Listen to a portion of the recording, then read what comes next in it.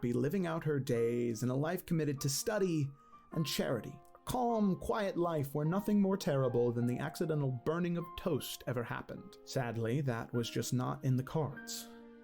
Morganix was an only child when her dreams took on a decidedly odd turn. They were fuzzy at first. She would wake knowing something unusual had occurred, and her dreams had felt not normal. She eventually was able to remember a male voice speaking to her, and eventually that voice named itself Galadar. During a night of uneasy sleep, Galadar came to her with a dire warning. An evil person with a great weapon of power had died in a secret tomb in a nearby forest. He urged Morganix to retrieve the weapon so that it could be turned over to the right people. Upon discovery of the hilt, she stared at it with utter bewilderment. Morganix raised her eyes to see a rough-looking mercenary, an arrow notched, ready to pierce her heart. At that moment, the hilt began to speak to her. In a state of panic, Morganix couldn't later recall what exactly it had said. She only knew that it had promised to get her out of that place alive well, something. In an instant, Morganix was safely back in the forest. She ran far, far, far away, and, well, just far enough away to safely have another panic attack. Upon return to the College of Hearthcrest, she had an idea, and it was as good an idea as any. She decided to go to Efera. There was a senior member of the college who studied anomalies like this. She swore she would take a year, just 1 year, to overcome her fear of this thing. She would either master it or find a way to contain its evil, if it truly was evil. She would study and understand it in a safe place, far, far, far away from the people she loved. Varnast Halmaru is a Tempest cleric from the Western Salamander. He serves the gods of Estitia and Acadia, the primordial embodiment of water and wind. His faith and unwillingness to bend his morals won him the respect of his peers, but also the ire of his superiors. When we first met Varnast, he was a member of the Golden Shield, serving under Agatha Durandon. However, she grew tired of his disapproval towards her actions and ultimately had him killed at the hands of his own comrades. Yet, this would not be the end of Varnast. He awoke in a nearby jungle, receiving a vision from a spirit in the form of a wolf.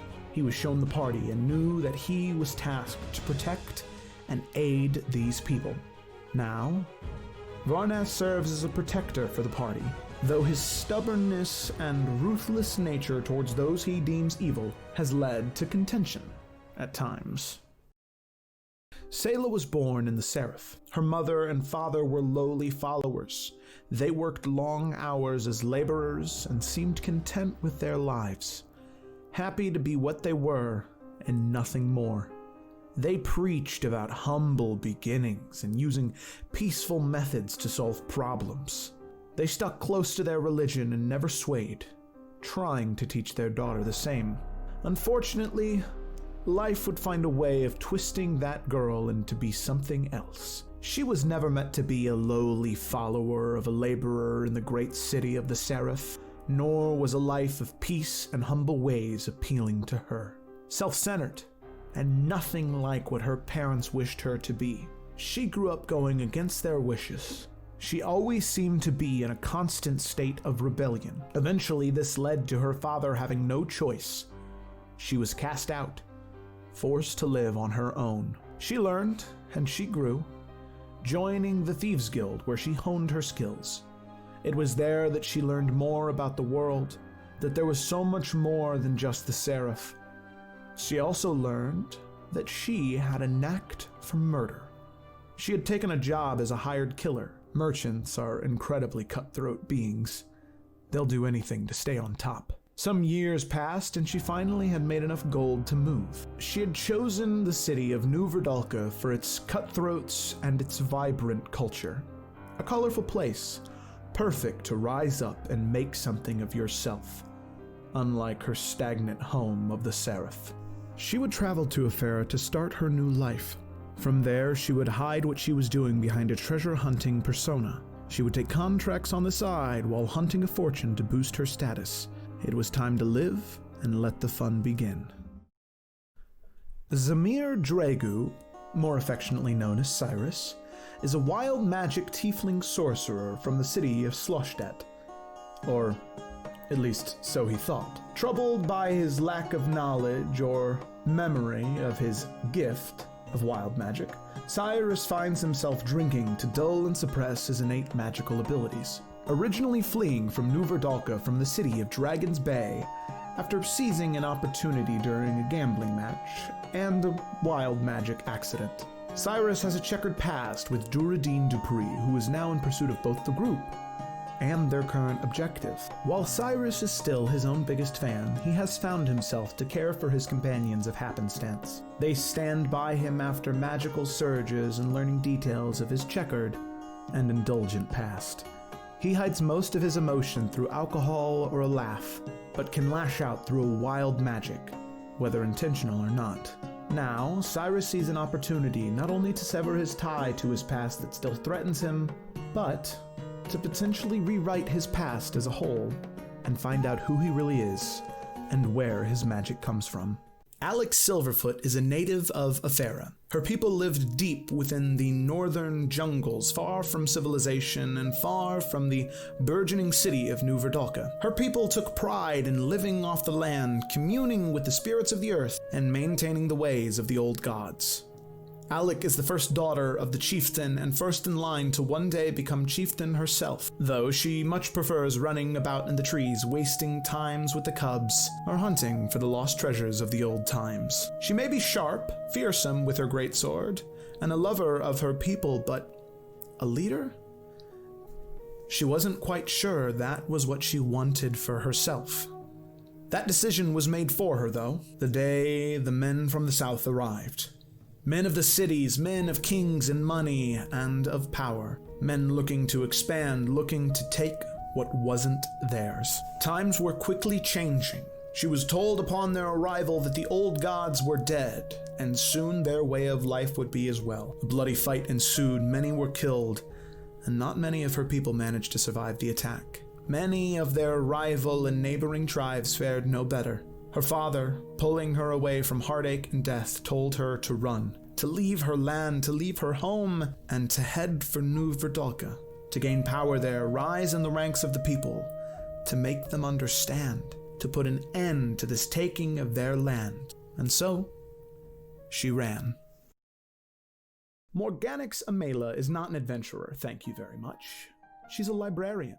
She would have been perfectly happy living out her days in a life committed to study and charity. A calm, quiet life where nothing more terrible than the accidental burning of toast ever happened. Sadly, that was just not in the cards. Morganix was an only child when her dreams took on a decidedly odd turn. They were fuzzy at first. She would wake knowing something unusual had occurred, and her dreams had felt not normal. She eventually was able to remember a male voice speaking to her, and eventually that voice named itself Galadar. To what we're doing today. Hello and welcome to Roll with Advantage. My name is Joe, and it is great to have you a part of the Explorers of Efera campaign. We are so happy to be back, and as you'll see, there is a certain player who has rejoined us. There is no longer a blank void above her. Amoeba! Whoa, thank you for the sub. You're so amazing. Thank you so much. I'm my dude. Amoeba. Oh my gosh, yes. Wait, I can... What is this? What happens if I click the thank button? Thanks for the 2020 deliver. Okay, well... Oh, okay, it's like a bit. Okay, well, thank you, Amoeba. I appreciate that. Oh my gosh, what was it? Oh, yes. The big thing is that Sarah, or Sayla, the so lovable yet so full of hate rogue is back. After a long hiatus, she's finally back with us, and I think I can safely speak for the entire party when I say that we are so happy to have you back, Sarah. Yay! Because Yay. They're tired of hearing Sayla have a gruff man voice, and we're all excited that you're back to betray her, because I didn't know what to do anymore. I just started saying fuck you all the time, and that was it. That was my entire thing for Sayla, so... Yeah. With Sailor back, things will start having some positive energy around here. Yeah. Well, it's because she's so negative. So it makes even Alex seem cheery, you know? Hell yeah. Oh, thank you. Thank you. We will try. Okay, there is one more thing today, though, that I am very excited about to share with, well, 2 of the players here already know about it, but the other 3 don't. So if you watch any of the other stream, one of the other streams, Isles of Averion, you'll know that there is a very talented digital artist, 2 very talented artists in the Isles of Averion campaign, Lisa, who drew the thumbnail for the Isles of Averion and is very talented at inking and penning, and then Gemma, who plays Twig in the Isles of Averion. She's a very talented digital artist. So I reached out to Gemma like a week and a half ago, and hey, yeah, you got that living like Larry emote now. Yes. So I reached out to Gemma and I said, hey, Gemma, I have 3 ideas. Can you draw these? And she said, yes, they're going to take a while, but I will. And she has now finished 1, and I can now say that we have... we now have a Roll with Advantage merch store. So if you, I just dropped it in the chat there, but it's a Teespring store, and on that store you will be able to find 1 design on there currently, which is from the Salamander Coast campaign. It's an image of Bianca, and it says Kingdoms and Castles, definitely not an addiction. So yes, there's stickers, pillows. It's Teespring, so really anything you could get it on, you can get it on. Any of the purchases that are made through Teespring for those items will go directly to Gemma, since she decided to take her time to draw that for us. So just know that you are supporting a starving artist in college. And she is greatly appreciative of it. So that is up there. The other 2 designs I'm not going to spoil, but there will be one for Efera, and there will be one for the Isles of Averion. So there's going to be 1 design for each campaign. Oh, thank you, Gemma. Aw. She's the best. Yes, so that's a thing now. It's a thing now, and there's just going to be stuff that keeps getting added to there, and it's going to be a lot of fun. I'm very happy that we can do this now, because I also just love that Kingdoms and Castles is becoming more and more of a thing. And who knows, maybe one day I'll design a card game. No, Cameron! Do it. Cameron's going to buy a sticker. That's awesome. Thank you. Yeah, he's in that campaign. Okay, well, those are the 2 big things. Sarah is back, and she's amazing, and we love her. And the Roll with Advantage store is open on Teespring now, and it is awesome. The last thing, for those of you that plan on sticking around for the entire session, anytime that there might be somebody new in the chat who doesn't exactly know what's going on, I did now for Salamander Coast and Efera, and tomorrow for Averion, there is a command that you can drop in the chat. All you have to do is type ! And then the day of the week, and it'll give you a little summary about 250 characters, 250 characters of what is happening so far, and what is currently sort of the central tension of the campaign right now. Just so that way anybody jumping in, when we're throwing out Tarkirian Trading Company and talking about things, they can at least have a bit of an idea of what is actually happening. Okay. I've talked enough. That is it. Oh, it isn't? Okay. Oh, that's because I have this pulled up here. Here, let me move this over here. There you go. Now it should update. Let me just type that. Yep, there you go. If there's ever something covering up Roll20, it doesn't update, which is weird. But we got that. We got this. So I think without further ado, we should roll that intro and we should get to the game. All right. Yes. And...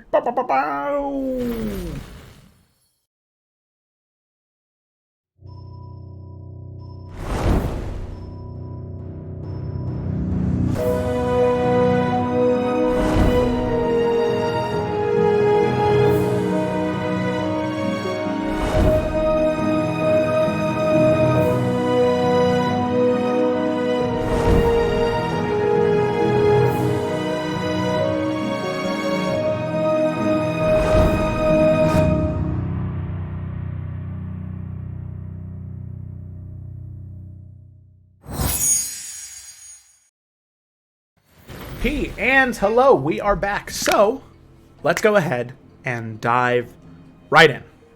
So, last we had left off, our group of wardens, as they are called, they had finally concluded the siege, with a lot of air quotes there, of All's Crossing.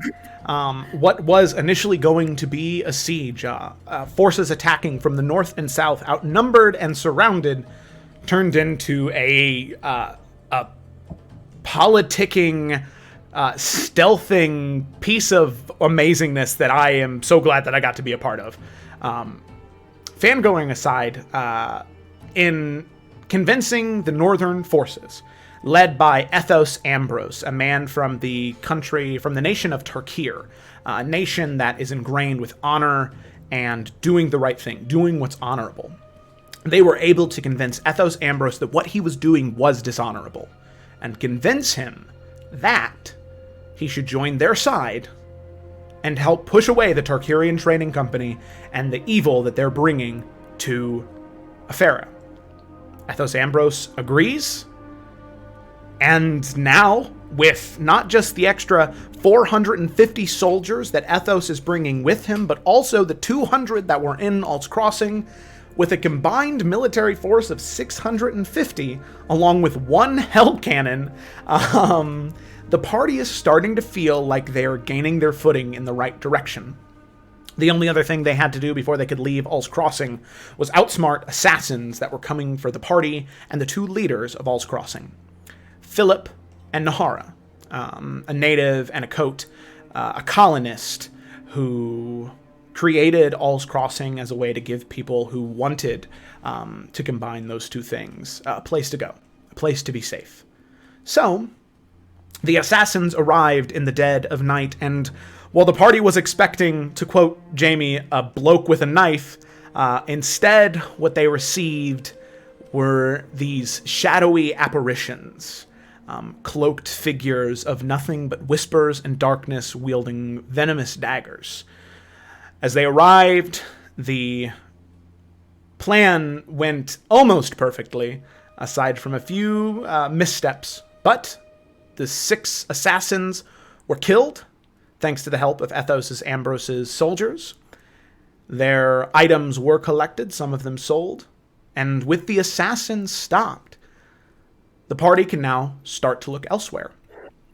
They decided to send Nahara, the leader of one of the two leaders of the city of All's Crossing. They decided to send her north with some native soldiers to try and commune with the other tribes in order to unite them under one banner to finally make one last push to end this revolution. And the party decided to head south with Ethos Ambrose and the majority of his forces. So, with that, I think that is where we can go ahead and start. So, all of you now, packing up all of your last bits and things from All's Crossing. Nahara and her soldiers have already left. They left before dawn in order to travel partly in the dark, getting away from All's Crossing to make sure that nobody was following them. So, you are now in All's Crossing. It's probably 7 a.m., 8 a.m. You awaken and you feel very rested. You feel very confident. And as all of you begin to make your way up and around in the central inn in the middle of town, you can see that there's a very positive energy in the area. People are talking, shouting back and forth. There are smiles on people's faces because they finally feel like they are moving in the right direction.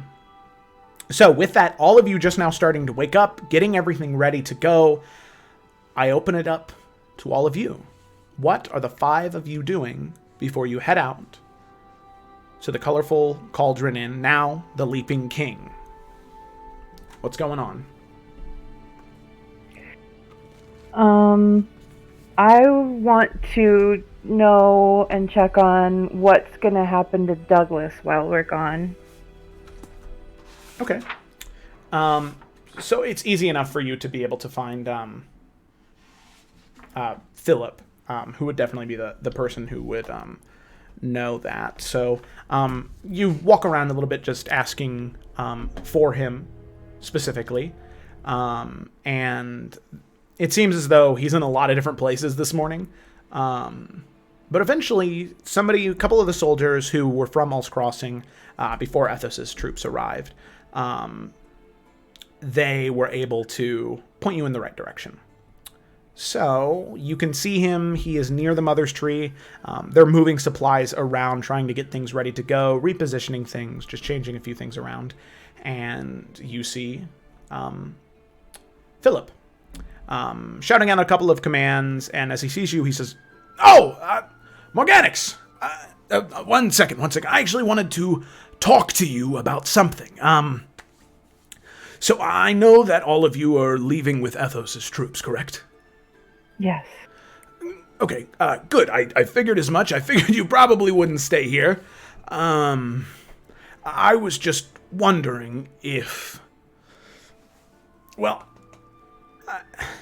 I don't know exactly what you wanted to do with Douglas. You see, I have no problem keeping him here, but I'm not exactly sure what to do with him. Well, Alec wanted to put him to work, and he's a good worker, and I think a good kid despite everything. Maybe he could be given a chance. You feel confident on that? I do, yes.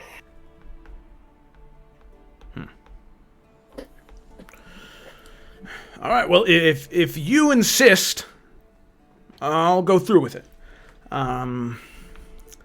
Is he really uncomfortable with the idea? Not really. Just, you can tell he's a little bit... He went from looking directly at you, making complete eye contact, to now only, meeting your eyes every once in a while. He's just like, well, yeah. If you think that that's something that he can do and not backstep on, I trust your opinion. He deserves a second chance. And he desperately wants one.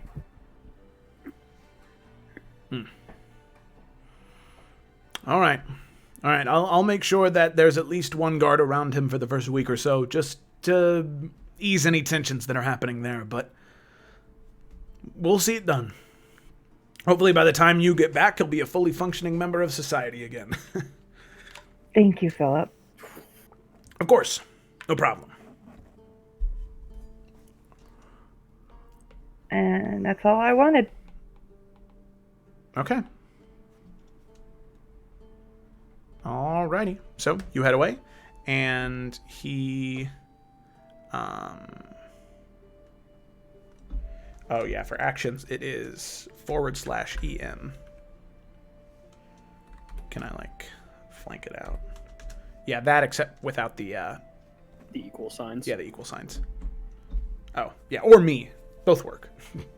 So,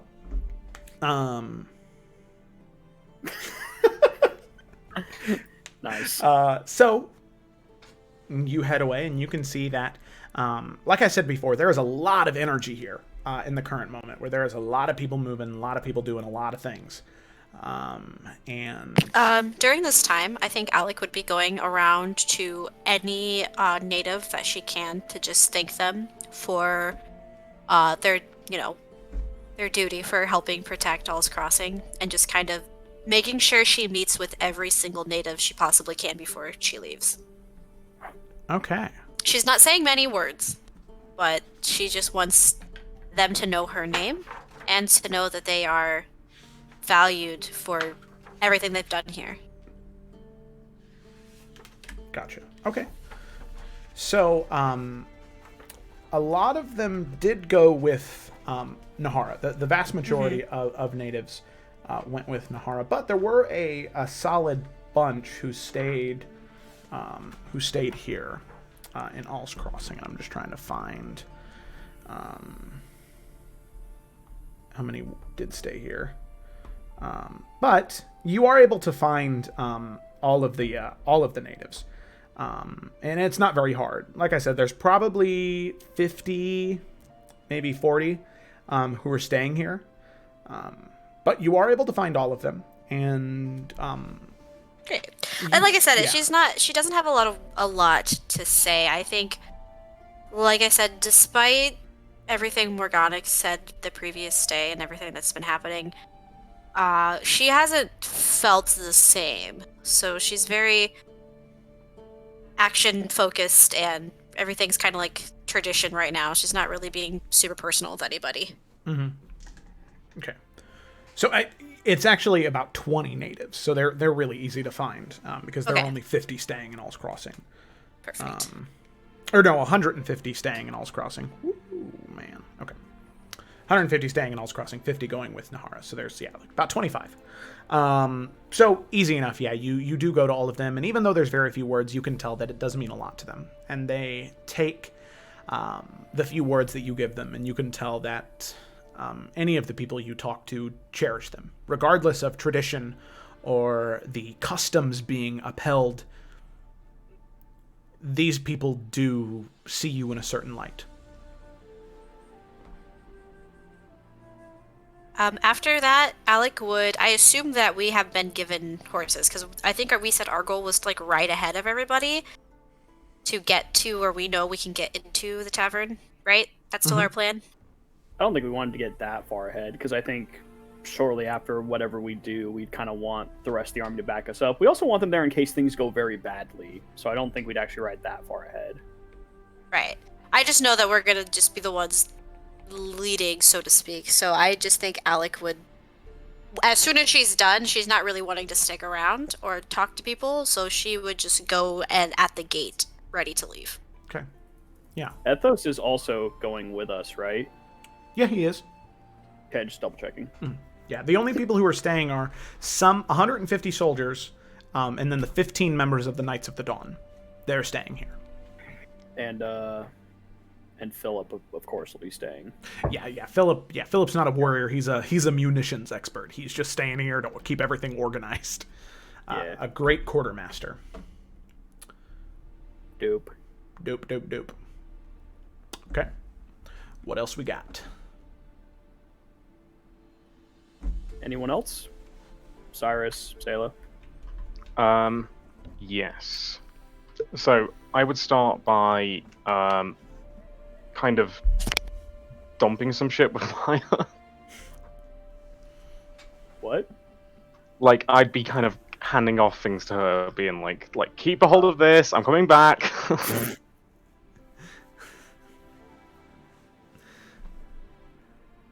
So yeah, Cyrus would go look out for Maya.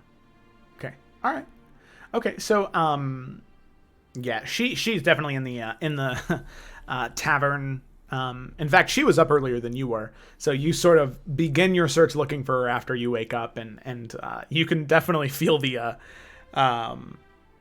the collective hangover, as you said, the previous night, getting very close to executing you, as you are just sort of getting up and moving down, and you can see that she's just sort of sitting at one of the tables at the tavern, and she's just got some ink and quill and or some charcoals and a piece of parchment. You can see she's just kind of roughly sketching some things, and sees you approach and kind of slides them off to the side and waves at you. And she says, "Hi." Hello. Do you happen to have any tea or coffee nearby? I'm having a pretty miserable morning. Yeah, I can go get some. And she steps off the stool, or off the bench, and she goes around, and you can see that she, over the past few days, she's gotten very used to the area and feels like she owns the place. So she's just kind of going places and grabbing things, not paying any mind. There's not really any innkeep right now. That would have been Philip, but he's busy off doing other things. So she grabs a couple things and starts boiling some tea, and then eventually brings it over to you. She hands it over. She says, "It's peppermint. I hope that's okay." I'll be honest, I don't even know what anything other than alcohol tastes like. And he takes a sip and she goes like, "That's unpleasant." but keeps drinking. Okay. Thank you. I come to say my goodbye. I mean, we're leaving shortly, but I wanted to leave. Goodness me. I wanted to leave something in my stead. It's not for you. It's for when I'm back, because I want this. And Cyrus will pull out that bottle of booze Emriel specifically sent to him, the one that's like in a stone bottle that he still has no idea what it is. Oh, wow. Okay. So she grabs the stone, and it's a little heavy, so as she grabs it, she underestimates the weight, and it kind of clunk onto the table, and okay. And scratches it against the table. What's that supposed to be? I don't know. Maybe you do, but Emriel sent it to me with the supplies specifically as well. He said that was for me. I don't know what it is really. I mean, have you ever seen anything like it with him? No, I've never seen something like that. It doesn't really have any runes or anything, so I don't think it's magical. I like I said, I assured you I wouldn't drink until at least I'm back. And kind of narrows his eyebrows, and I meant it. But I do want this when I'm back, so please take good care of it. I mean, if worse comes to worst and people come into town, I'm pretty sure you could smash someone's face in with it. Okay. She kind of chuckles a little bit and says, all right, well, I appreciate it. I still don't like that I can't come. I know, but I couldn't. I've told you before. I couldn't. Allow that danger. I know. I just want you to know that I don't like it. That's all. Kind of brushes her hair out of her bangs out of her face. Don't leave the town. I don't know if Nahara has asked you or anyone, but I don't want you to leave. Okay. I won't. Cyrus is gonna like look at her for a minute and like narrow his eyebrows and say, "Are you lying to me?"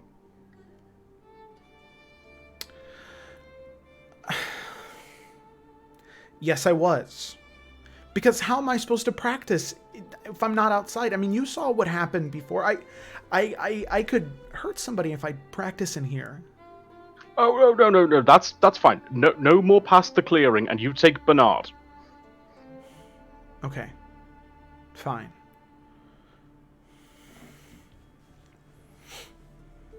Is that it? I think so. Cyrus will stand up and like down his peppermint tea. It's like, that was hot. Yeah. Didn't think that one through. used to wine at this time in the morning. Anyway, I'll be back in. Shit, Maya, how far away is the the Leaping King? Oh, whatever it is now. I think it's like 2 or 3 days away. I'll be back then. It times 2, I guess. 5 or 6. Sure. Why not? Okay. Don't you drink that bottle? And like walks away. Okay. All right.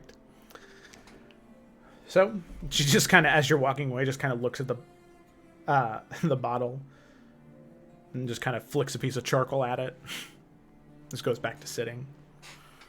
Drinks her own little peppermint tea. And then... Nope, go ahead.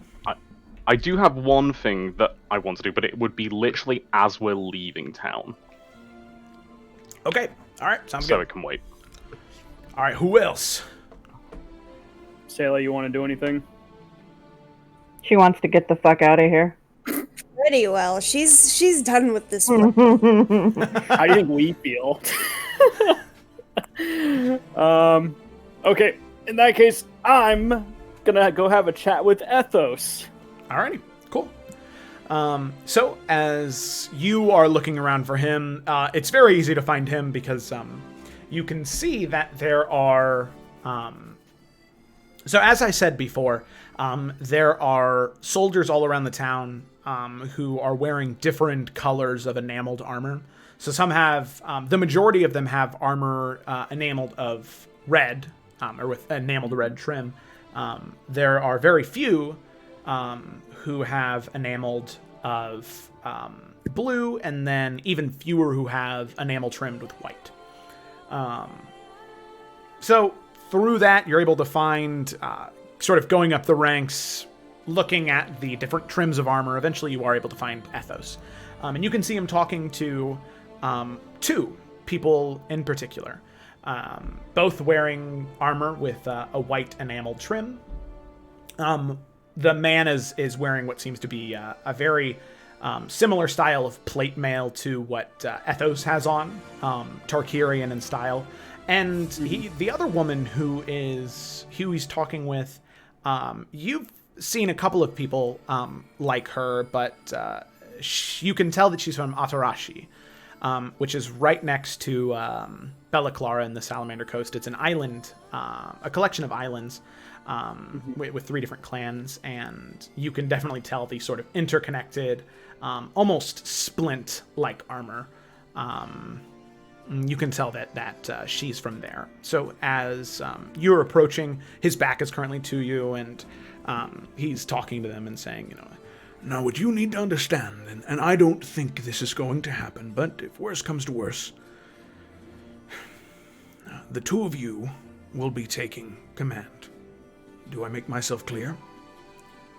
And the two nod, and then they sort of look over his shoulder towards you.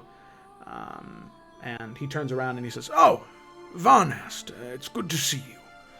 So, what brings you to me on this pleasant morning?"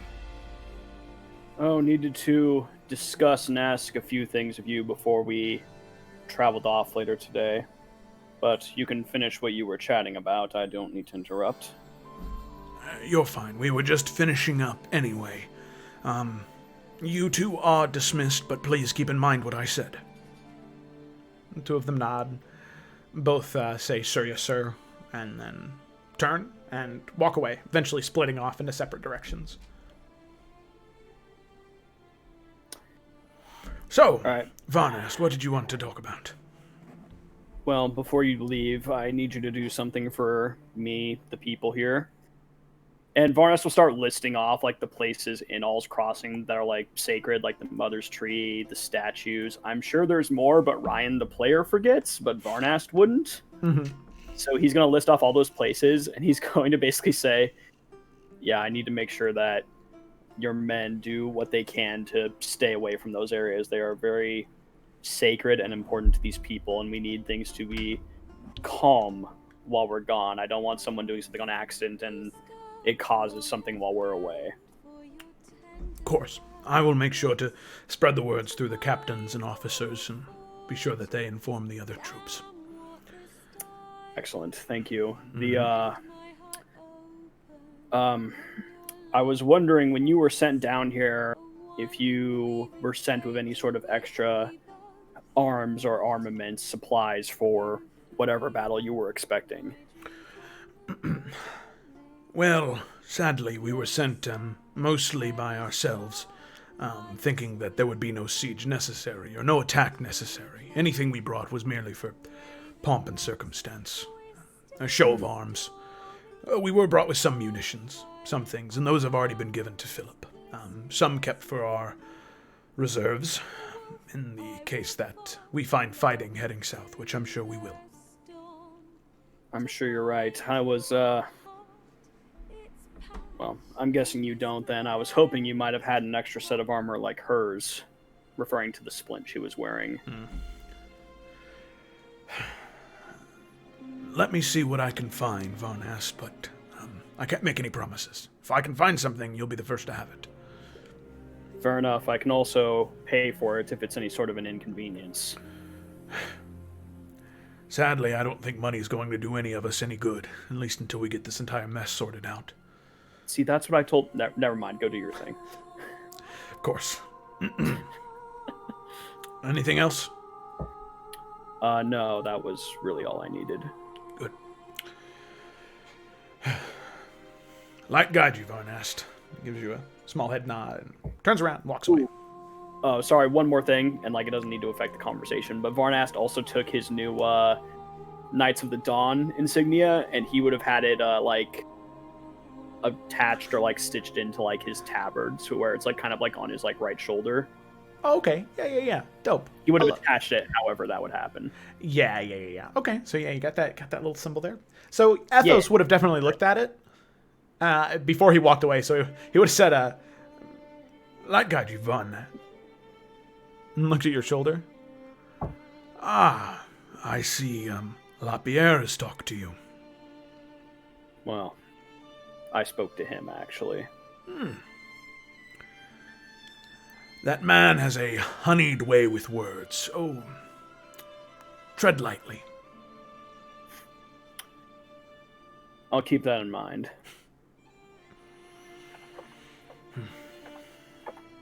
Very well. I suppose I'll see you when we go to march. I'll see you shortly. And thank you again for everything. Of course. And he turns away and heads off. And that would be it from Varnast, minus maybe following up if Ethos even comes to find him. If no one comes to find him, he would just assume, yeah, they didn't have it, I guess. Worth a shot. Okay, real quick, what armor do you have right now? I have chainmail. And a shield. Chainmail and a shield. Yeah, Splint's just a +1 upgrade for it, basically, which is why he figured he'd ask, because he wasn't sure if they had anything. Okay. Here, roll a D100 for me. We'll leave it up to the RNG gods. What am I trying to beat? There is a 50-50 chance that they have it available for you. So 51 or higher. Damn it! Ah, damn it. All right.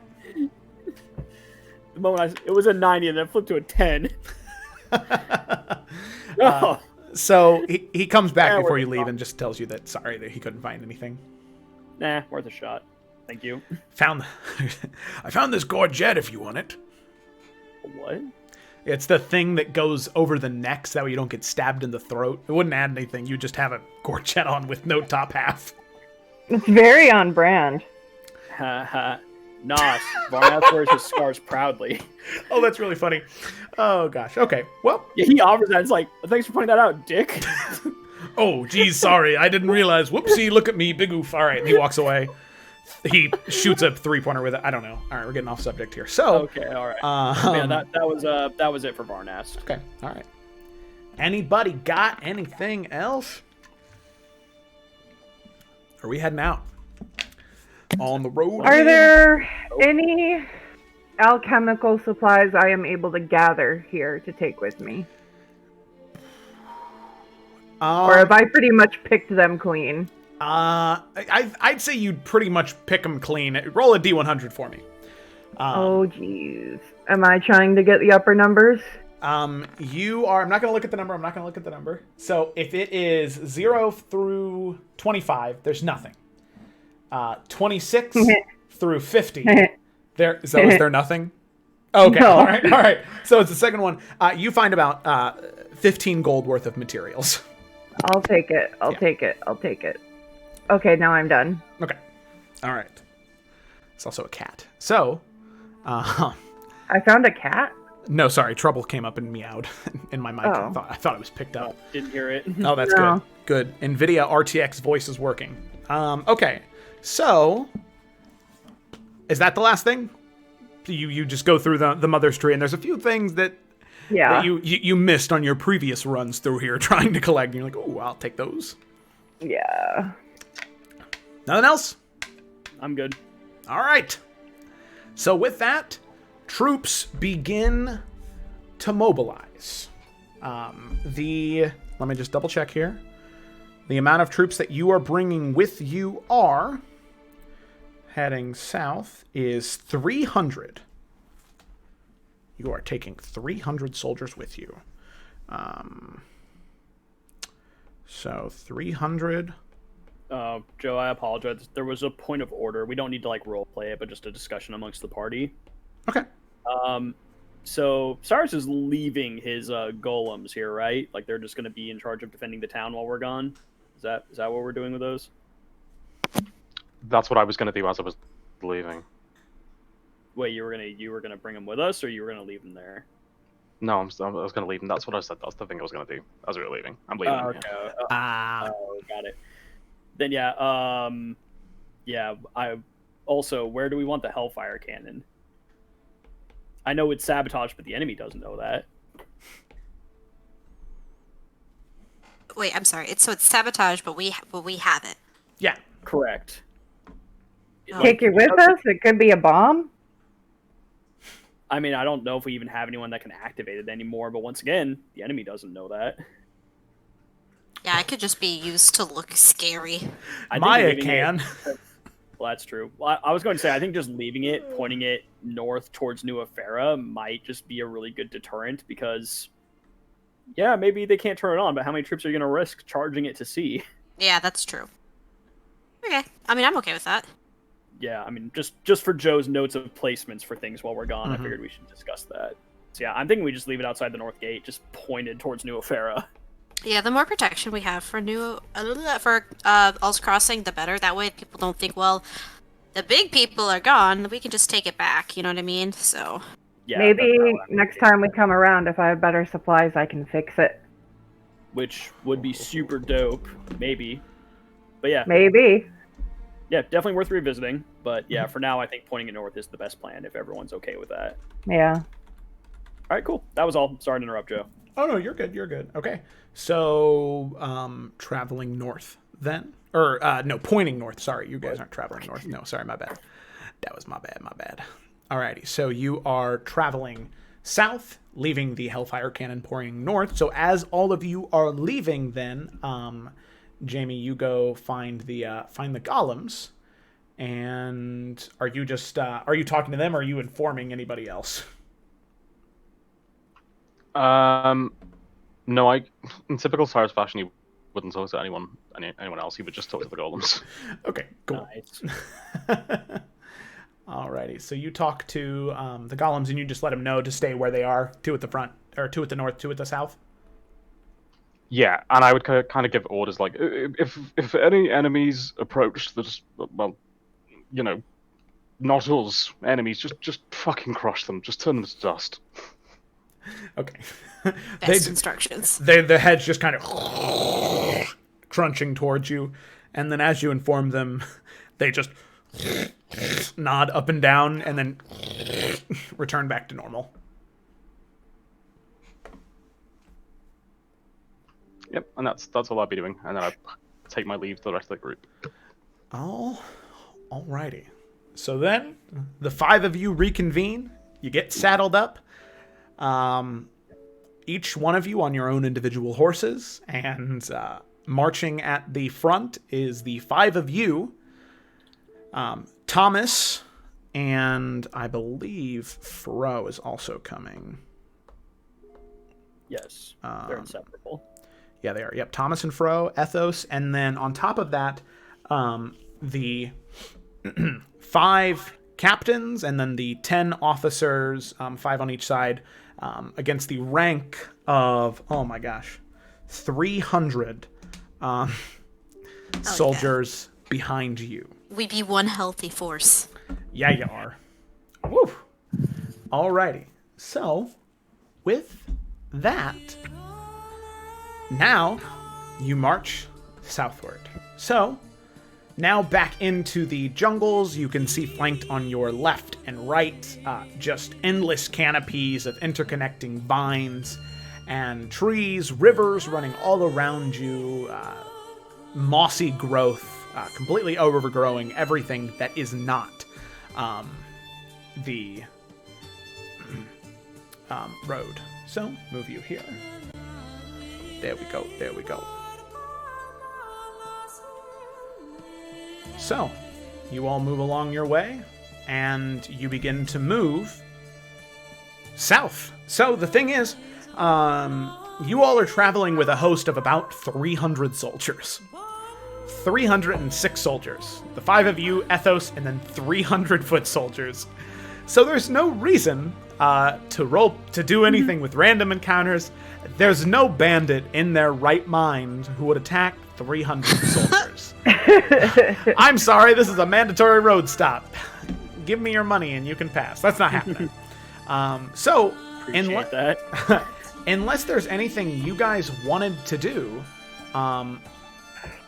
you will just be sort of fast traveled to the Leaping King Inn, and wherever you wanted to be before you initiated your plan there. So is there anything anybody wants to do over those 2 days before you get there? Unless spoken to, Alec is not talking to anyone. Okay. Noted. Wow, Alec. Sorry. Wow. Sorry. She doesn't even go here. Sorry. No, I'm good to just travel there. Okay. Travel away. So, you travel, and it is the night before you're going to be there. You're maybe half a day's travel now. At least as moving as an army, you're half a day's travel away. So, you rest for that night, and with that, Ethos and those 2 captains who he was with earlier, Varnast, when you were still in All's Crossing, are following right behind him. He approaches the 5 of you, and he says, So, I had a few things I figured I wanted to just go over with you before we moved in tomorrow. At least as far as any of my intel is aware, we are moving in, and they do not know that there are... Well, at least as far as I know, that the siege failed. They don't know anything of my involvement or any of my soldiers. I'm sure that they've sent spies north, so there's a chance, but I wanted to just be sure that we were all knowing on what exactly the plan is here. So, what is it? Go over it for me beat by beat. At this point, I think Alec would then finally speak up, and she would just say, well, I think we've all decided that if we cut the head off the snake, the body will die. So, in order to not risk any innocent lives, you are all to surround the city, well, inn, and any of the surrounding buildings. We know a way to get into the inn directly, without being seen. We will go inside, we will take out whoever claims charge over the inn, and we will presumably take them out. I can't see them wanting to just give up this after they fought for it. And maybe if they see that their leader has fallen, everyone else will stand down. And we can take it without taking any innocent lives. Ethos nods, and he turns back to face one of the captains, the one with the plate mail armor very similar to him, this very, very bushy mustache connected to some mutton chops, and this very, very large hat with a feather coming out of the back of it. And Ethos turns to him and says, well, Krieger, what do you think? We were in this mess on the wrong side because of my decisions. What do you think? And you can see the man, he sort of looks at the ground, looks to the 5 of you, looks to Ethos, shakes his head and says, as the Green Lady wills. And Ethos looks back to the 5 of you and says, all right. Ethos, do you have a name of who has taken over there? I don't know if that was given to us, Joe, by the way. No, you do know that Al-Hassa was leading the forces, but We don't know who's, like, claimed it. Well, you can ask Ethos. Do you want to? Yeah, that's what yeah, okay. Alex says, yeah. Okay. So he says, Oh, yes, a rather unpleasant fellow. Second in command of the Crimson Companions. Second to Al-Hassa. His name is Akai. So it's clear to say that they're not going to just willingly give up. Well, Akai has a different way of doing things than, say, me and my men do. The Crimson Companions are filled with bloodlust, hate, and gold. So, So we kill them. Yes. But if you kill Akai and the rest of the fight seems to be turning the other way, they'll wreak as much havoc as they can, but then they will leave.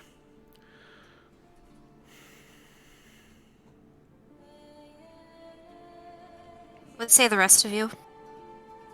Is this plan attainable? And Alex is kind of like looking around at the other 4 of them. Does it mean I have to go through that fucking tree swamp tunnel slaughterhouse thing? I'll clean you up right after. It's great. It smells. You can't clean up smell. Unfortunately, Cyrus, yes. That's what this means.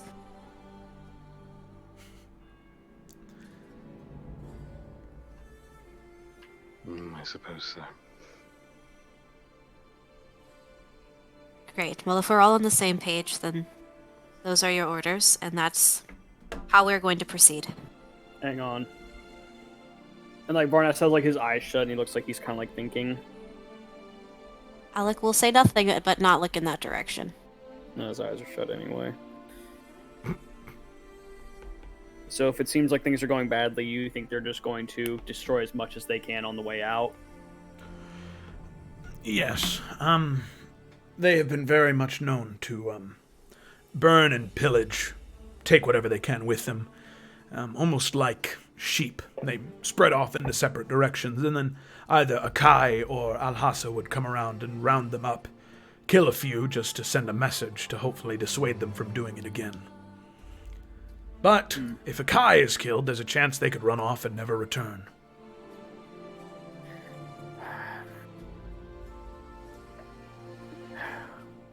We could coordinate the attacks. Wait till we are inside and ready to attack. I can magically message you. And perhaps while you attack, that'll give us our opening to move in and do the damage we need to. Cutting through as many of them as we can so that they wreak as much as little damage as possible. Very well. The gates at the colorful cauldron, Leaping King, they're weak. They can be pushed down by 15 men pushing into it as hard as they can. So we can approach, and you want us to flank on the north and south, correct? Encircle them? If we want to make sure that they cannot rejoin with their friends or be a further threat, I believe that preventing their escape is the best move. Based on what you're describing them as, it sounds like just killing this man won't be enough to stop them. Very good. All right. Krieger, you will take the forces south. Sayuri, you will lead them to the north. I will be right at east. In case any side needs me, make sure that you fire up a flare, and I will come there with the reserves to whichever side needs me. All right? Good. That fine with everyone else? Morgonix nods. Alec grunts. Cyrus shrugs. Ayla scowls. That's fucking great. That appears to be a yes. Well, I'm happy to see that morale is high. Well, best of luck in your endeavor in that, Zamir, how did you put it? Creepy hole thing?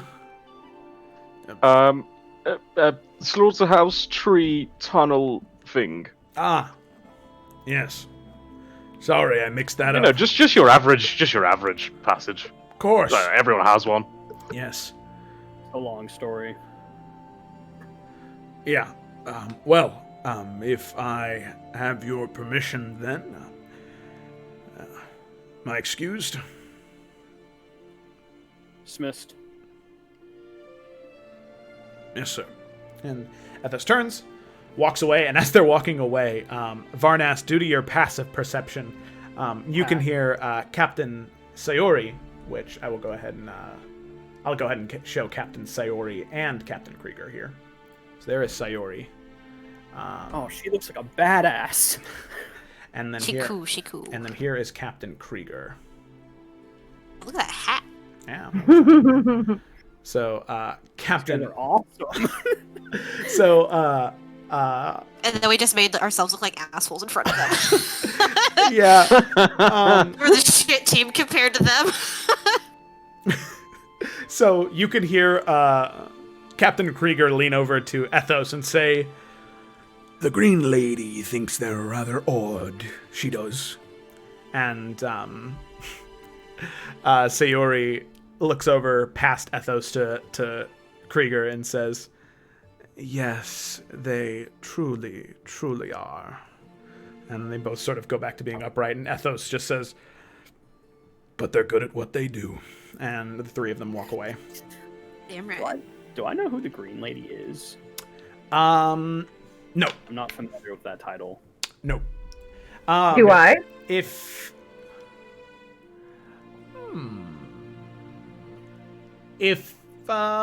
you make a history check, yeah, maybe. Changing the dice. I will say, Varnest, if you shared it, Cyrus would know, actually. Well, I mean, he did say it in front of all of us the first time. Oh, yes, he did. So, Cyrus, you would know that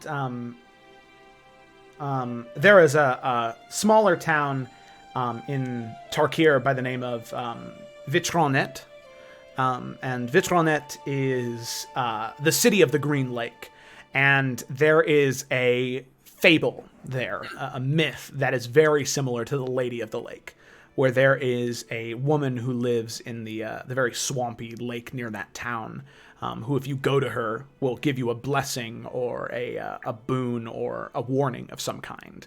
And she only talks to those who are most devout followers of her. So you would know that that he's Tarkarian, like from the armor, but then on top of that, you even know where he's from. I'd kind of like share it and like half whisper and be like, he's from Vitronet. They have this like green woman god thing. They ask her for a blessing. I'll be honest, the majority of my memories of Vitronet is they have pretty exceptional wine. But yeah, they ask her for blessings, and she is this helping? Is this doing anything? It's interesting. Yeah, it's interesting. Now at least I have some context for that comment.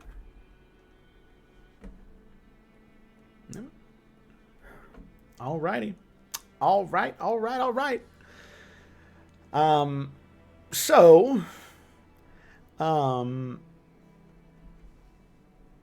that night comes to a close, and the last thing that happens as you guys are camping for the night, the five of you, given your own special little area amongst the army camps, I'm going to move you there. You can see that approaching your the tent where all of you are at is Thomas. He's approaching, but without Fro. And Buddy. Thomas approaches the group of you, and he says, well, hello, everyone. I hope that your evening has been treating you mighty fine, as much as a road can treat one in a wartime. How are you holding up, Thomas? I am fine. I haven't traveled in, well, about 2.5 months, so it's been it's been a journey for sure.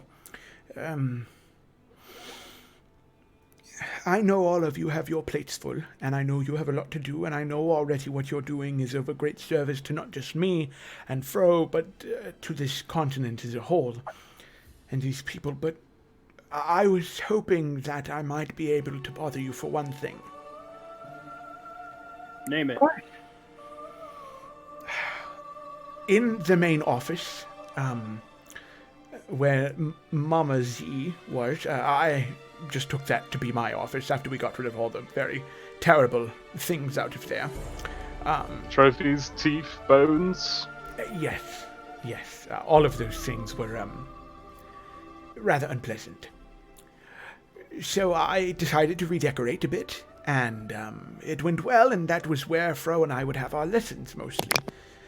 Except when the inn was attacked and raided, I didn't exactly have as much time as I wanted to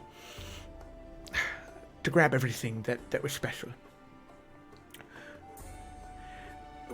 So, there's one thing that I was hoping that you could grab. It is a very small, leather-bound book, and hopefully it hasn't been thrown away or burned, but it should be in that office, on a shelf hanging from the wall. It's the only one like it. No cover, no title, just one small leather-bound book. Okay. It was, and I know it sounds silly, but it was... And he kind of looks away from all of you. It's Fro's writing book. Now, we've had a new one since we got to All's Crossing, but, well, I want to be able to show her how far she's come. And most of it's not legible, but some days she feels like she's never making enough progress, and I would just love to show her how much progress she has made. That's really sweet, Thomas. I promise we'll look for it if we can. Okay. Thank you. I greatly appreciate it. And if you can't find it, it's really okay. We will find it, Thomas. Thank you, Alec. Thank all of you. Well, I should get back to Fro. I told her that I just had to go get us a couple of drinks before bed. Thank you all so much, and I look forward to finally being home again. And get some rest, Thomas. Tomorrow's going to be a big day. Oh, yes, it will. And he kind of gives you a nod and turns around and heads back to wherever his tent might have been with Fro.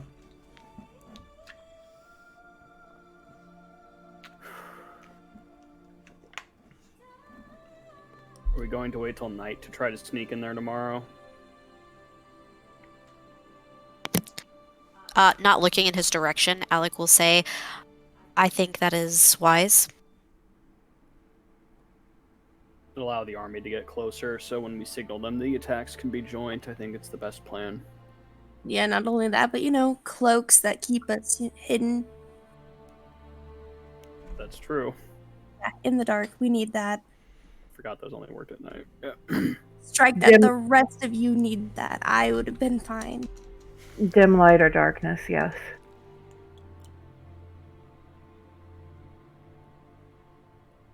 All right. It's decided then.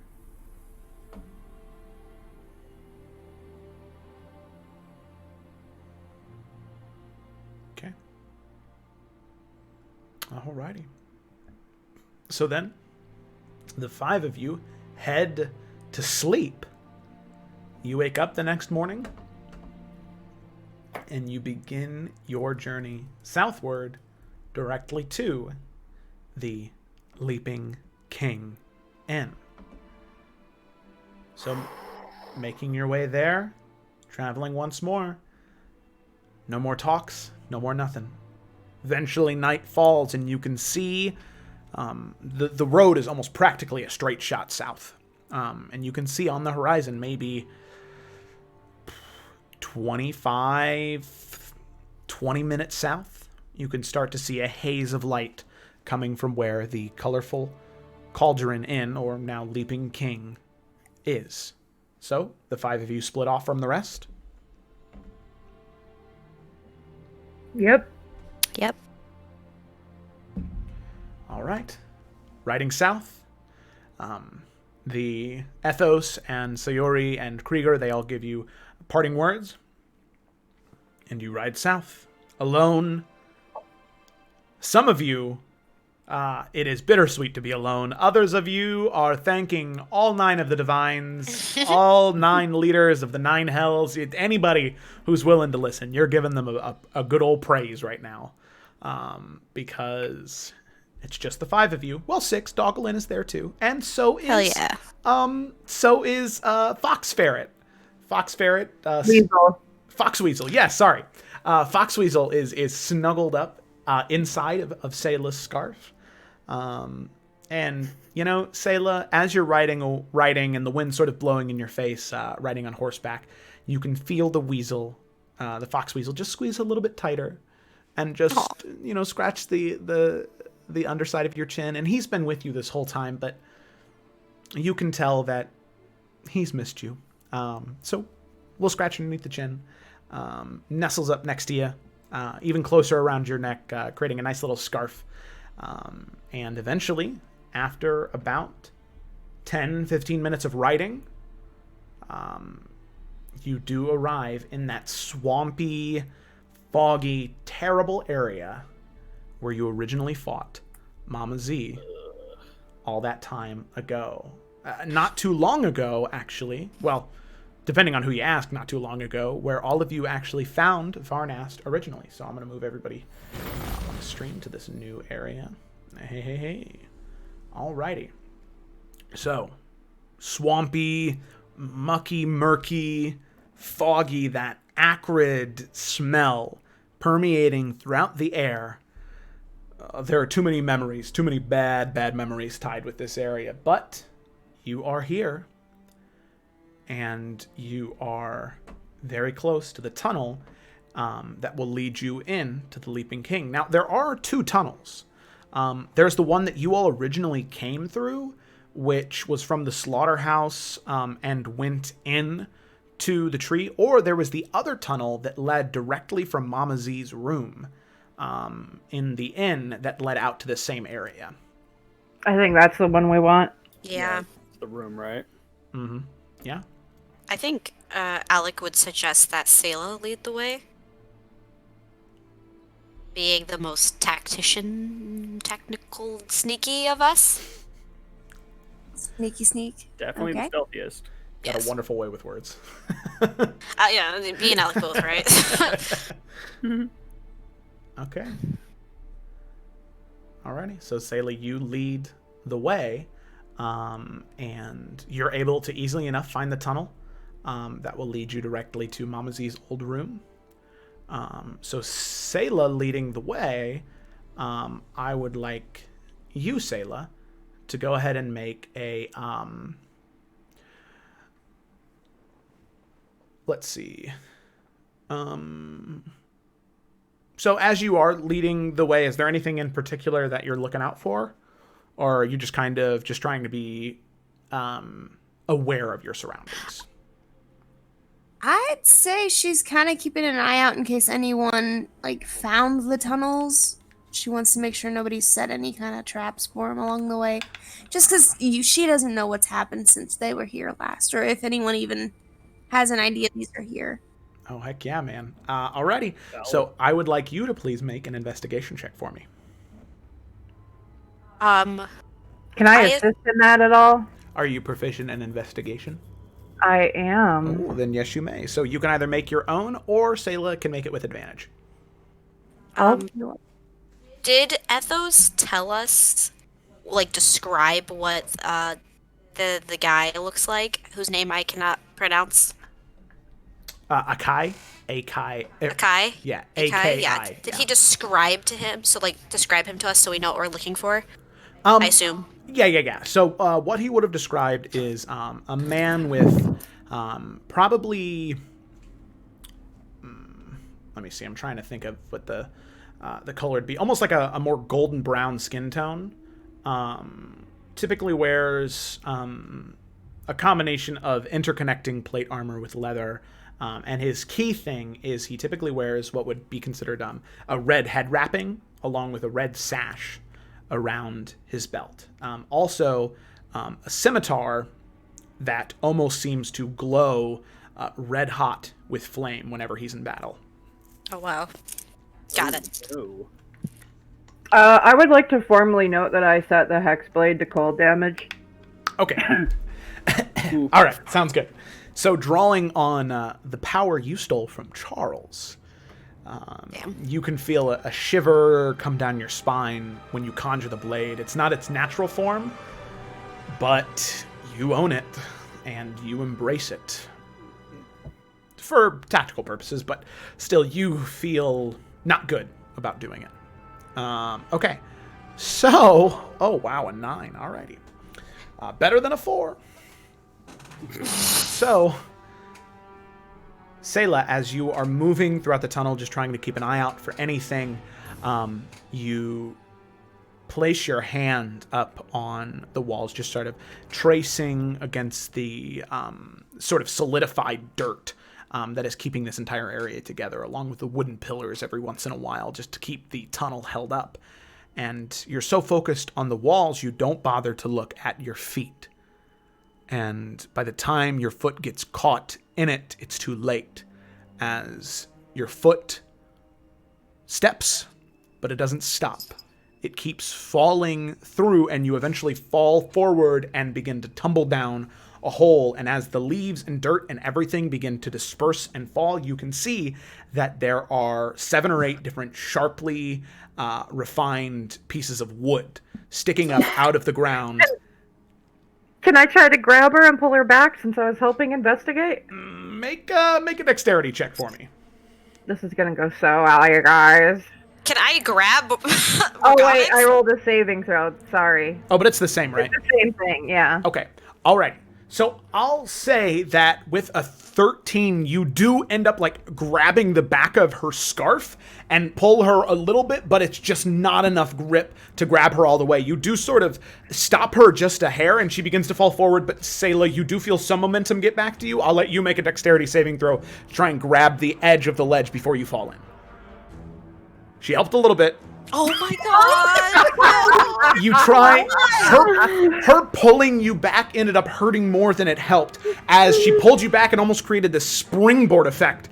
As she pulled you, you sort of lurched back and then forward again, slamming not just your body into the spikes, but your head into the side of the pit. So you smack as some of the piercing, sort of almost like Punjabi-like pit stab up into you.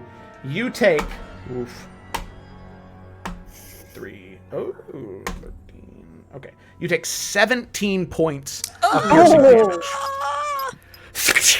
Can I reach down and pull her out?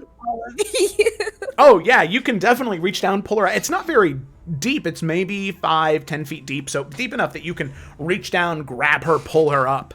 But yeah. Was this here before? Or can we assume that this has always been here? Or that this is new? You don't know. You never came this far down. Fuck. Yeah, you only stayed in where the teeth and gems and coins were. Am I familiar with this kind of trap, though? Yeah, it's a native trap. Okay. That bodes well-ish, I guess. It still fucking sucks. Okay. Okay. I will reach down and pull her out. Okay, so you reach down, pull her out, and you... Oh, man. Oh, she's cursing and she's just pissed. Checks out. Yep. Oh, gosh. Okay, I will take the lead. Since I am familiar with these traps, can I, just as we continue forward, be on the lookout for them, since I know what to look for? Like, if there's, like, a certain kind of, like, leaf pile, or it looks like the ground was disturbed somewhere. Mm-hmm. Yeah.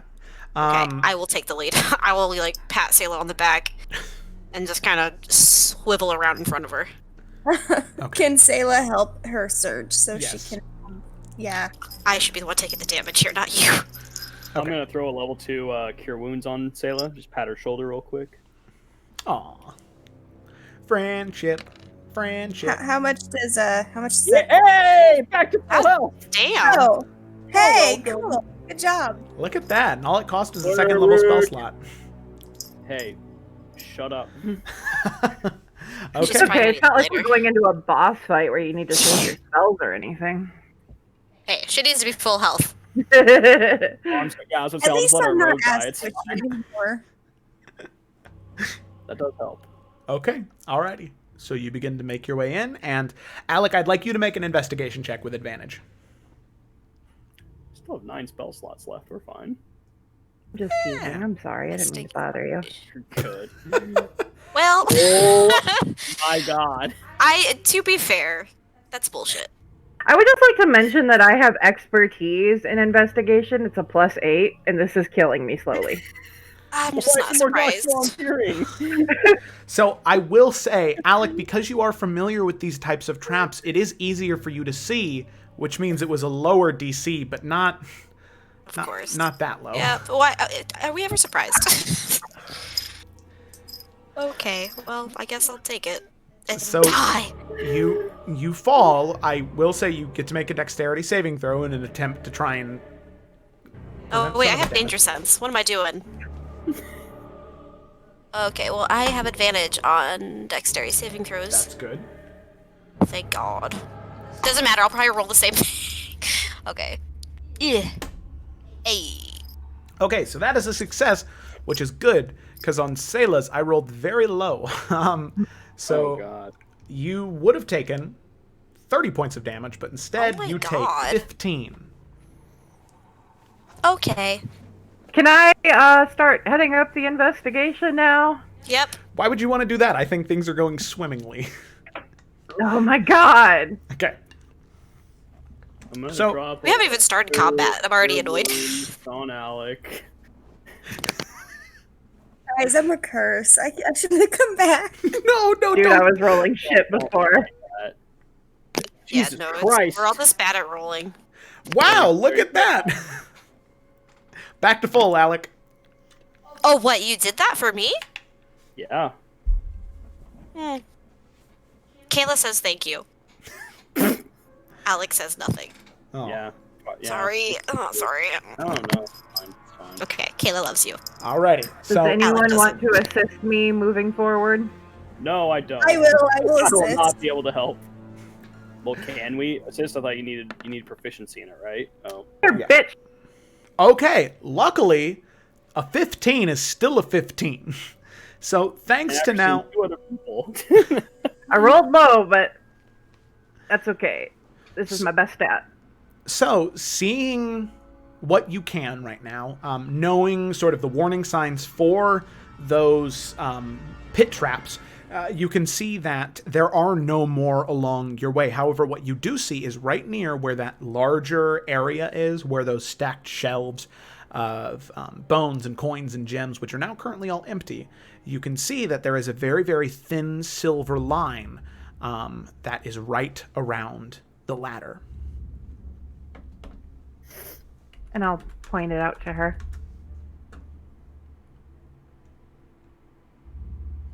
To her or who? Which her?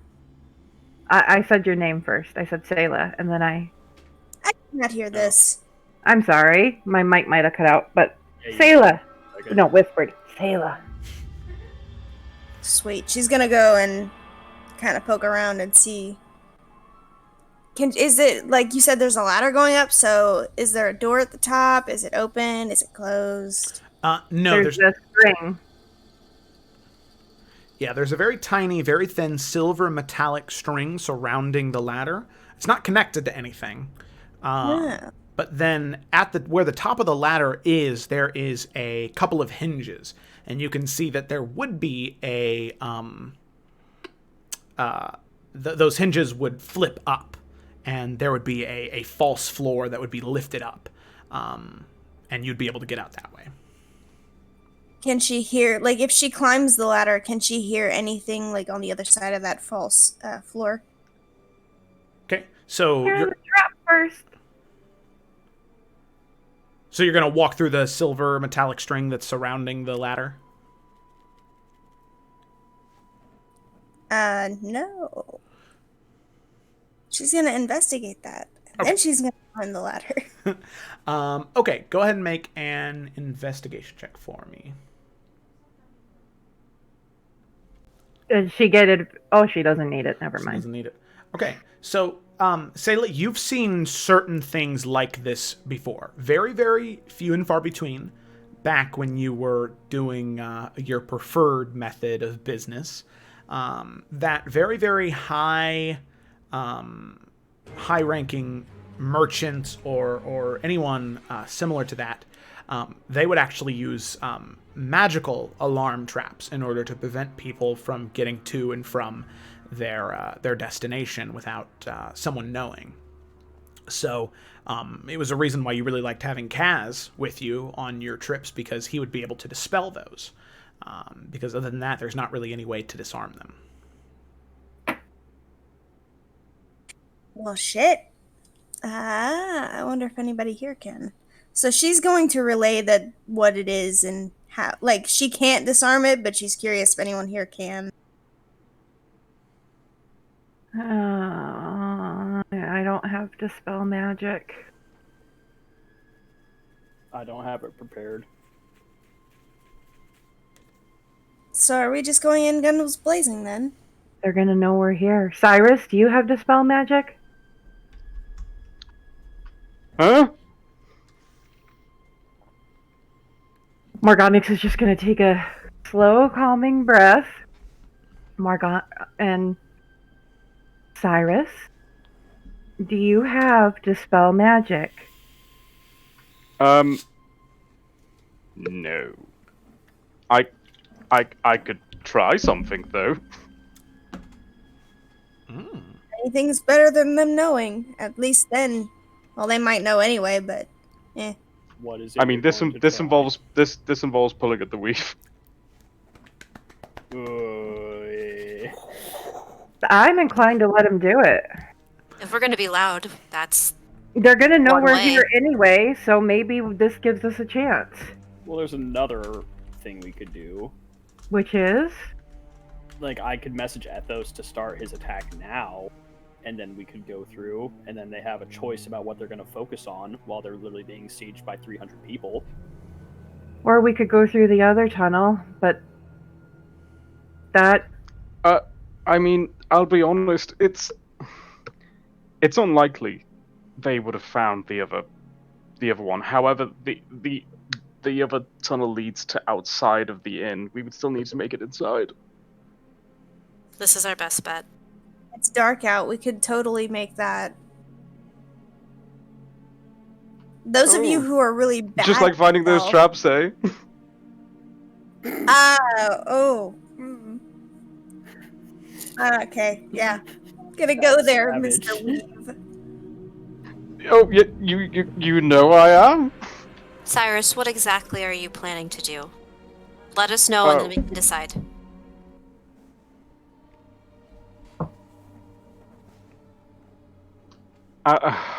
I'll be honest. I mean, at this point, I'm quite literally pulling at the air. I mean, I could blow it up.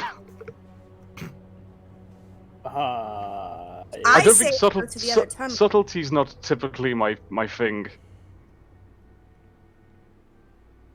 Other tunnel is looking kind of good. Other tunnel looks fabulous because we all have these cloaks, so. And then, of course, if any of you are really that bad, Morganix can just cast invisible on you. I can cast invisibility on 3 people. It wouldn't help us though, right? Because the cloaks already give us advantage, and so invisibility would just do the same thing. Well, Meaning yeah, for anyone who's dumb and doesn't know how to stealth. but if you were to be exposed, I could try to quickly cover it up. I will say, just, full stop, that Cyrus, if you wanted to attempt to make an Arcana check to just try and disarm it, or dispel it, we could do that. I could bend look it as well. Yeah, it's possible. I mean, I am proficient in Arcana, so kind of trust Cyrus's crazy chaos abilities?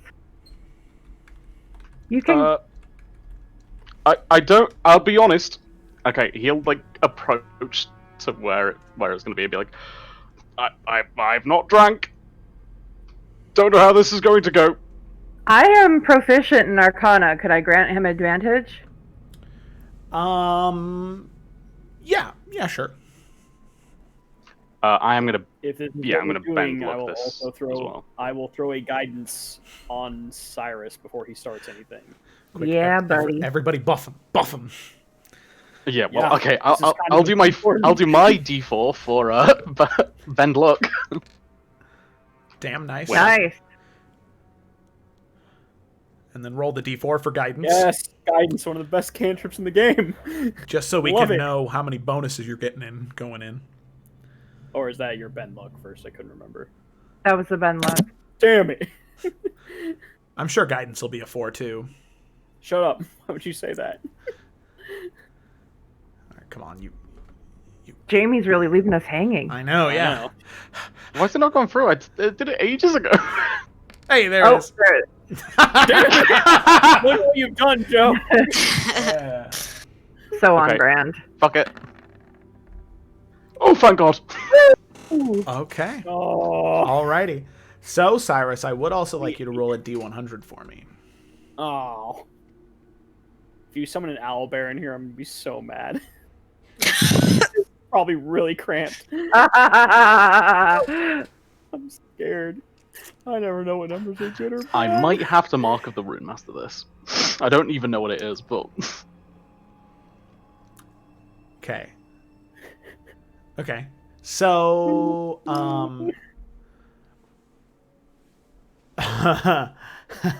Oh God. Cyrus, you can feel an aspect of vanity on yourself, something that you spend quite a bit of time maintaining, beginning to whittle and die. You can feel your hair what? and your beard beginning to slowly just fall off in clumps. Okay, I know we're trying to be subtle, but Cyrus would like legitimately scream. Alec will put her hand over his mouth. Are you insane? You cannot be that loud. You speak quietly, and I will move my hand. And like bits of hair stuck to her hand. Oh yeah. Okay, just slowly move her hand away. My fucking hair! It will grow back. Maybe. Maybe. Is he like bald now? Yeah, Oh, bald. man. He's completely hairless. Alright, does he still have like eyebrows and eyelashes, or is it like full on alopecia? Full on. No Oh my hair. God. I am like Purple Eric Cube. Andre in the new season. Completely hairless. Got Victor Zaz over here. Oh my god. Okay, wait, Orgonix is just wide eyed. wait, looking at But the did it thread disarm the trap? there- Yeah. Did it what now? 28 was. Is the trap still there? Oh, the trap. Yeah. Sorry, I got so caught up in the wild magic search. So, Cyrus, as you are focusing in on the magic with the help of Morganix, just talking back and forth on what might be the best thing to focus on, eventually you focus on the idea of protection and dismantling protection brick by brick. That's the entire thought process behind abjuration, is building a wall around yourself, protecting yourself. So, brick by brick by brick, removing the mortar and whittling it down. Eventually you can see that thin metallic lines slowly begin to fade, and as it does fade completely, your hair just begins to fall off, and that's when you scream out, covers your mouth. But the metallic green line is gone, and you believe that the alarm may have been dispelled. I think I've done it. Leave me be. You did really good, Cyrus. You just It'll- see Kayla in the back just trying not to laugh and just failing miserably. Alec will pat you on the shoulder. It'll grow back, and it'll look wonderful, like before. Maybe you'll do something magical and it'll just reappear, even better than it used to be. Or maybe it'll make me rich and I can buy hair oil and be a king. I'm rather salty. I'm not going to lie. Cyrus, I don't want to belittle what you're going through, but we've got an army of 300 people waiting on us. Can we do this a little later? Exactly. That should tell you how much I like my fucking hair. Please. Alec is going to give him one more pat, and then, I guess, go up the stairs. Someone go before me. I'm not a subtle man. I'm pretty sure I'm experiencing the textbook symptoms of shock. I will also draw my sword. Okay. Alrighty. So you draw your sword, and you begin to climb up, and eventually you get to the other side of the false floor, and you need to go ahead and... Sorry, I'm just adjusting one little thing here before I move you guys. Dun, dun. Dun dun dun dun dun dun dun dun dun dun dun. Oh, wait a second. There we go. Okay. So, you begin to make your way up, you get to the false floor, and you can feel that you can...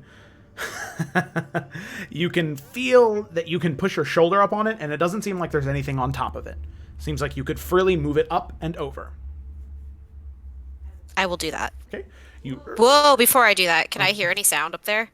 Make an perception check. I should be smart before discharging in.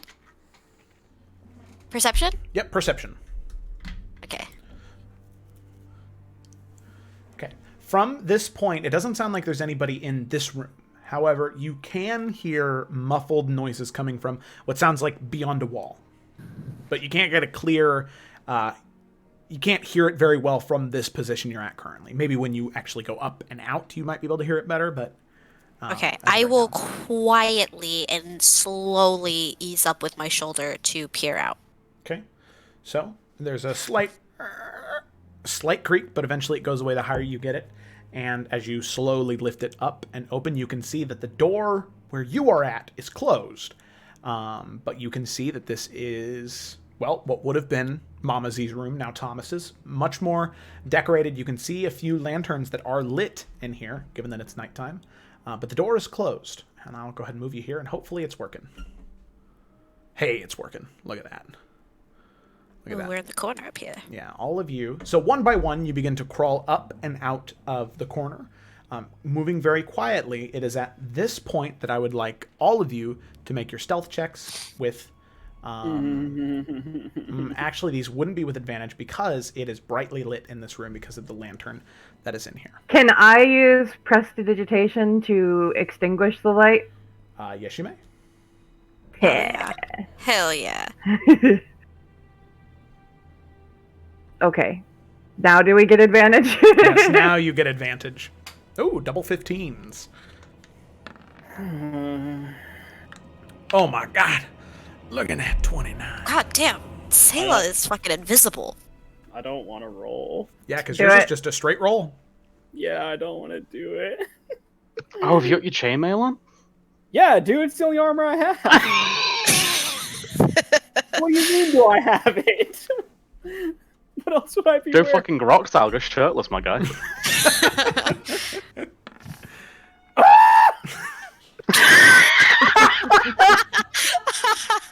But Cyrus is the problem, sure. I was Okay. thinking that shit too. I was thinking. I didn't yell out, clearly my chainmail just caught something. Oh, that's hilarious. Okay, so as you are moving through, I'll also say, just that way we've got it here, Alec Doggelin probably would have been on your back. You would have been holding him. Oh, absolutely. Yeah, he's here with you. You set him out over, and he's a very good dog. He's a very good boy. He's just sitting politely waiting. For orders, as he should. Yes.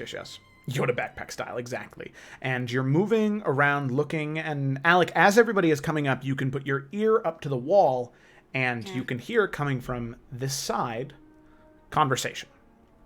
There's a very thin wall here, and you can hear a deep voice in an odd accent that you are not familiar with at all, talking. And as your party's coming up, it says, So, this is what the contract is, then, yes? This is the communication, this is what you want. We give you this, you work with us. There's a Do voice. I recognize his voice? No. He has, well, no, you never would have met him. If you point it out to anybody as they're coming up, he does sound similar in terms of accent to Osran. Okay, as they're coming up, I will like put my finger to my mouth to like signal for them to be quiet, and then to my ear, and then pointing to the direction the conversation's coming from, so they can like know that I'm trying to say quiet and listen. Okay. So, I'm listening for a little bit longer. You can hear a voice reply, and it's not exactly what you expected. It is sharp and cracking, and it seems as though every few words, almost every sentence, there is chuckles and laughs, and the voice is very wily, and it says, yes, you'll have what you want, but I wouldn't think of it as you.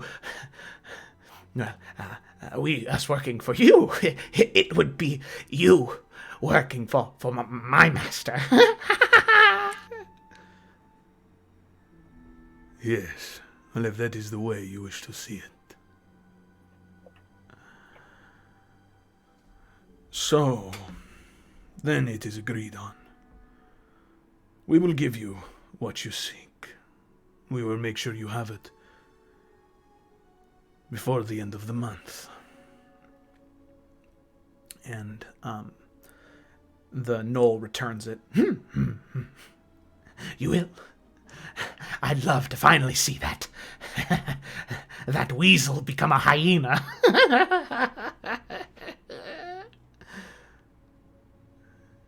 Yes. You will have that.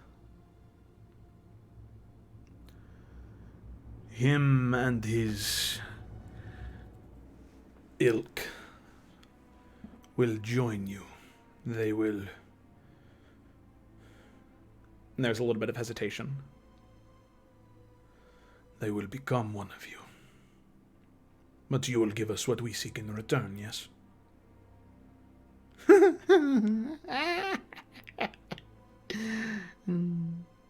I suppose. As the laughter retreats, there's a silence in the room. And just about at that point, Varnast, you and your heavy chainmail, your shield, your sword, your materials, you climbing up the stairs, you can feel, I mean, it's you're a strong man, but it's a lot of work to climb up this many ladder steps. And as you do, you sort of put too much force into one of your foots, and your foot just breaks through one of the ladder steps, and you sort of scuttle up the stairs, still even trying with the darkness in the room and the cloak trying to muffle your noise. Alec, you hear the conversation cut off, and then all you can hear is chairs backing up from a table, and you can hear very quiet footfalls. Getting closer to the wall. And then you hear... It sounds like someone with a snout sniffing. And we're Can I go to the door and, like, press my back up against the side of it so whoever enters, I can stab them immediately? Yeah, so just so I don't know you if I have time to do all that. No, the door is right here. Okay. I'm just gonna move right here. Okay. So let's see. Okay. I'm gonna move over here, so I got a shot. Okay.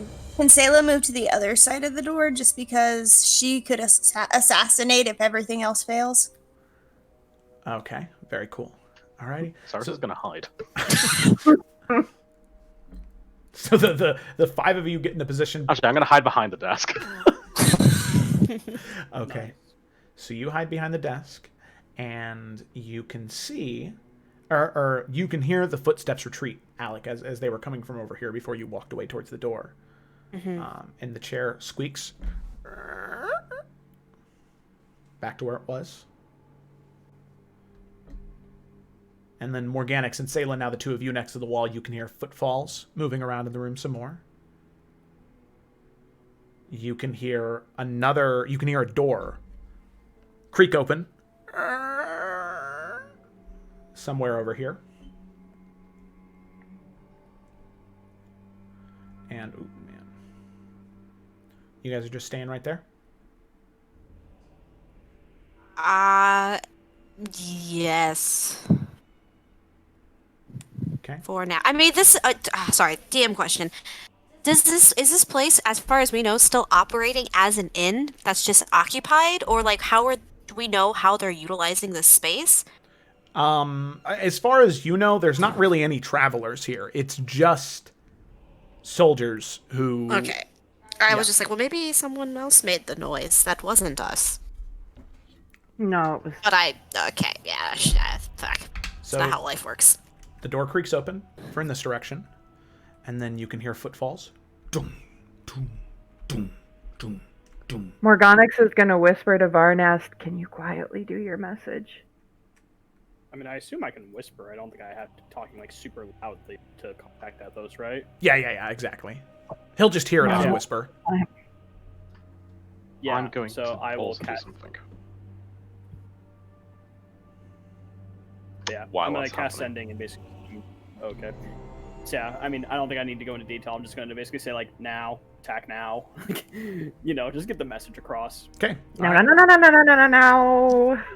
What do you mean? No, you just asked if I could do it. No, I said now. Okay. No. So there, Like, what the fuck? there is no reply, but what you do hear is just a this cascade of gunfire just firing off, and you can hear that there is scattering from inside the area. You can hear people grabbing pieces of metal, strapping on pieces of armor, shouting out to one another, yelling, and heading out. And just at that moment, you can see that there is somebody who opens the door. So Alec, Sayla, and Morganix, you three can go ahead and roll your attacks. Oh, whoa. I'm gonna rage. Man, I hope this isn't a human shield. That's awkward. Fuck. If I'm using like advantage or something, do I do not advantage? If I'm using assassinate, do I get advantage or no? Oh gosh, I think because you are considered hidden, you do, and then you would also get assassinate. This thing's so dead. Whatever it is. Yeah, this Oh man. poor fella. Oh. So that would be sneak and advantage, and I think that's it. Yes. Fucking yes. Yeah. What? Okay. I was thinking it. Okay, so Alec, Sayla, and let me double check. Morganix, all three of you can roll damage. Oh, damn. Aw. It is a meat shield. They have a low AC. Maybe it's someone just like in pajamas or something. Some low damage on my behalf. Okay, so let's see. That is. Oh wow, yeah, that is a Question, lot. That's a Sir lot. Joseph. Yes. Because I attack twice as part of my action, do I attack twice here, or would this just be like an instant moment? This is just so I like don't, an instant reaction. That's okay. Thank you. Yeah. So that is. May one more question, Sir Joseph? Yes. What's your other question? I'm raising my hand. You can't see this. Can Doggo also was in position? Or would there not be enough room for that? Sure. No, it's okay. It's okay. If not, that's totally fine. You are the DM. I'm just asking. Well, let me see if it even matters. Okay, all right, yeah. Let me just shut up. No. 15. You're We good. just want to overkill the first thing. 15. Let's see. Then that is 28 plus 8 is 32. No, 28 plus 8 is 36. Plus 6 is 42. There we go. Alrighty, 42 points of damage. Whew. What a dead guy. Alrighty. So, alright, what I'm going to go ahead and do now that you see this man open the door, already in part armor, mace in his hand. As he opens it up, raises it up, just with one slash across the throat, a thrust from a great sword, the slashing of a hex blade. He is just obliterated, bloody mess of pulp that falls down, and with that you can hear, as he just sort of screams out in pain after all of these things hit him.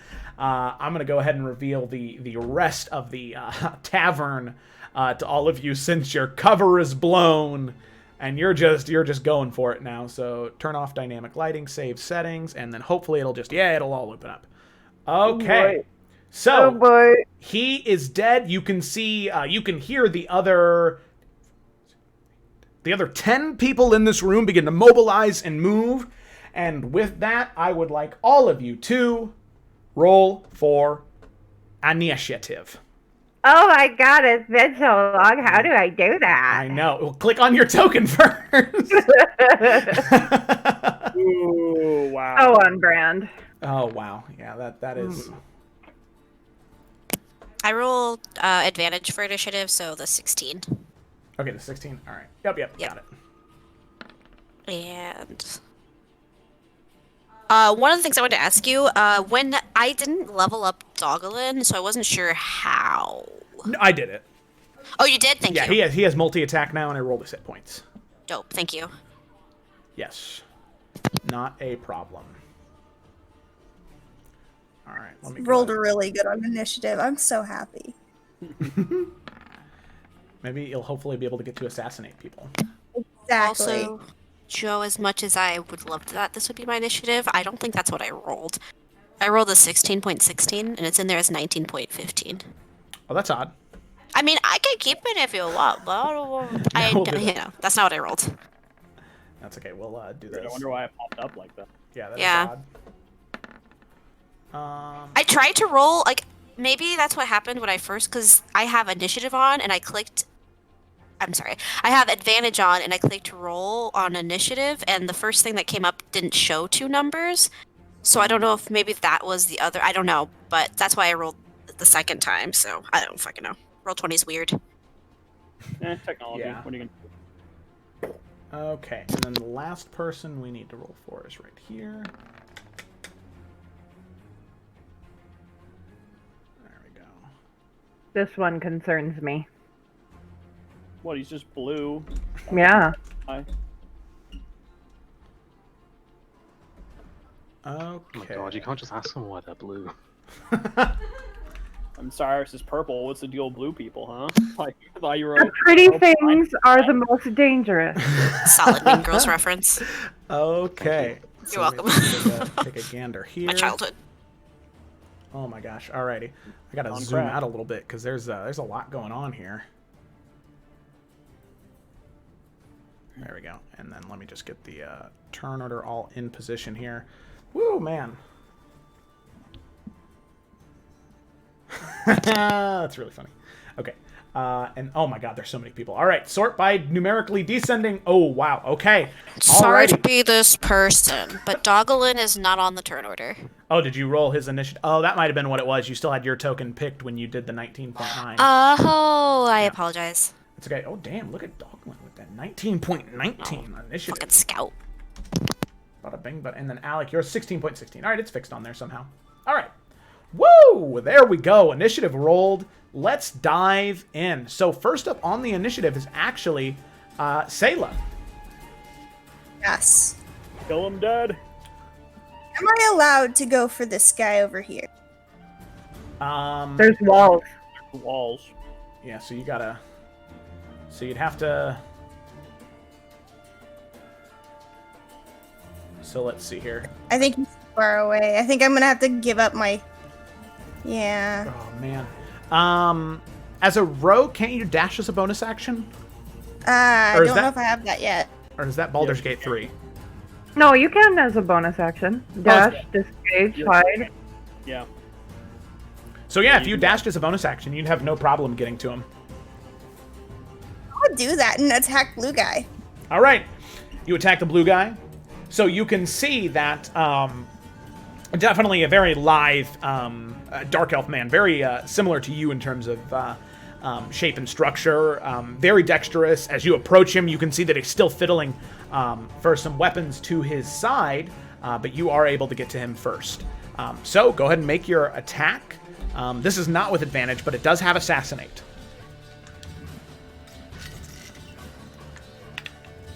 Nat 20, nat 20, nat 20. Just drop him. Just drop him. Well, luckily with Assassinate, it's... Oh my gosh, that's so nasty. So close. Oh, wow, yeah, it was. Woo! Luckily, it is already a crit because of Assassinate. So, yeah, go ahead and roll for damage. Okay. And that's... Oh, there's not an ally, so sadly it wouldn't have sneak attack, but we do add an extra 8 damage on that because it is a crit. So that is 18 points of damage. Very nice. Alrighty, 18.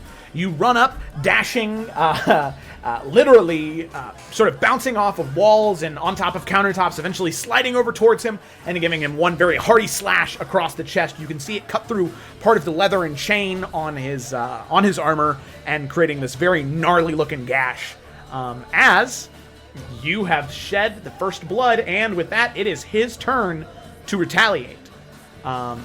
So he is going to go ahead and make 2 short sword attacks against you as he quickly pulls out a short sword, and it's just going to make 2 quick slashes. So that is that's a 12 and a 19. I only think the 12 hits, right? Or the 19 hits. What? Okay.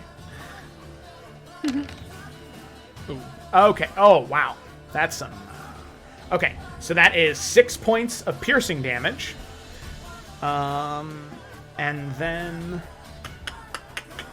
Let's see. He's going to go ahead and use his bonus action to disengage from you.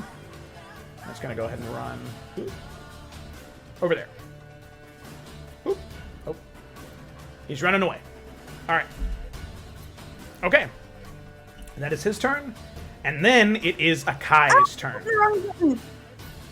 What's that? I was going to ask if you could uncanny dodge and just half that to 3. Oh, yes, you can. You may indeed. Do you want to do that?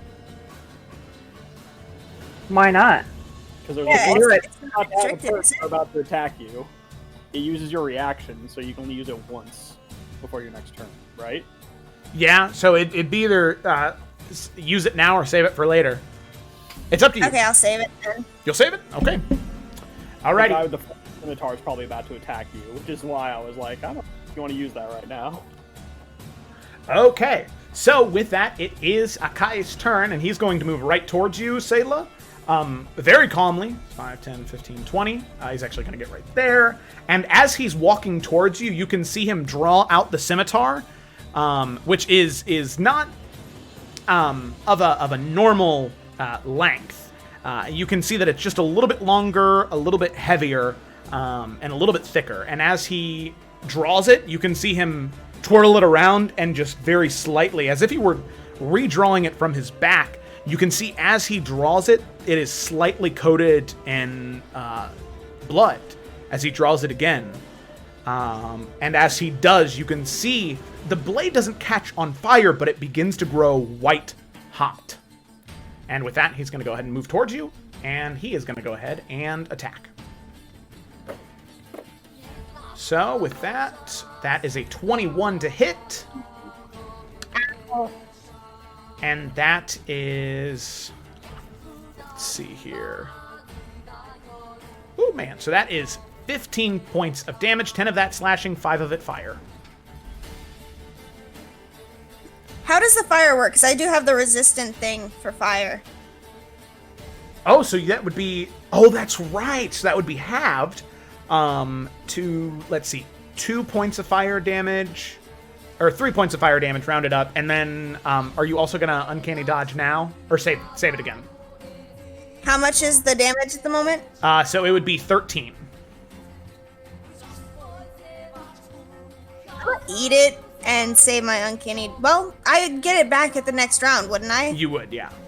Yeah, I'm gonna go ahead and just use it then. Okay, so then 13. So you would take a total of 7 points of damage. Woo! All right, there we go. Alrighty, so then we come to Dogalin. Hello. All right. Seeing Sayla run out there, Alec is gonna whistle to Dogalin to follow her, and he has just enough movement to get here. Nice. And he is gonna go ahead and take his attack. And one of his allies is within 5 feet, so he has advantage on this attack. So he's going to do 2 bites. Now, if I remember, Dogalin, we've done some training, so let's hope that he's better at. Okay, he's better at biting. Oh my god. He's so much better. He's God. so much better. That's my baby. Holy shit. Okay. Oh, let me go to his character sheet to make sure that the crits are fixed.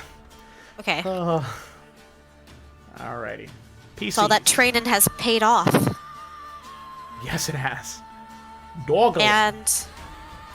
And he will also need to make a strength saving throw. Yes, to prevent from being knocked prone. Okay, so I cannot change the crit on here, so we'll just have to leave it as is, which is fine. All right, do we need to roll? Click the attack still. Yeah, click attack still. Okay. Oh my god, 18 plus 4, 22? Ugh. Hot damn. Okay. And strength saving throw. Strength saving throw. I assume he'll probably be good at those. Yeah, I'm not that's sure. a 22. Yeah. That's a success. Okay. So that's his turn. That's the end of Dogalin's turn. Then we come to this guy right over here. Seeing Sayla, he's just going to go ahead and take 2 heavy crossbow shots at her. So that's a 7 and an 18. So I think only the 18 hits, right? Only the 18 hits. Okay. So then that is 2 points of piercing damage. Mm-hmm. Okay. It's odd that went through there. There we go. Okay. Alrighty. So then that brings us to Alec. Hello. So I have that instinctive pounce feature. So I can move up to half my speed. Does that mean my base speed right now is 55. So does that mean I can move like 25 on top of that? What was the... It's on my character sheet. Yeah, do you want to drop it just so I can read it? Yeah, this is like a new thing from Tasha's, I believe. Okay, as part of a bonus action, when you enter, you move up to... Yeah, so you would be able to move... your base movement speed is what, 40? 55. So you'd be able to move 25. We'll just round down. Okay, so 55 plus extra. 25. Okay. Jesus right. Christ. Holy shit. How are you that fast? I don't know. I think it's unarmored movement plus being a wood elf. Yeah. No, I didn't know they got extra movement. That's cool. Yeah, they get 5. And then what's your... Yeah, okay, whatever. It doesn't matter.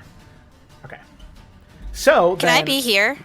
With 70, 80 movement, sure. Yeah, you can be anywhere on this battle map if you wanted to. Okay, well, I mean, there's a table there. Would you like to be helping the forces to the north as well? Or... Okay. Shut the fuck up. Okay. I'd like to be on top of this table. Okay, you jump on top of the table, literally pouncing. Ah! Great sword out. Yes, here we go. I am raging. You are raging. Oh! Ah! Oof. Second attack's not good, though. Okay, Wait, all right. But he's pro. You have advantage. No, he succeeded. 22 beats an 11. Right. Yeah. Right. I do get advantage. Flanking? Question mark? You could add a d6, but it's still a natural one. Not enough. Okay, Yeah, that's totally fine. yeah. Okay. So, you swing with the first one, you cut into him, go and roll your damage on the first one. However, with the second one, he brings up his blade and is able to deflect it. That's Man. still a fuck-ass ton of damage. 19. Okay. Okay. Very cool.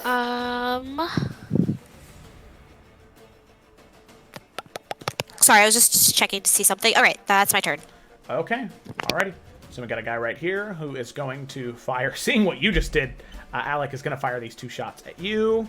There we go. That is an 18 and a 19. Yes, sir. And then for both bolts, that is 10 points of damage reduced to 5. Okay. Okay. Alrighty, so then we come to these 2 guys back here. I already know what they're doing. This guy is going to look towards Akai and is going to cast Healing Word at 2nd level. Okay. Oh, wait a second. That is Cure Wounds. Okay. So that is, let's see, 17 hit points back to him. Alrighty. So plus 17. Let's see here. Okay, sorry. All right, but that is his turn. Okay, so then we come to Varnast. All right, cool. So just gonna run out. 25, 30. Seeing the situation. There's a lot of dudes. He's gonna use his action to dash. And he'll go right here. Okay. He could go 5 more feet, but I don't want to proc an attack of opportunity.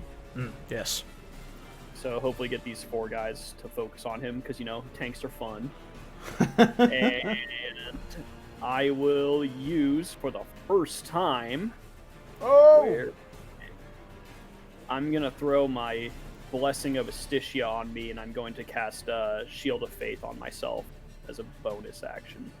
I can use the Blessing of Astitia as a bonus action, right? Because Shield of Faith is a bonus action? Yep, you can. Sure. Okay. Cool, yeah. I thought so, but I was like, maybe it's different. I don't know. So yeah, so I will throw extra protection on myself and just look very menacing and threatening to the 4 dudes that I'm kind of in front of. Yeah, so as you channel the Blessing of Astitia, which, by the way, just for future reference, it's either bonus action or action, depending on which one of the 2 that you use, because you're just casting the spell for free. Okay, I thought so. Thank you. So, as you do channel that blessing, you can see that, like, the wood panels underneath you, the moisture is just ripped out of them as the wood begins to whittle and crack from being dried out, as that water now begins to surround you and coat different parts of your armaments and armor to give you extra protection from any type of damage that comes your way. Nice. All right. Cool, and that will be it for me. Nice. So then we got another guy over here who... let's roll D4. Let's see. Even, Alec, odd, Varnast. Because both of you are rather intimidating.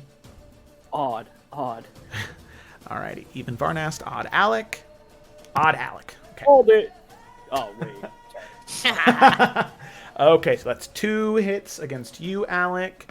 Is he shooting at me? Yeah, he is. That is 10 right. and a 6. Both those are misses, I'm pretty sure.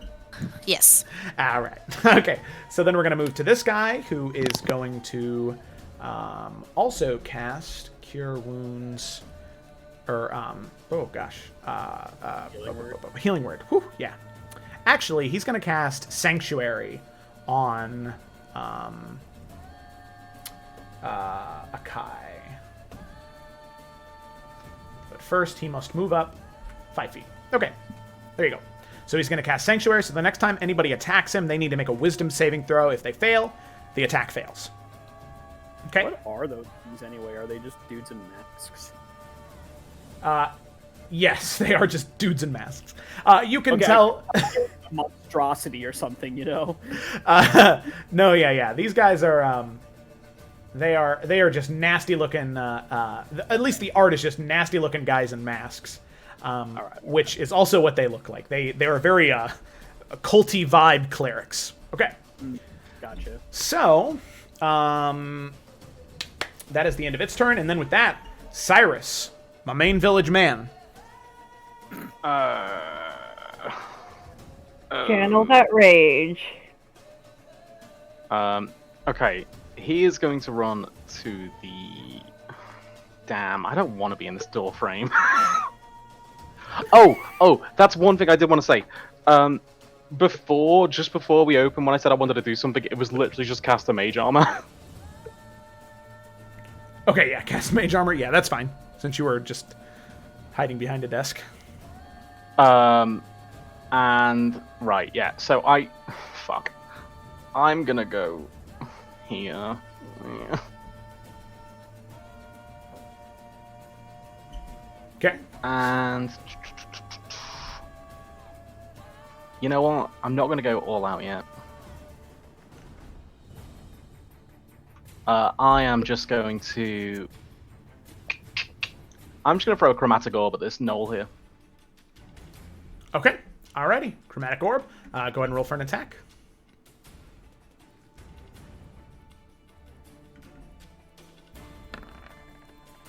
Oh, that's a hit. Roll your damage.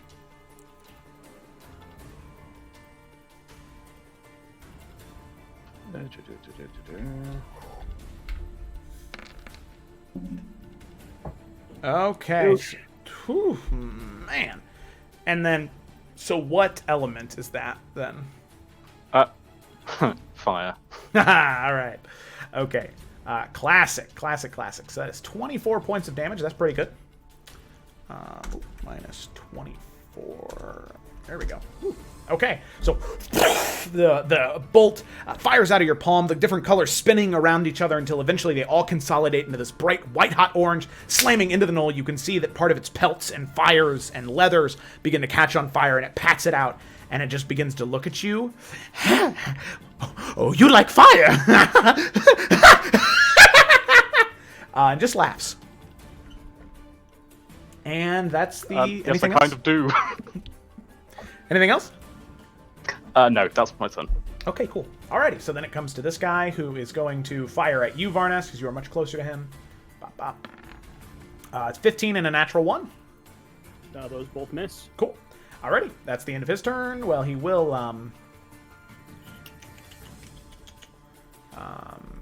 he'll just get right up next to you then. Actually, he will, yeah, he'll stay right there. Okay, so then we come to Morganix.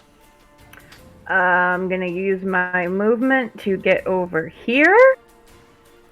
And I really am worried about that conversation I heard, so I'm going to fire 2 Eldritch Blasts at that knoll. Okay. Fire them Eldritch Blasts.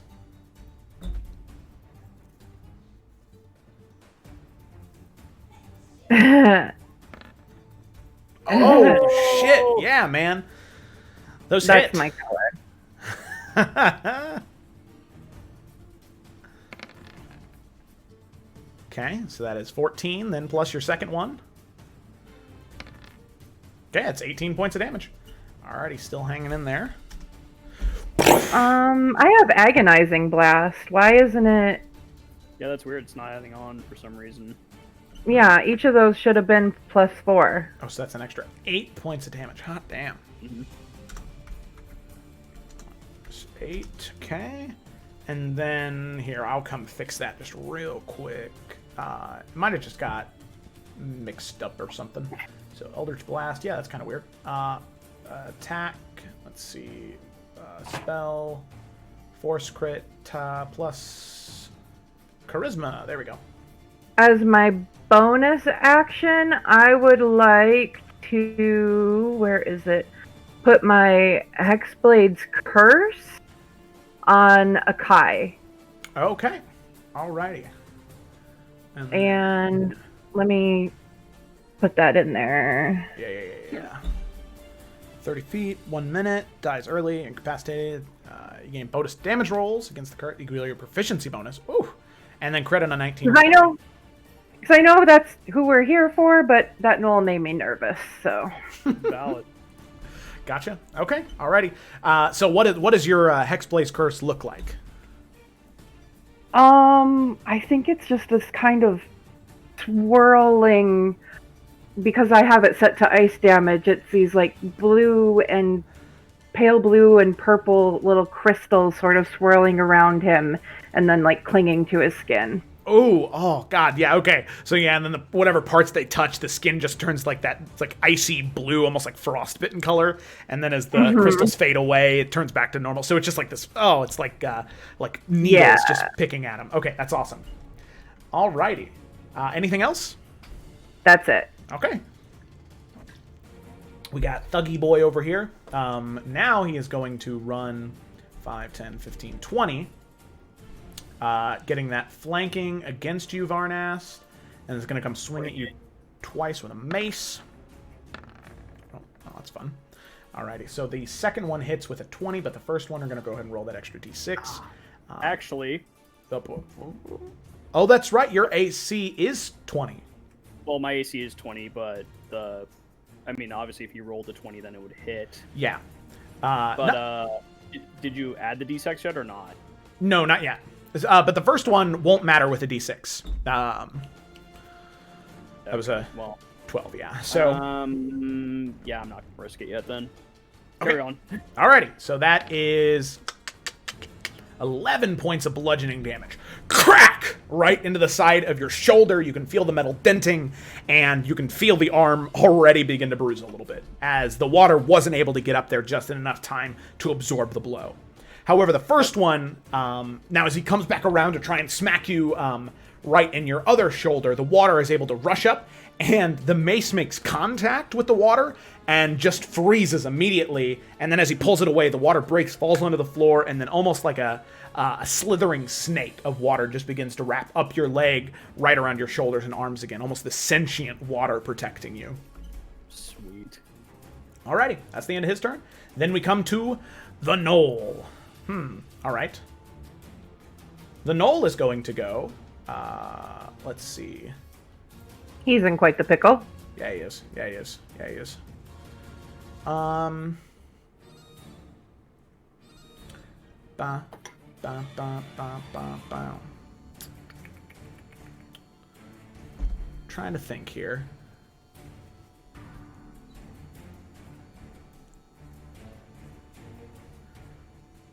So he is going to, okay. All right, I think I know what he's going to do here. He is going to go ahead and cast... Let me just read this spell here real quick.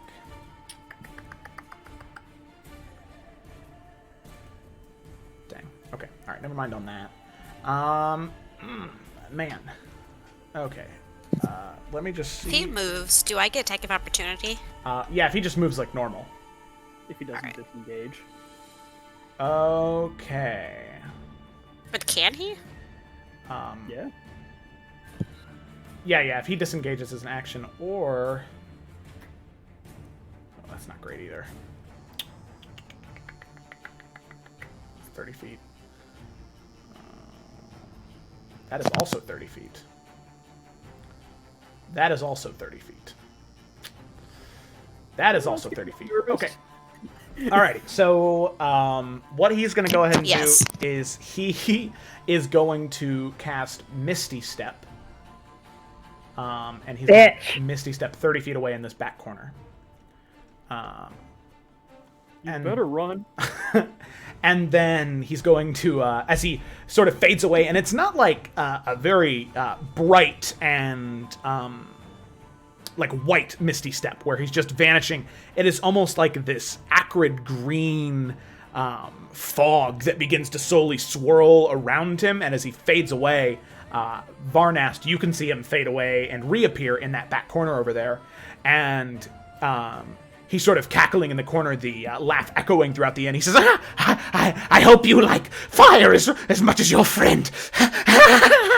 And Varnast, he is going to just throw a firebolt at you. So let's see, that is natural 1. Okay, that's not going to hit. And let's see, Ryan, you can go ahead and roll a D100 for me, because if it's 50 or lower, he's going to hit one of his allies. All right. It's 50 or lower. Oh, screw this game. When you... Oh, gosh. I always know what to ask. Apparently, you couldn't keep the rules consistent, could you? Okay, so he tosses the firebolt. The one foot soldier is able to duck out of the way, dodging the bolt. Okay, but that is the end of his turn, and then we come to back up to the top of the turn order with Sayla. So many enemies. Okay, so since I have allies within 5 feet, can I get sneak attack in? Yes, you may. Sweet. Okay, so I am going to attack the guy in between us with Baramichi's Saber, and then I'm also going to bonus action use Poison Dagger. Oh, God. All right. Yeah. That's a hit. Also, Poison Dagger, is it just my regular dagger now? Oh, no, I wouldn't. Oh, no, I don't think anybody put it in there. That's okay. Let me go ahead and real quick pull the 2 things up. So that way when you roll, it's not a big thing. All right. So let's see. Where's items at? Oh, so much stuff on here. All right. Dagger of Venom. So it is a +1 dagger for 1. And then it is also... I'm just going to always have it roll the 2d10 poison damage, and then they'll just have to make a saving throw. DC. So they need to make a con save versus... Doesn't it take an action to coat the blade, though? Oh, yeah, it does. So I might as well not use it this time. I mean, you can still attack with it because it's a +1 weapon. Okay, that works. 15 saving throw. Oh, gosh, 2d10. Oh, gosh, 2d10. And that is plus nothing, and that is poison damage. Okay, so it'll just be on there when you roll it, but we'll just ignore the 2d10. Okay, but now it should work when you go to roll for an attack and roll for damage. So the 26 hits. And then go ahead and roll the attack for your dagger. That is also a hit. And then roll damage. Make sure you have 19. Taking a whooping. And then that is 7 points of piercing damage. Okay. So, oh, wait a second. No, that's just 2 because since it's a bonus action, it doesn't get your modifier onto it. So, 2 points of damage. True. Yeah. Alrighty. Hot damn. Slash at him. You are cutting into him quite a bit. Woo. Alrighty. So then, he's not able to block both of them as he's just a little slow with you, Alec, and Doggelin next to him. He's definitely trying to focus on a lot right now. So, then we come to the assassin here, who is going to step behind Alec and is going to attempt to take a couple of slashes at her. So let's see. This first one is a 21 to hit. Oof, yep. So then that does have sneak attack. Oof. Okay. So that is 19 points of damage halved to 8. Okay. Yeah. Nice. Okay. Or wait a second. No, sorry. Halved to 9. Sorry, my bad. That's okay. Okay. So then that he still does get a second attack, so he's going to go ahead and take that second attack. This one is not with sneak attack, and that's a 10 as well, so that one misses.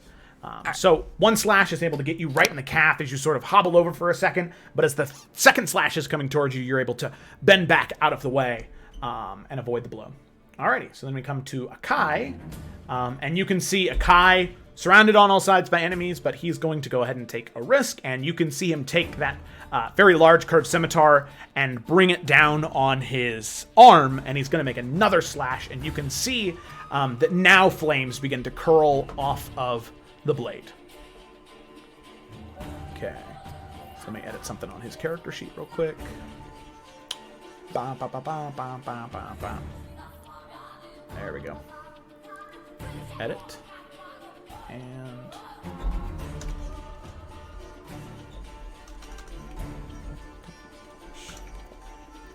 okay, there we go. All right, so then he is going to go ahead and attack. Ooh, man. There's a lot going on right now. He's going to go ahead and Oh, jeez.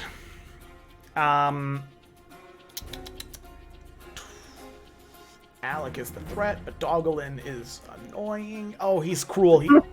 He's gonna... All right, D4. Alec, I'll have you roll it. Even, he attacks you. Odd, he attacks Dogalin. Okay, even he attacks you. All right. So that is going to be 2 slashes. Oh, wow. Okay, so that is a 21 and a natural 20. Ugh. Ooh. Oh, no. Alrighty.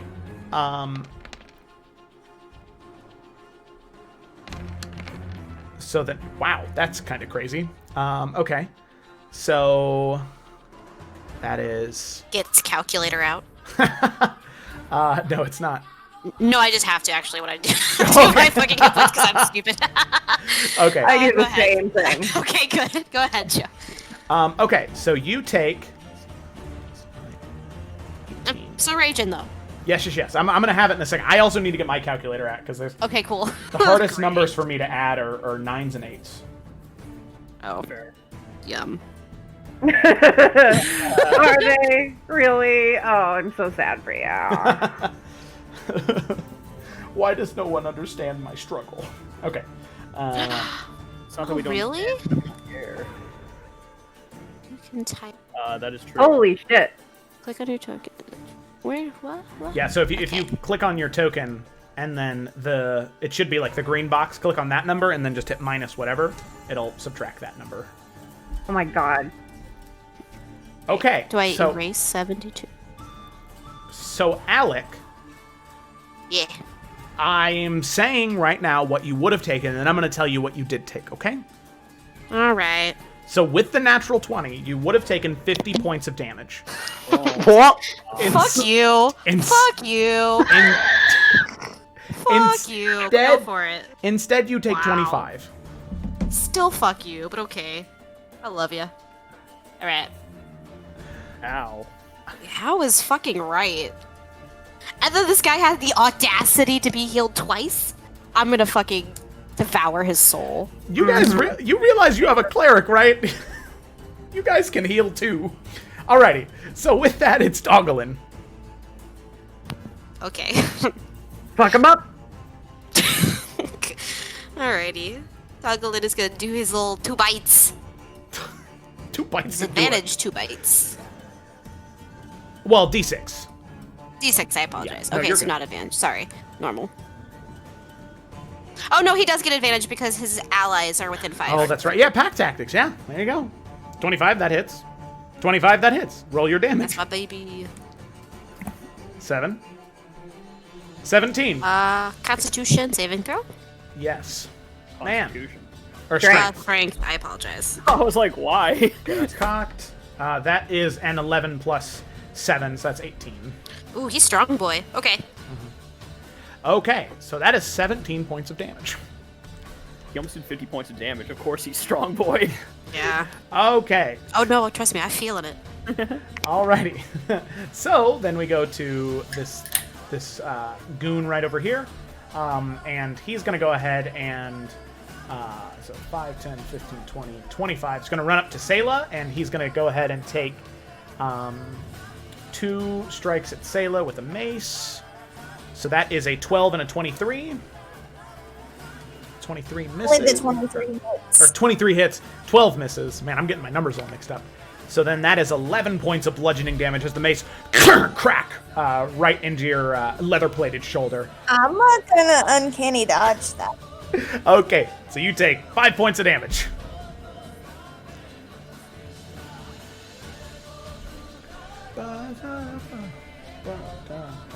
Okay, and with that, Alec, it's your turn. All right. No, you're good. How does he look in front of me? Pretty great, because his friends healed him like a little bitch, yeah? You know what? Every time Ryan heals you from now on, I'm going to call all of you little bitches. Okay. Okay, how's he Why looking? is everything I do tainted? You can never do anything right, Ryan. Can't win in this game. Okay, so he doesn't look great, but he also doesn't look terrible. All right. Very half and That's half. valid. Yeah. Okay. Let's go. +6 threat. A D6. D6. Yeah. Okay, that first one's a miss. Figures. And then add a D6. That's a hit. Alright. Okay. Alrighty.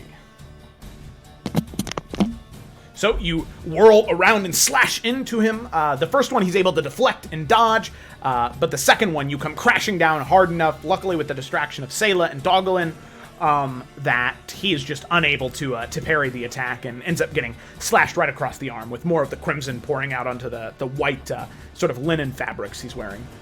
Okay. Alright, that's my turn. Pow pow. Okay. Alrighty, sounds good. So then we come to this gentleman right here. He's going to run over here towards Varnast. And he's going to go ahead and take two. Whoa, he's going to take 2 mace attacks. That's a 23 and a 20. Why do you always Varnast. roll so high against me? So many admirers. Okay. As he's taking his swings, I'm going to invoke my Blood Maledict and use Blood Curse of the Islets. Oh, wow, okay. I'm going to amplify it. Ooh. So I take a d4 of damage, which I'm rolling now. Okay. What do you 4? I can tell. Fuck this game. Anyways. Okay, but then I get to roll a d4 each of his attacks. So the second one by default is going to automatically miss because Yes. we'll put it to 15 even if I roll a 1. So I will just roll for the first one. If I roll a 4, he'll miss both of them.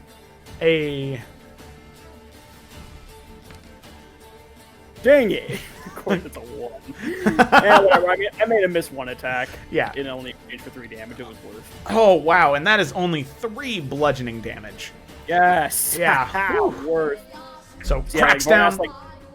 Varnas would bite his lip really hard to draw some blood, and then he would speak in Primordial, which I don't know. I imagine that sounds pretty terrifying.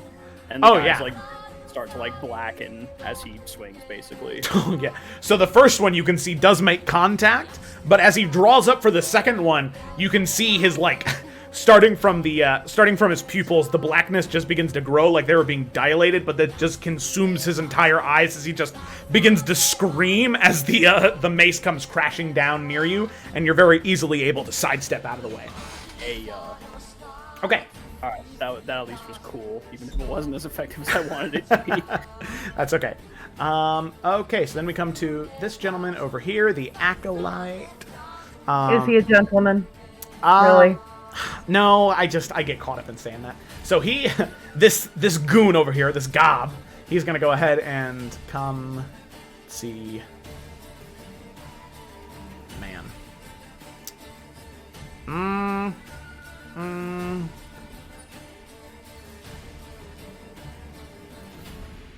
Let's see, we got Cyrus, Morganix. So he's gonna come over here.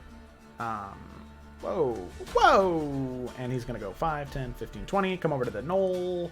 And he is going to cast Cure Wounds. First level. What a okay. champion healing the underappreciated art. Am I right? Am I right? I'll see myself out now. Okay, so that is 12 hit points. Alrighty. So there we go. There's that. So he's doing pretty good, feeling pretty alright. Then we come to Varnas Talmaru. God, I've been waiting to do this for so long. Yeah, he'll look around, see all the forces that he's completely surrounded with, and he'll just kind of smile. That was a mistake. And he will cast Spirit Guardians. Oh, wow, okay. So all the enemies within 15 feet, not the allies, just the enemies, will be taking 3d8 radiant damage. Well, so that's they have to make a save, but that's everybody around you. You can designate any number of creatures you can see to be unaffected by it. Yep. Alrighty. So just the enemies. Alrighty. All the friends and spirits will harmlessly pass them. Okay, so roll your 3d8 radiant damage. Please roll high. It goes on each Shut up. creature's turn.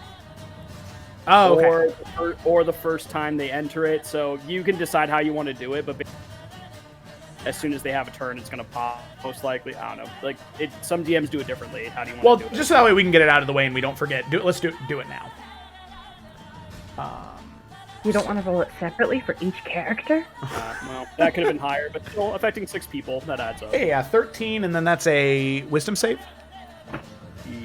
Yes. Okay, so we'll do these guys first because they have a 0 modifier. So your DC is...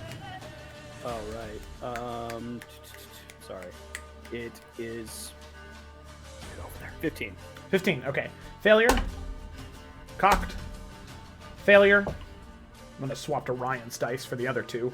Oh, why would you use my dice against Failure. me? Failure. Okay, so all of these guys take 13 radiant damage. Did you roll 5 or 6?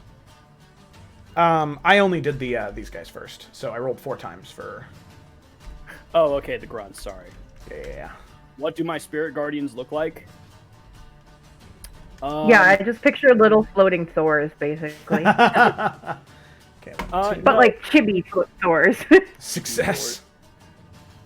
No, it's actually much more like, your typical, like, white spirit, but only, like, the top half of them have, like, any sort of details, and they just look like various... they look like people that look similar to Varnas, like, from West Salamander. But, as he casts a spell, you notice that there's one spirit that's, like, hovering right over Varnas' shoulder, and it looks very much like he does. Aww. Oh, yeah. It's like the Emperor's New Groove with Krunk and that angel. Yeah. Cute. Yeah. Okay. Must be nice to have a dad. It is pretty awesome, actually. Okay. He's dead, but, all right, so Varnas, is that it? Yeah, because I really can't move, and that's my action. I don't have any bonus actions for right now. So, yeah, that's it. Okay, alrighty, so then we come to this guy right here. Seeing that, he's going to stay firmly out of the way. So we're going to go ahead and do, that's 15.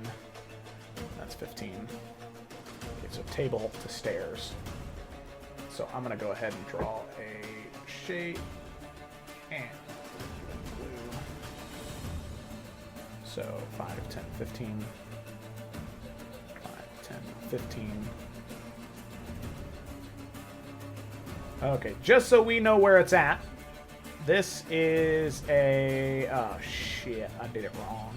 The kill circle? Yeah. There we go.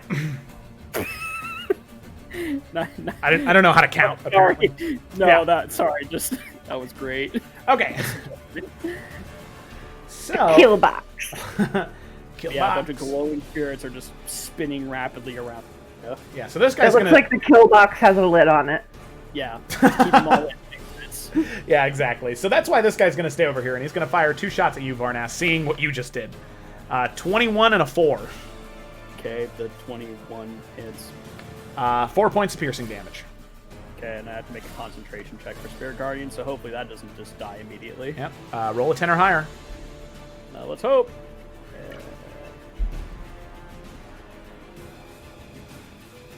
We're getting there. Oh, that's right. You took Warcaster. Oh, thank God. Oh, my gosh. I've had it the whole time, yeah. Okay, alrighty. So, yep, that is a success. Spirit Guardian stay. Alrighty. Woo. Now this guy. He's gonna 5, 10, walk around the table, not get inside the box. And then he's gonna, he's gonna cast Healing Word on Akai at 2nd level. Okay, 17. No, wait. No, man, I keep hitting Cure Wounds. I'm so bad. 7. No, homie, you're great. Okay. You're a champ. There we go. Not 7. Looking at 10. Or 17. Looking at 10. Alright, there we go. Your attacks don't mean nothing. Okay, so then that is the end of his turn. Cyrus, we come to you. Okay. I have an idea. Oh no. Uh-oh. Cyrus, still covering his clean baby head out of shame, runs out into the room. Looks up at both this assassin and this cleric over here.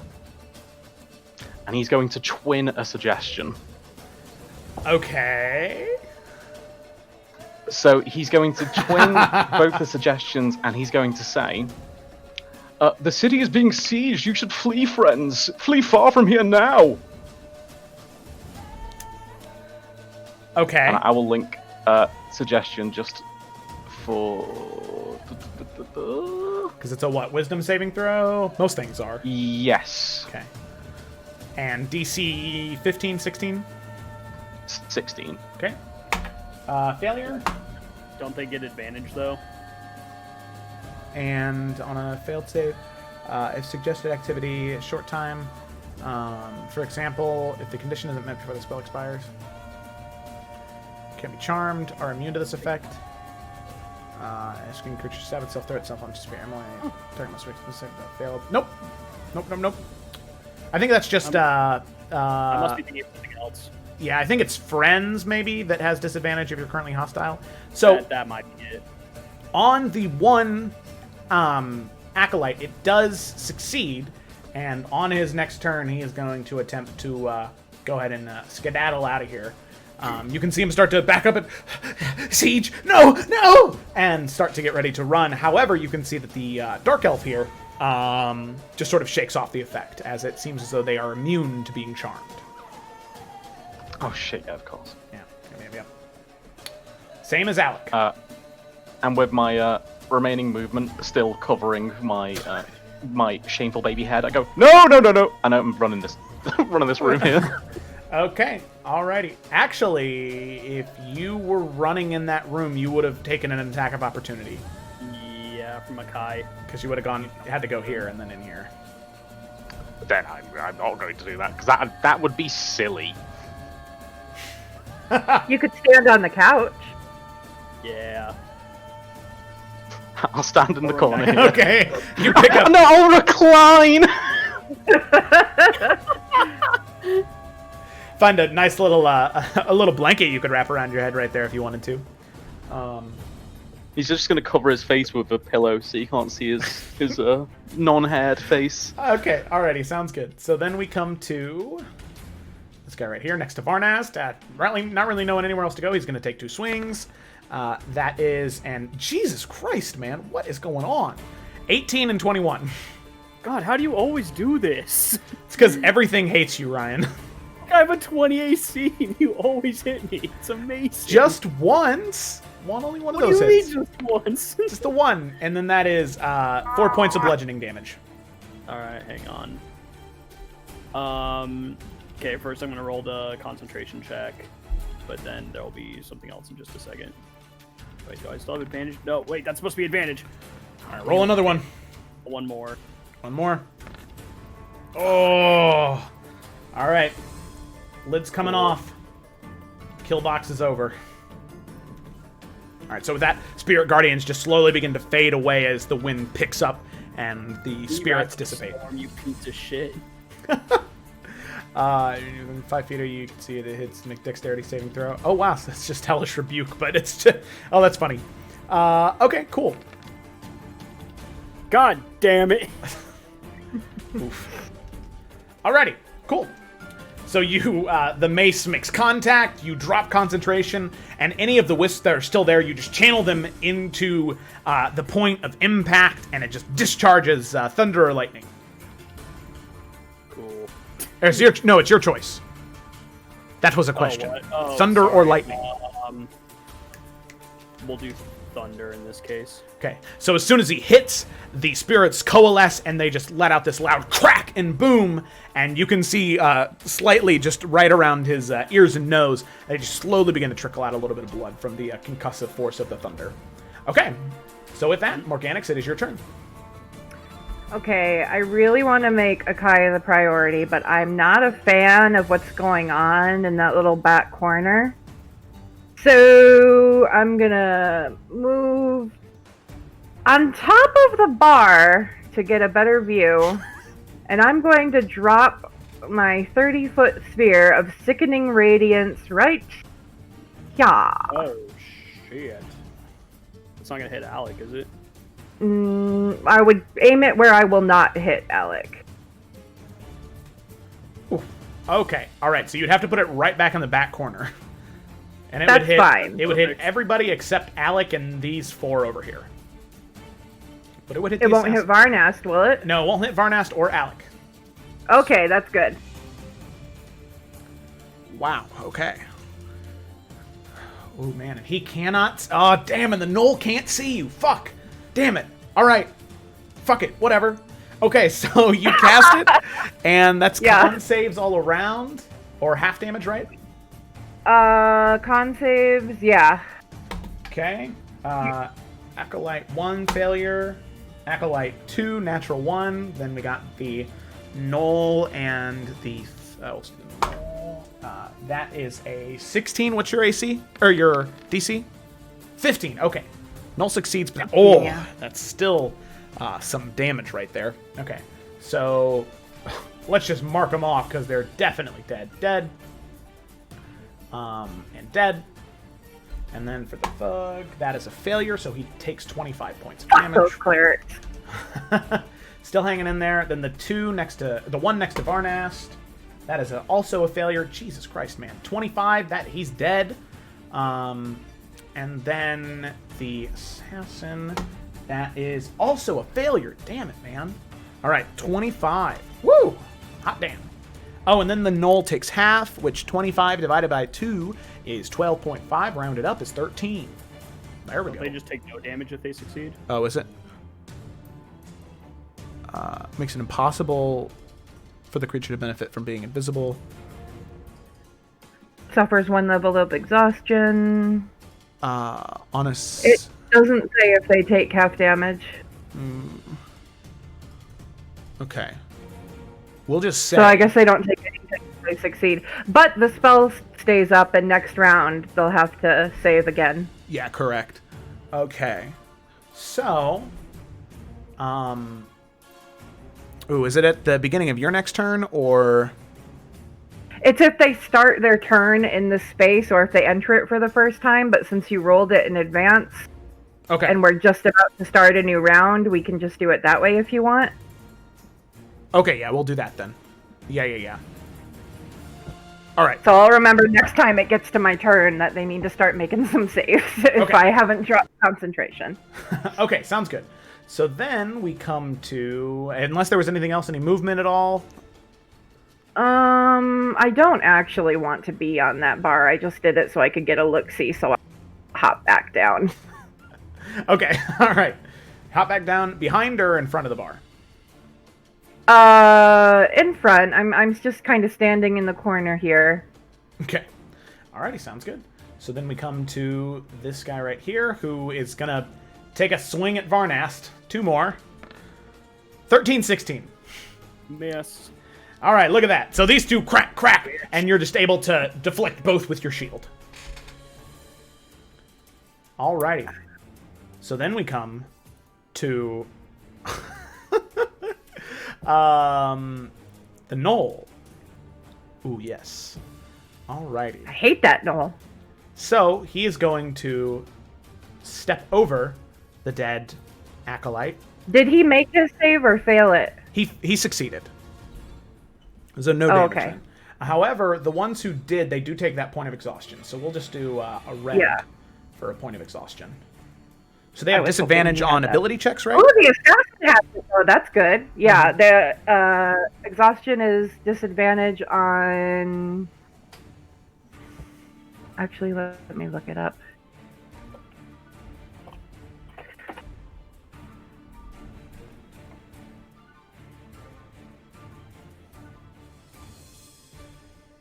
Oh, for Pete's sake. Come back to me. I'll look it up. Okay, all right, that's fine. Okay, so then we come to him. So what he's going to do is he's going to stand right over top of the acolyte, and he is going to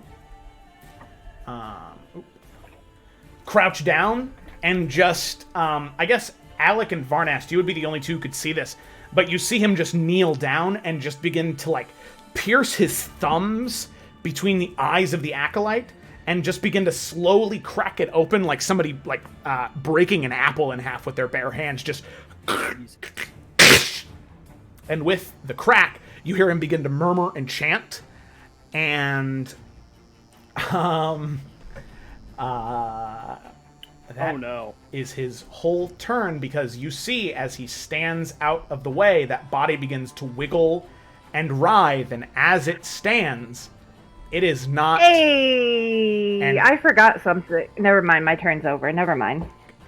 As it rises and stands, it's not an acolyte anymore. It is now a gnoll.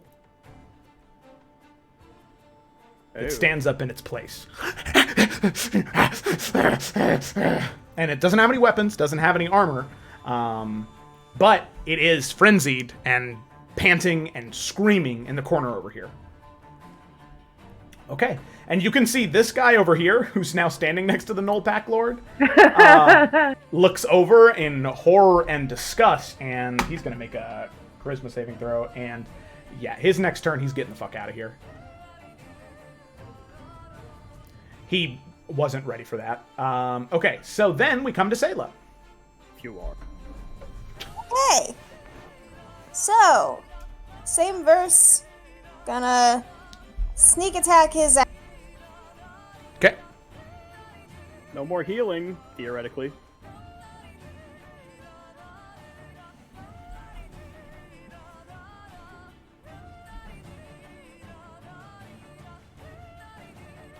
Okay. Ooh, that is a miss, sadly. Oh, but you get at it. No, you don't get a d6 because nobody is...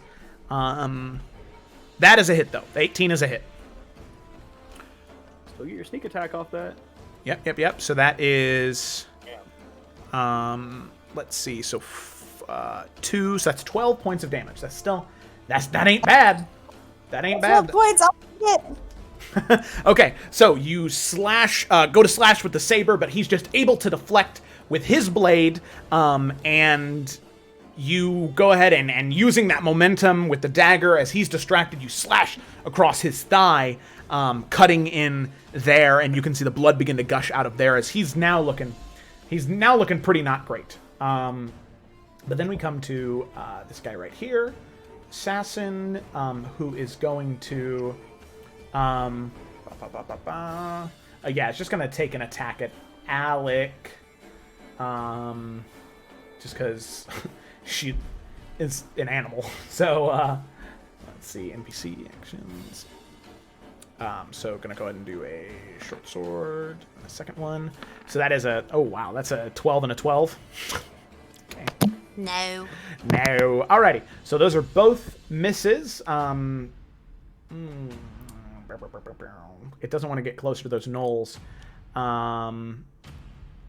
And fuck yeah, I guess he's just gonna stay right there. He's gonna use his bonus action to hide.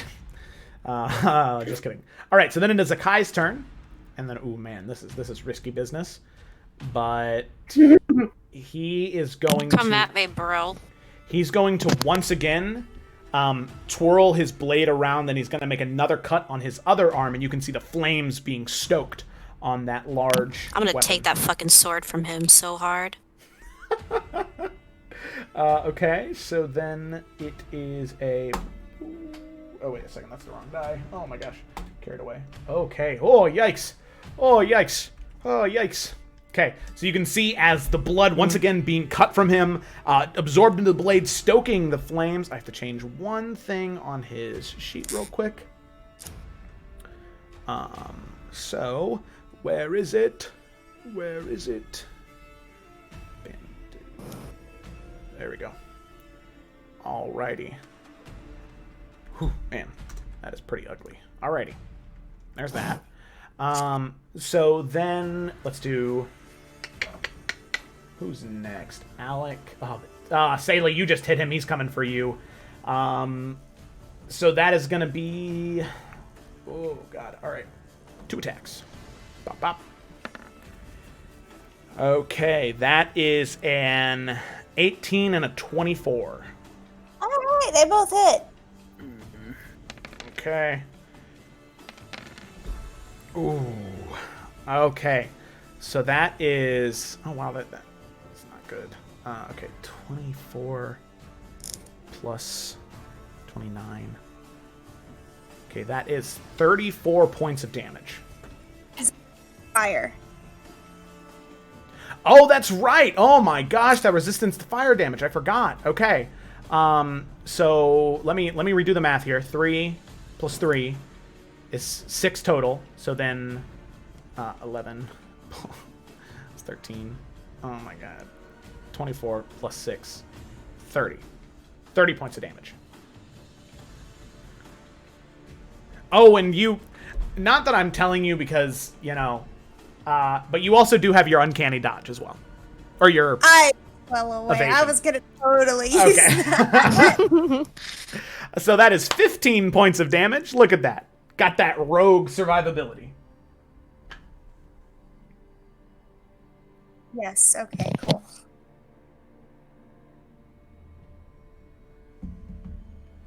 Okay. So, yeah, you take those 15 points of damage, and he sees as you're just able to dodge and deflect most of the damage in that, right? Because you have the amulet on, right? So, seeing most of the fire be kind of sucked up into that amulet, and yeah, it is, he's not... Oh, she's smirking, and you can see it on her face. She's just... Yeah. you. Yep. Alrighty, so then it is Doggelin's turn. He knows what to do. I'm just gonna take another 2 bite attacks. Nom nom. We're just gnawing away at this guy's ankles. Bite. Ooh. Get them lamb chops. Okay. Okay, the 23 hits. Yep. All right, take that big old +7 strength saving throw. Strong boy. Yeah, that is a 15. Okay, yeah, he's up. Uh, But 10 piercing damage. 10 piercing damage. Got it. Alrighty. Cool. He's just gonna stay here. Okay, so then we come to this guy right here, who is going to take 2 strikes at Sayla, not now that she's distracted with a Kai. So those 2 strikes, that is a 4 and a 17. 17 equals. Does it hit or no? Yeah, it's always in the favor of the swinger. So that's 17. Oh, wow, you take 12 points of bludgeoning damage. Whew. I imagine I can't uncanny dodge again. No, yeah, that takes your reaction.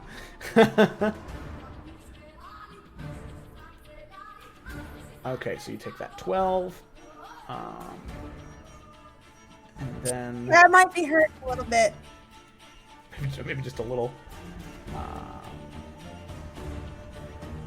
Okay. Whoa. Alrighty, so that's the end of his turn. Then we come to Alec. Alec, what are you gonna do? I'm going to reckless attack. Oh yeah? Yeah. Yo dude right here. Here we go. +6. Okay. So That misses, I assume. Check. No, a 17 just barely hits. Woo! Alright. And then here's my second attack. Wait, no. Reckless attack only gives me advantage on the first one, I think. Yeah, my first one. It's all of... Oh, is it? Yeah, I'm pretty sure it's all of them. Alright, fuck yeah. Wow. Hell yeah. Oh my fucking god. Let's end his whole career today. Yes, alrighty, roll that. Yes, Jimmy. End his career. There's that one. That has the crit thing. I don't know if the crit thing's correct. And then that was my second damage. Okay. Oh, wow. minus what is that? Second one shouldn't have the Divine Fury on it. I apologize. Okay, so that would be. Oh well, it's one only of those D6 that it was just the D6, yeah. Yeah. So that would be. It's only -1, so 5. Oh my god. Okay. Oh.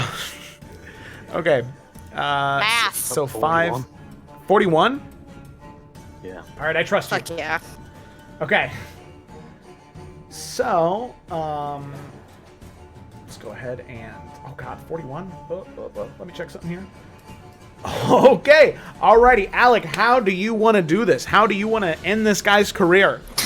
Can I just fucking drop my own sword, take his sword out of his hand, and just jam it down his fucking throat? Oh, because that's what I want to do. You know what? Like I want to do like a stone cold stunner kick to the balls first, grab the sword, and then just jam it down his throat. Okay. Yeah, sure, whatever. Yeah, you you like slam down your sword into the wooden floorboards. You grab onto his shoulders and just knee him in the groin.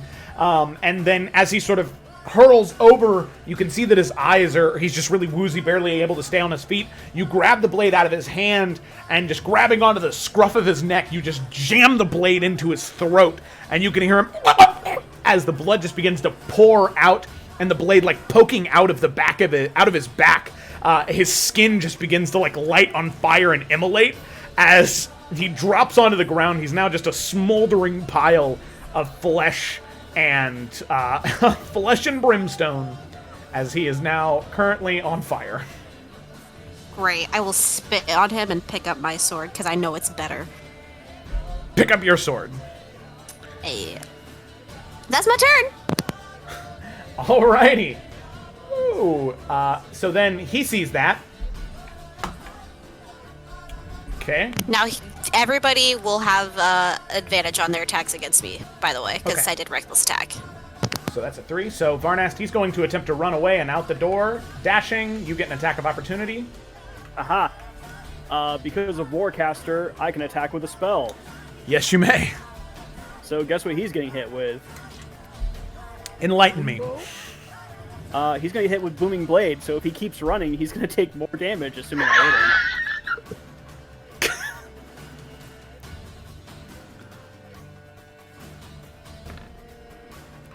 Oh, yeah, that hits. God, I hope that hits him. Way to force a man to be brave. Always. 15 slashing, and that's not even including the... okay, so 15 slashing. Oh, because... Yeah, I mean, it's up to you if he keeps running, which I assume he does, because you know that he's about to, like, explode. Yeah. Oh, no, yeah, he keeps running. You slash him, and then roll your thunder damage, my man.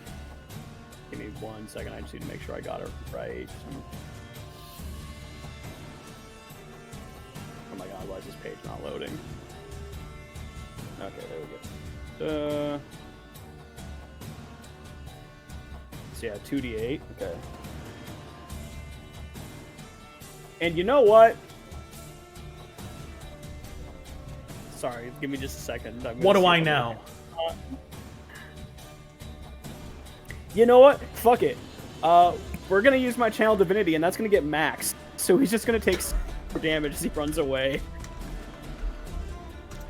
Okay. I don't know if that'll kill him or not, but it seems like it'd be really cool if it did. Oh, yeah, it does. So Yes. as you slash him into the back, he continues to run. He gets about 2 more steps, and then just his entire back, there's this thunderous crack, and almost like... Oh, God.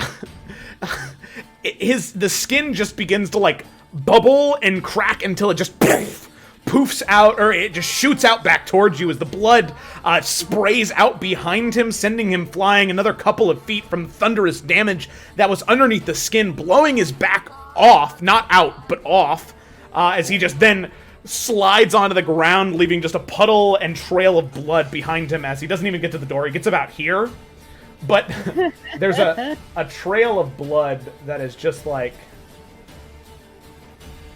And then just like little drips and drops this entire way. Oh, that was awesome. I've been waiting to use Warcaster to do Booming Blade for so long. Okay. Oh, God. There's so much blood. Oh, yeah. It's a lot. So then we come to Varnast. Hey, look at that. Funny how that works. I look to the guy in front of me, smile. Then, Oh, no. I'm going to drop a... 1 second, sorry. Yeah, because we need to deal with the biggest threat right now. By the way, so these are all doors, right? These things I'm pinging, like, they're all doors? Yes. Okay. Then, yeah, we need to make this count. Okay, so then I'm going to drop... Using my last level 3 spell slot, I'm going to drop a Shatter. Oh, played the wrong. And I will use my second Channel Divinity to maximize it to 32 damage. I'm dropping it these 3 guys. Oh, wow. Okay. 32 damage? Yeah, because since I'm casting it at a 3rd level, I get to add... So 8 times 4 is 32. Okay, so then con save? Yep.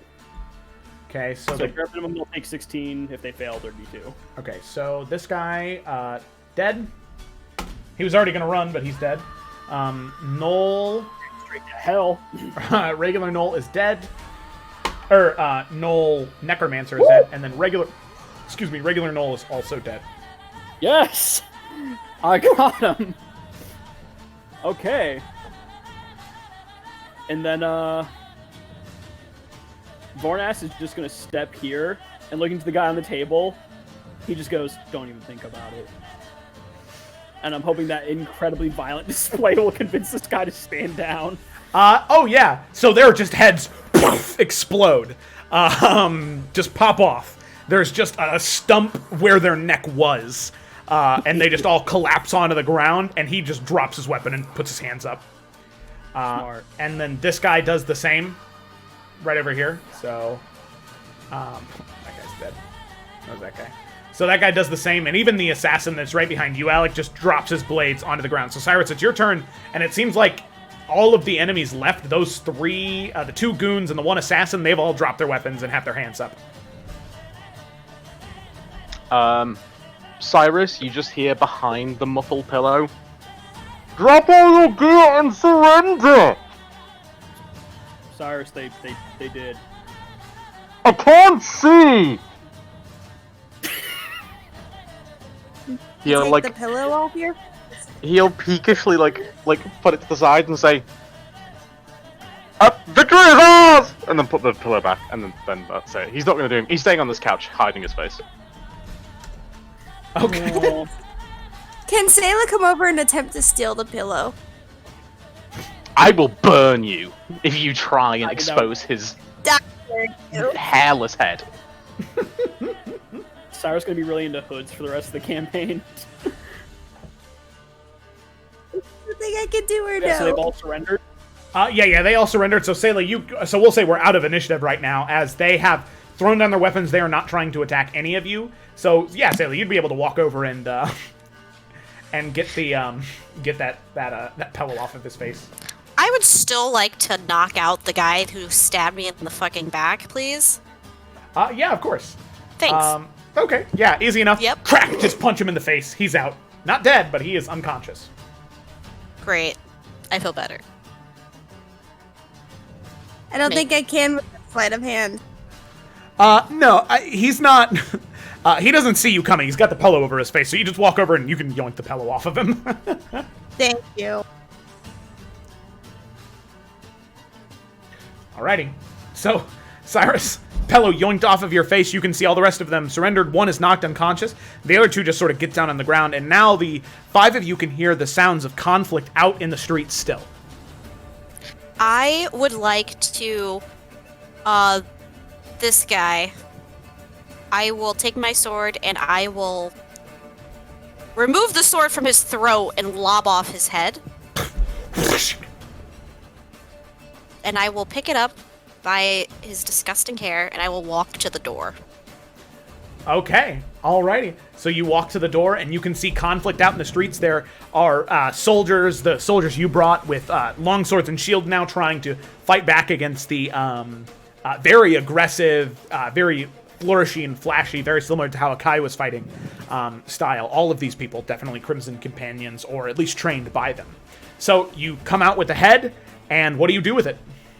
I'm gonna climb up on top of something so I can be seen by as many people as possible. And Kayla can't whistle, but Alec can. I'd give Alec Thaumaturgy to like really scream. Oh, that's fucking amazing. Not knowing that, she's also gonna whistle, but it's gonna be loud as fuck. Oh yeah, it's gonna be ear-piercing whistle. Great. After she does that, she's just gonna hold up this guy's like dripping blood head. She's also probably covered in blood, and she's just gonna say, "Your leader is dead. Stand down." And she's just gonna drop it. Okay, so with that, the colonist soldiers, they continue to fight, but you can see some of the Crimson Companions look up as the head drops onto the floor, and I'd like you to roll I'd like all 5 of you to roll a D100 for me. Oh, God.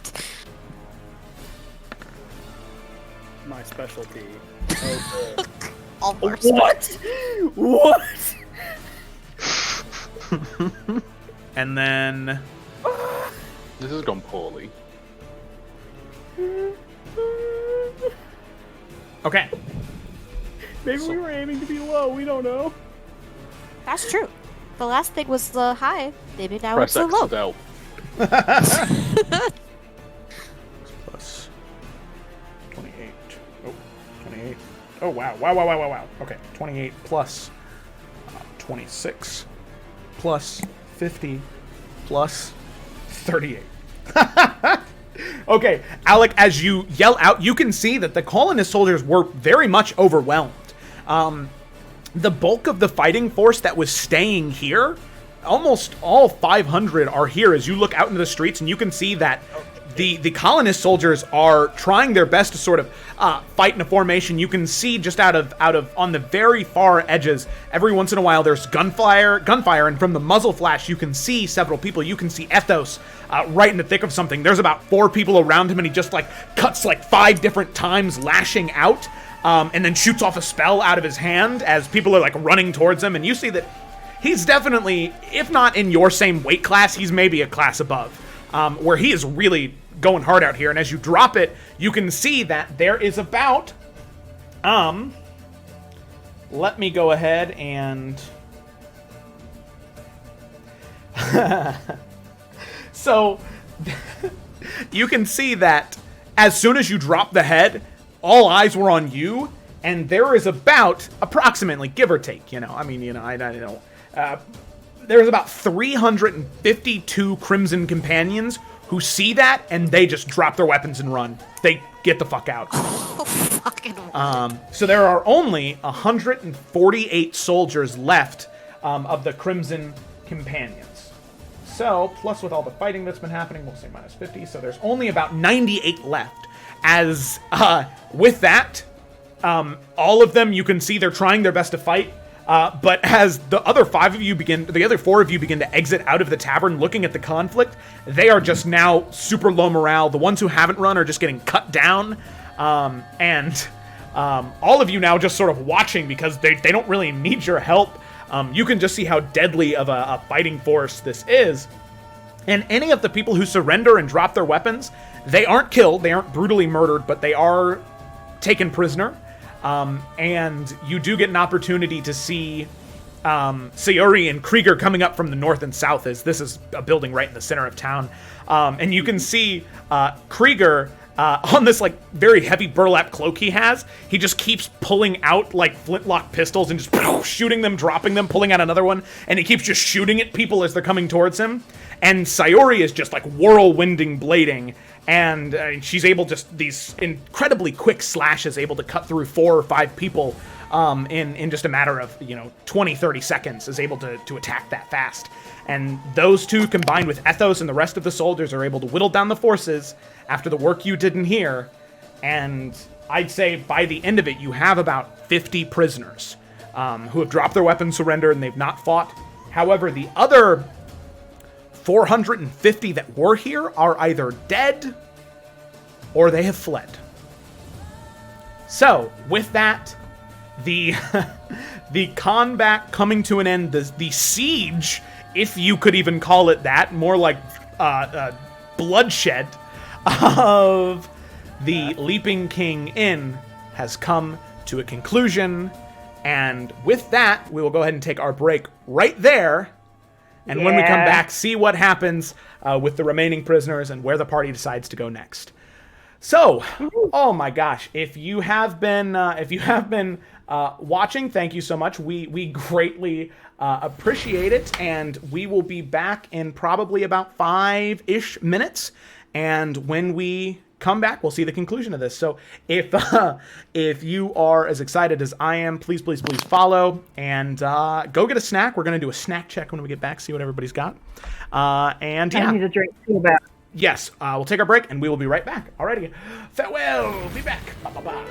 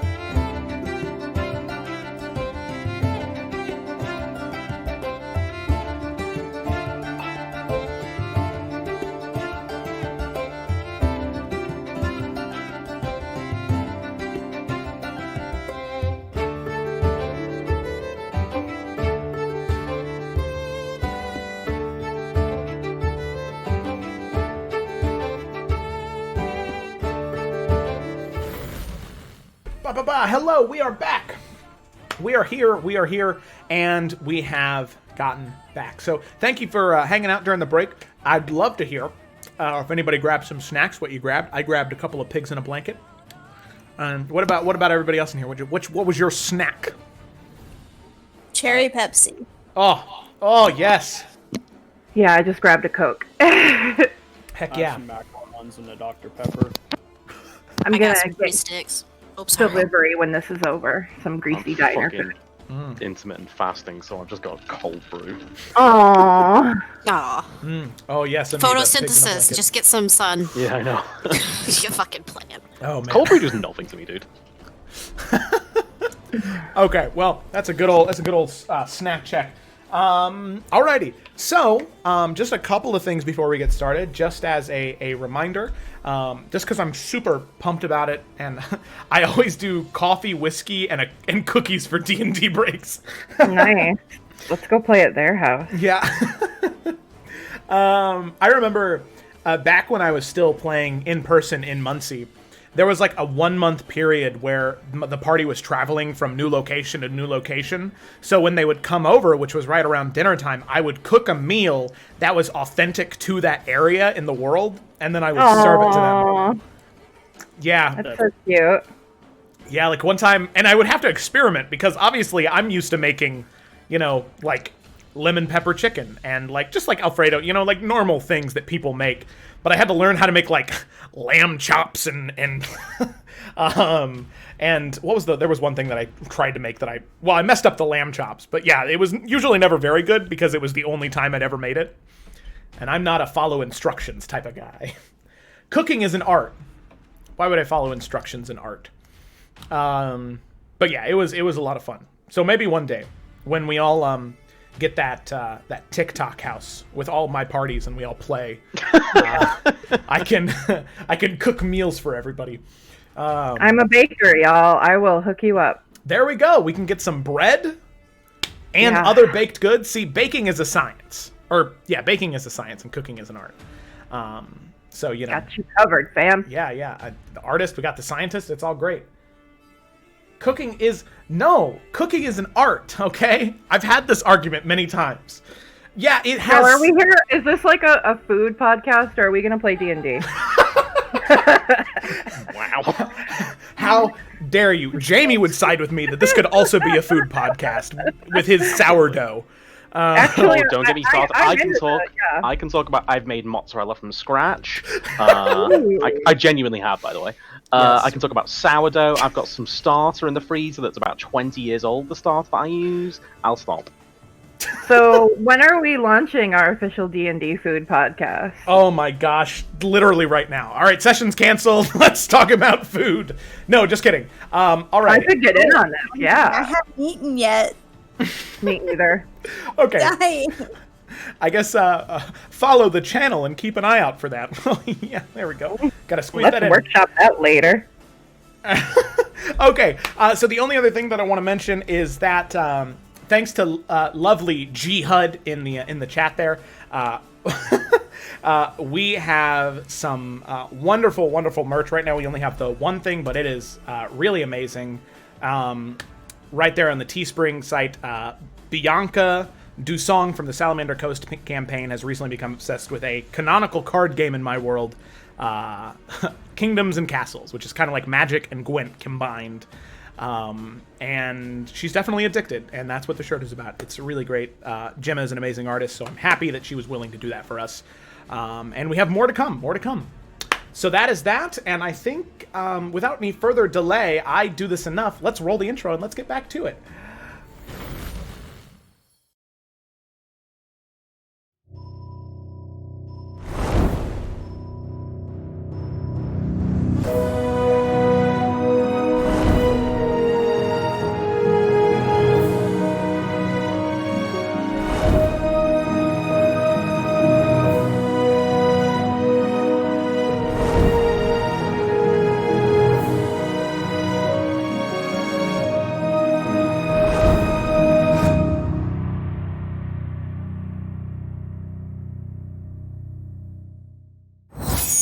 Let's go ahead and unmute and get back to the game. I'll explain that later.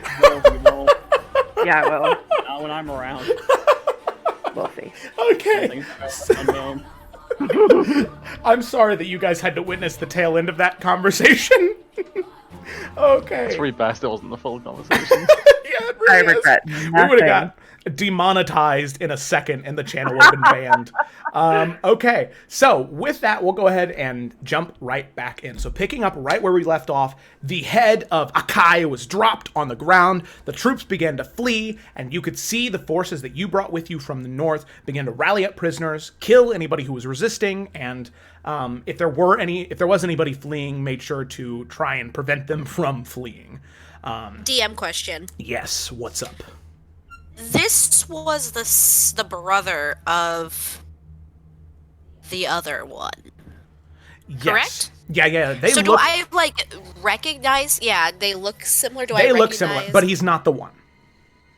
Okay. Like uncannily similar, but it's not the one. All right. I will step on his skull when we're done dropping his head to the ground.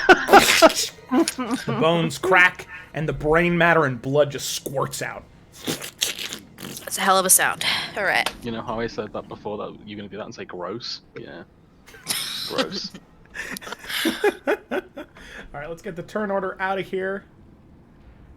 Okay, so you can see that there is parts of buildings over here are on fire just because of the carnage that they were creating when they decided to leave, just kind of throwing torches into buildings, trying to create as much havoc and as much destruction as they possibly could. Can we see Ethos?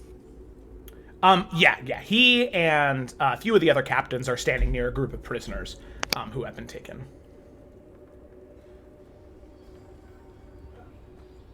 Okay, I would like to approach Ethos if possible. Okay, so I will say, as you are stepping out and moving into the area, you can see that there are, like I said, there are a couple of buildings that are currently on fire as you're moving throughout the area. Yeah, I would jog over there quickly. Yeah, so you make your way over there. Go ahead and... I don't mean to rush everybody out of the room. I'm sure people want to loot those bodies, but Alec. I do, actually. Yeah, Alec is just going. She doesn't expect anyone to follow. Okay, all right. Her intention is just to get Ethos to help get control of the area. The goal is to be able to put out the fires as quickly as possible. And if there are any survivors, people who are, I don't know why there would be, but if there's anyone here who shouldn't be here, an innocent life, to get them into safety. But we want to try to recover as much of the damage as they've done. So I would just have Ethos tell his troops to fucking put the fires out. Okay, yeah, and they're already on it, but with your help, along with the party, whoever is helping, you're easily able to extinguish the fires, get everything back to at least a semi-normal state, and you're not sure if it's comforting or disturbing, but there are no civilians here. It was only soldiers. Okay. Like I said, Alec, I know other people wanted to loot and stuff. That's not really Alec's vibe, so she left to do that. Yeah, gotcha. Okay. I want to loot. Okay. Alrighty. Sayla will join in that. So, go ahead and make an investigation check. Do I get advantage because of Sayla? Yes, you would.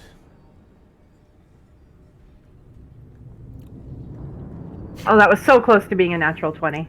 Double 16s. All right. bad, So yeah, it's better if it's two of the same number. Do I roll as well, or do we just leave it at that? Just with the advantage. Neat. Okay, so let's go ahead and do this here. Do that. Yeah, okay. Okay, actually it would be... Here we go. There it is. Alrighty. So, just inside the tavern itself, you can see that between the bodies, there wasn't very much on any one of these Crimson Companions in particular. There was 5 gold on each of them. So let me go ahead and count those up real quick. Nope, that's the wrong inn. Here we go.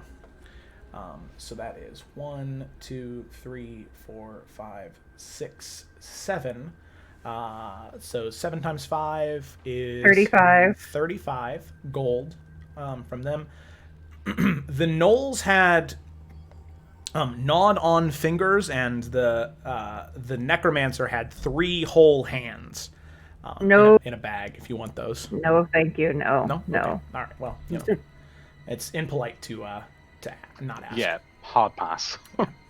Hard. Okay. So then, let's see. Akai, he had 15 platinum. Okay. 200 gold. Okay. And then he had a very finely decorated, beautifully scrolled, gem-encrusted brooch that is worth about 500 gold if sold to the right seller. I'm also gonna loot that unconscious assassin. Okay.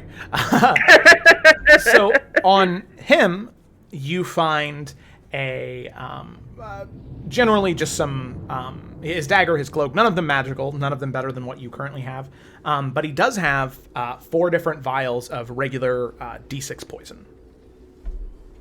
We'll give those to Sayla. Okay. And I will divide the rest of the stuff up. Okay. The only other thing, and I don't know, Alec, I thought you said you might have grabbed it, but his sword. Do you still have that, or did you leave it on the ground? Oh, what? Are you okay? What? What's up?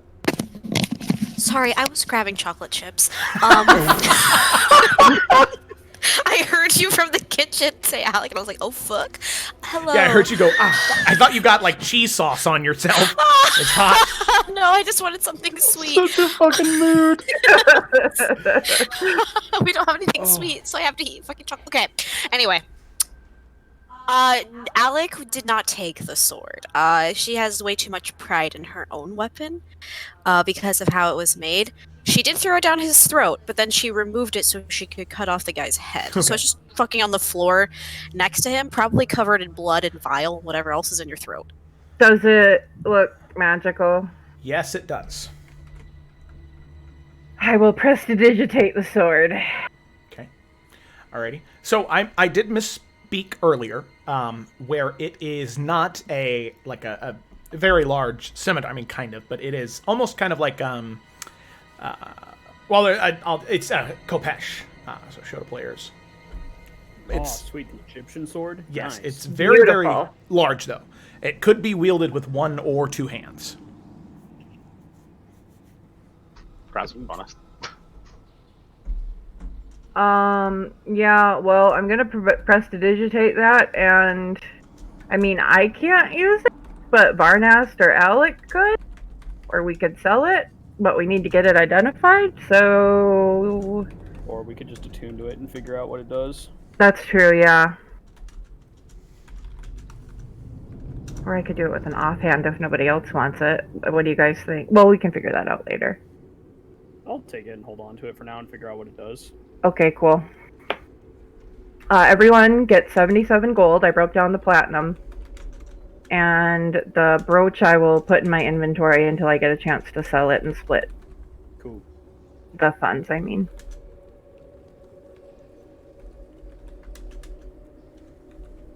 So, if no one else is doing anything, Varnast has tied up the 2. They were Crimson companions, right? Yeah, the 2. Yeah. So yeah, he's basically just like kind of tied them up, and he set them down in chairs. He kind of gets in front of them. Where's your boss? The girl.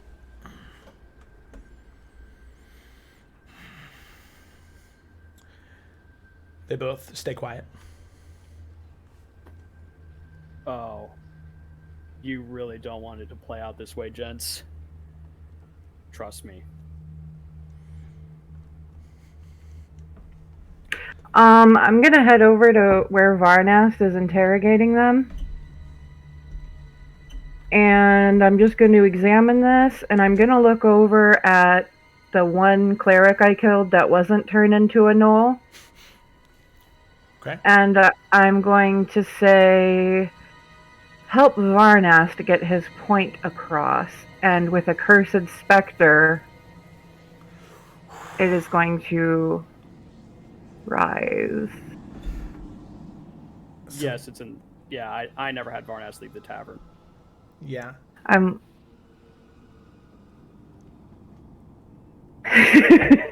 Okay, so it rises, and it is the most grotesque thing because its head was literally blown off.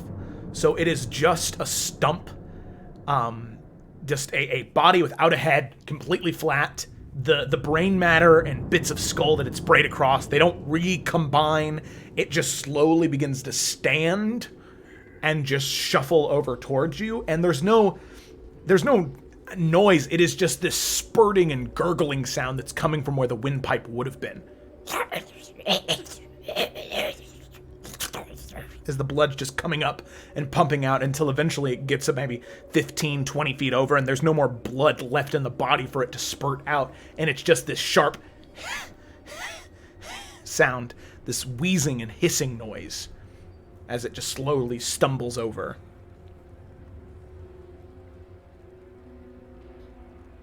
I'm gonna just ask it out loud. Could you always do that? No. Cool. You're starting to look more and more evil. She starts like fingering her dagger, like, I'm just gonna kind of grimace at that. And look over at the two and say, I'm the good one.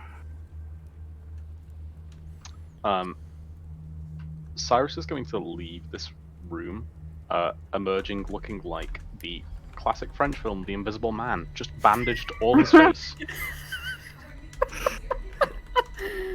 Oh, man. Okay. Sees the fucking absolute minging corpse thing and just goes, Well, that's fucking gross. What the fuck? Who did that? That's not cool. apparently Morganics can do that now. What? Since when? Really beating down the intimidation assist I was just trying to give Varnas there. I'm so sorry. and just walks back in the room and closes the door. Okay, all right. So, you... Have they still refused to speak? No, they, sort of look to each other, and the one, says, in a very defeated voice, says,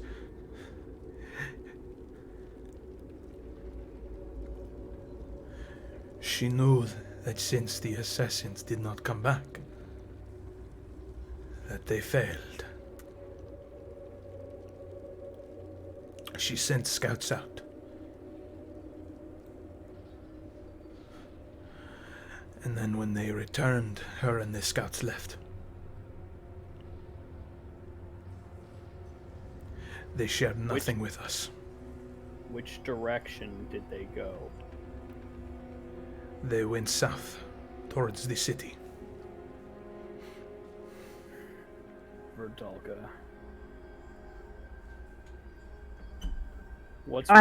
Oh, go ahead. You first. No, I'm sorry. Go ahead. What's waiting for us there?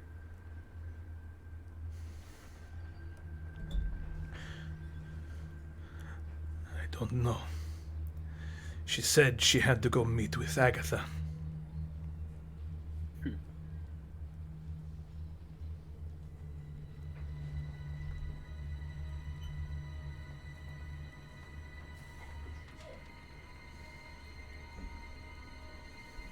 I will dismiss the specter. falls on Plop. the ground. Yeah. And I'll go head into Thomas's office to look for the journal, but also have a good cry in private. Alrighty. So easy enough, you're able to go in and you can find it pretty easily. Looking towards the books, the shelf hanging on the wall, where the rest of them are thick, almost like definitely history books of some kinds. You can see the different titles, and you find one small leather book, and you pull it out, and as you open it, you can see what is barely common, barely letters in the first few pages, and going on, there's only about 9. They do get a little better, but it is almost illegible. You can see towards the end, though, that it seems as though she had a daily exercise, and that daily exercise was writing all 5 of your names down. I'll just sit on the floor and quietly cry a little and get my panic attack out of my system. Okay. Alrighty. And let them deal with the really ugly stuff. Okay. So, you sit there, you cry, you let it all out. Now, what type of cry? I'm sure it's in between a wail and a quiet sob, or is it... Are you wailing? Yeah, just kind of muffled into my clothes, just curled up in a ball, not feeling good about anything I just did, but knowing I did it for the right reason. Okay, yeah. Okay. Just getting it out of my system in private. Okay. Good to know, good to know. So, you take that moment. Alrighty, so then we go back to Varnast. I turn to look at the other one who hasn't spoken yet. Yeah? What about you? You must have some idea. I knew nothing. I backhand him hard. I told you I knew nothing. Insight check. Do I believe him? Make an insight check.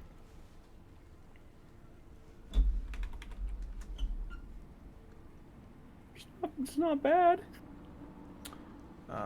Let's see here. Okay, whoa.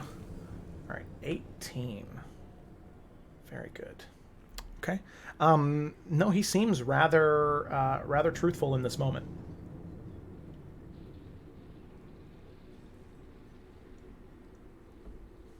They brought 500 of you here. How many did they leave back there? You're not going to convince me they emptied out the entire city. What's left that you know of? I'll take an educated guess. Of the Crimson Companions, maybe 100, 150.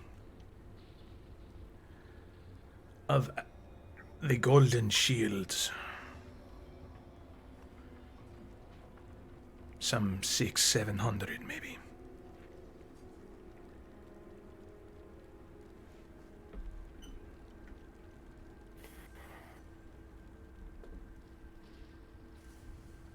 Who's he?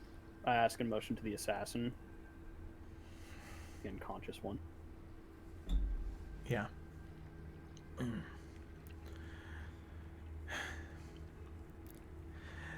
And nobody. He was hired by Akai. Akai did not like the specters that Alhassa sent. He thought that they were too expensive. So he hired someone cheap to keep with him.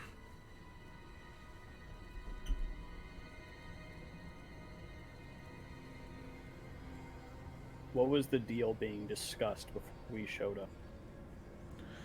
We do not know. The Knoll came to make a deal of some kind. We only know what we overheard. What did you overhear?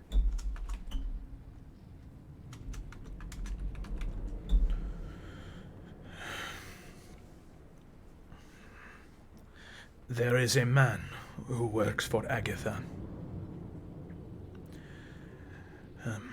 He owns a small group of soldiers, apparently. Those soldiers have been having many conflicts with the Knolls. It was about that. I do not know past that.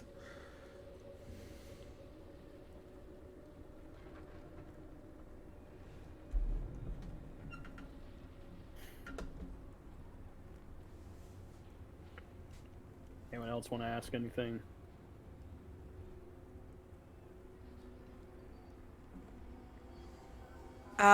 Alec would coming back and just walking right past Varnest.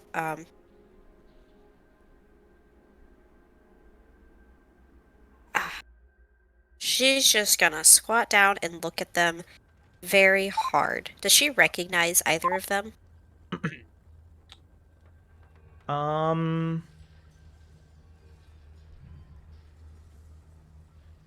The one on the right, yeah.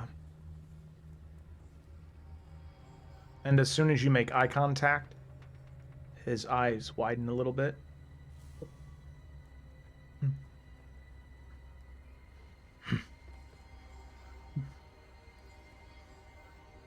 No. Where is he?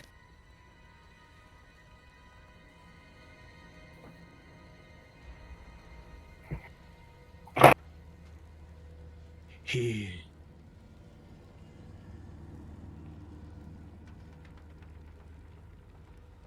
went west. Where?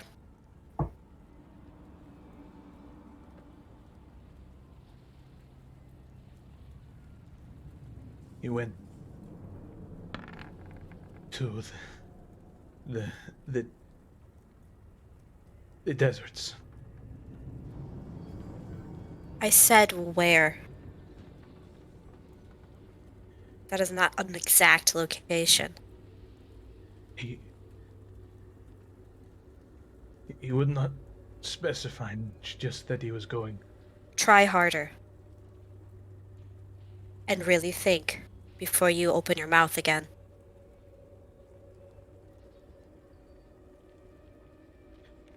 He was going to the Cree Waste. He said that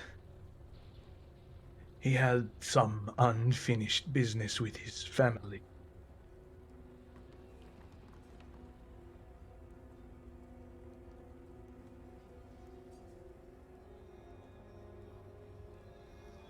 What is his name?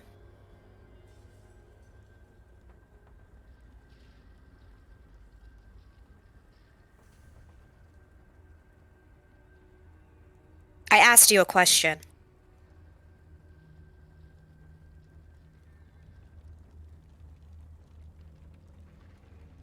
And he looks up at you. I will grab him by the throat.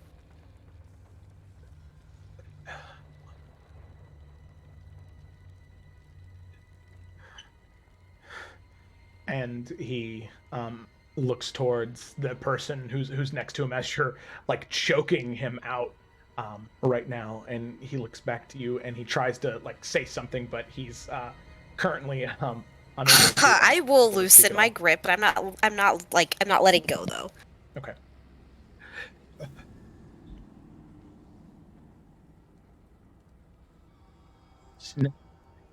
Is Bantoral.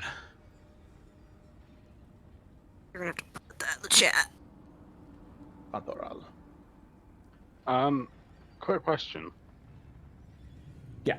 If I'm hearing all this, I remember Amriel mentioned something about the bloody mesa. When they said the desert, is that the same location?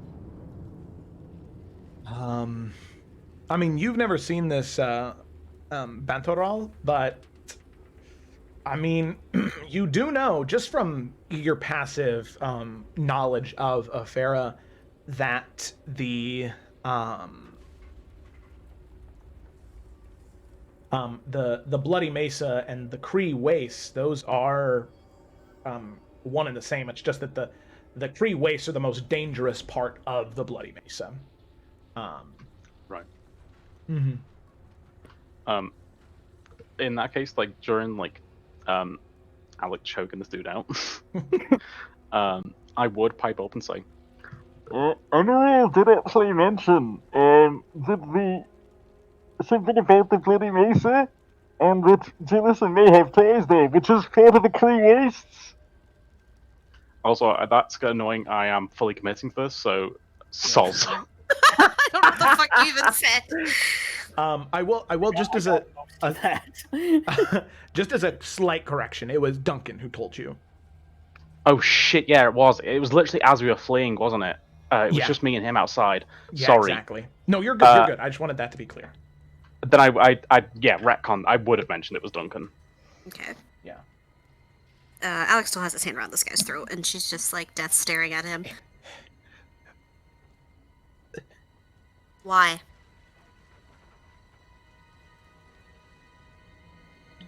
I do not know. He said that there was family business he had to take care of. That's not what I meant.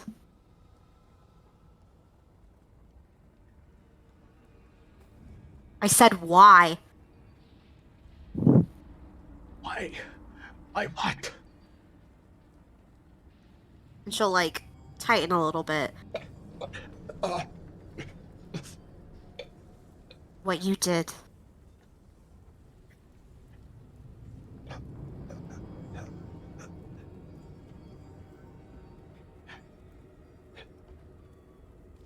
Because your people were easy to steal from.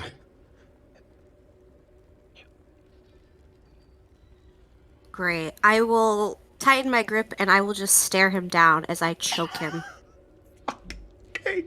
So you continue just to tighten until your nails are almost digging into the sides of his throat, causing the blood begin to gush as he just begins to almost like yelp in pain.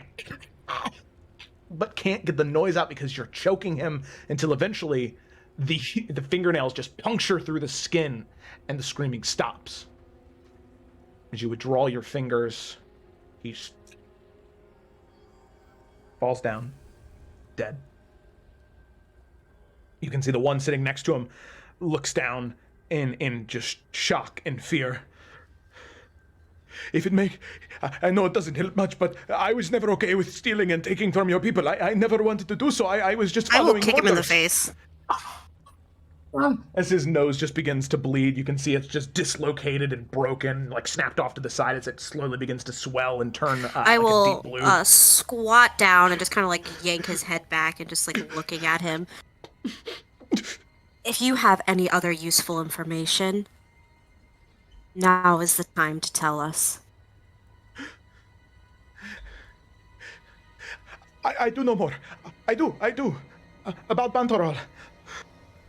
Him and I would drink some nights. He told me much about his home. She just looks at him like she's listening.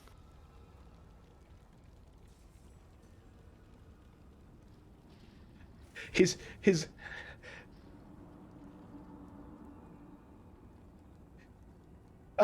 he said that he grew up near how do I know you won't kill me like you killed him? You have my word.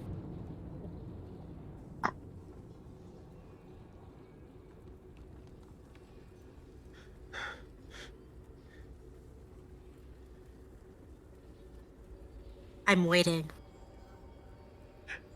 He grew up near the mountains, there. But he told me one day he was separated from his family, and he does not know where they are, and his last name is Zarak. Bantorol Zarak.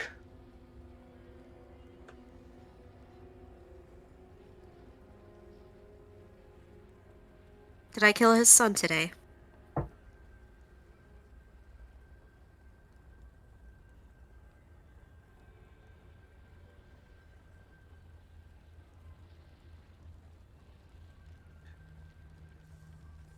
Yes.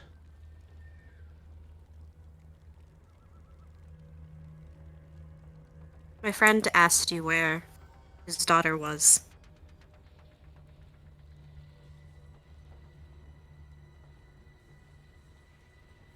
And she's just staring at him expectantly.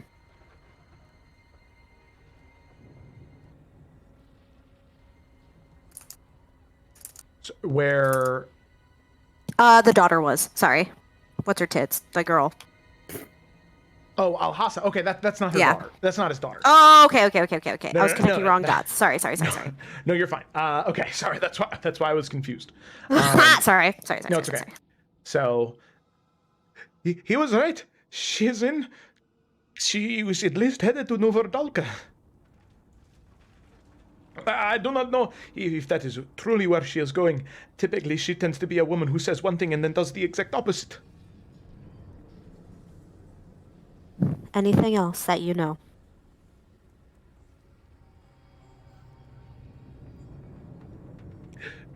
I know how to find his home in the desert, in the mountains. Okay. Tell me. It is about you must.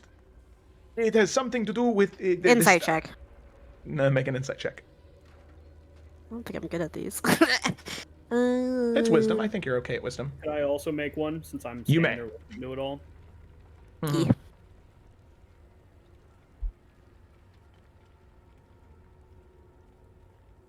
Hey, it's better. So actually, I mean, you could peep up and say things. Not like she's gonna listen, but Kayla's listening. okay. So both of you can tell Alec, even with a 9, he is. So I'm gonna finish the sentence and then tell you. So he said, Okay. It is about the following the constellations and stars and you have to sacrifice a part of you and but I know how to do it. I know how to do it. He told me exactly how. The first half is true. The second half is not. The first half being following the constellations? Stars, constellations, and sacrificing a part of yourself. But Oh. he does not know. He does not know, how to do it. So you'll need to keep me alive if I am to show you the way through his. Okay. Okay. Anything else? No.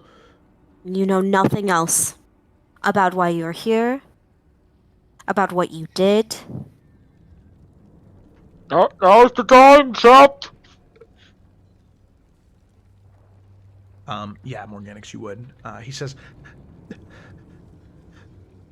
I am sorry. I never was okay with coming here.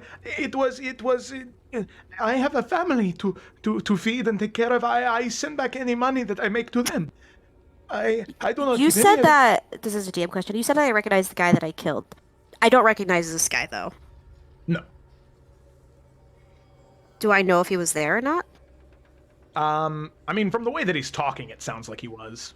At least he attacked okay. I other didn't want to players. assume, but I will assume if that's okay.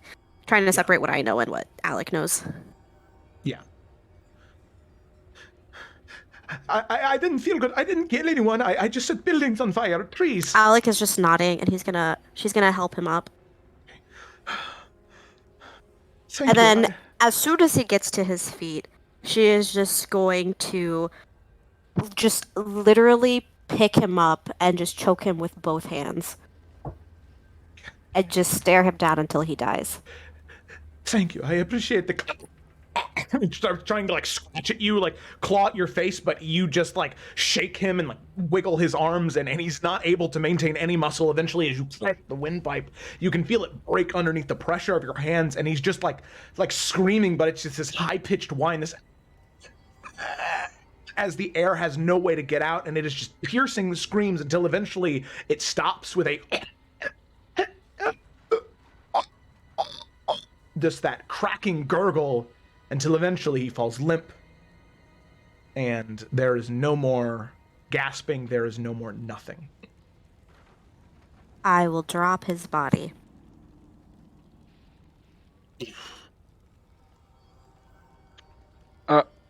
Alec, dear, do you not think perhaps that was a tad too far? No, these men are murderers of many, many innocent people. They deserve no less than what they got. If anything, I was too kind.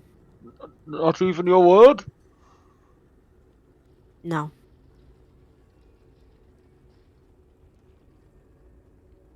These people helped murder my family and my tribe, and they are lucky that I did not flay them. Who's Banterol? Alec will just, look at the dead bodies on the floor.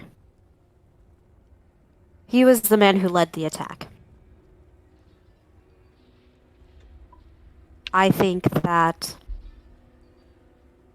my father made some deal with him at some point, and perhaps he changed his mind. But it's none of your concern. Well, perhaps this could lead us to Logan down the line. Maybe. I don't believe my father's West, though. This man is.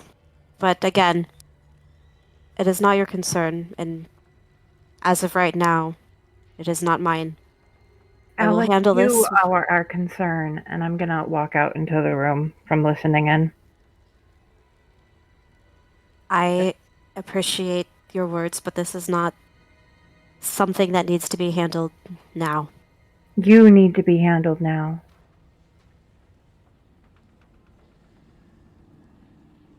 You've been keeping us all at arm's length for days, and I have never seen you break your word before, not even to an enemy.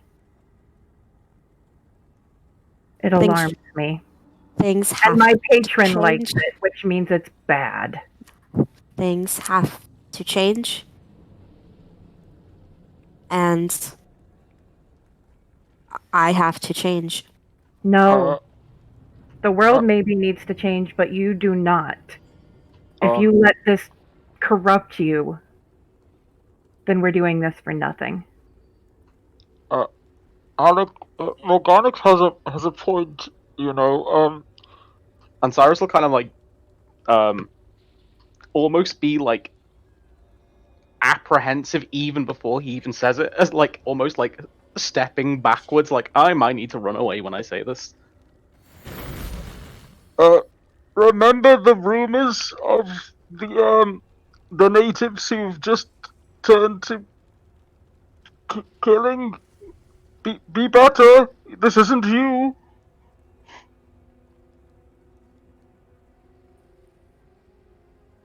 Cyrus is right. Cyrus has 1 foot backwards, ready to fucking leg it. Yeah, Alec did not like that comment.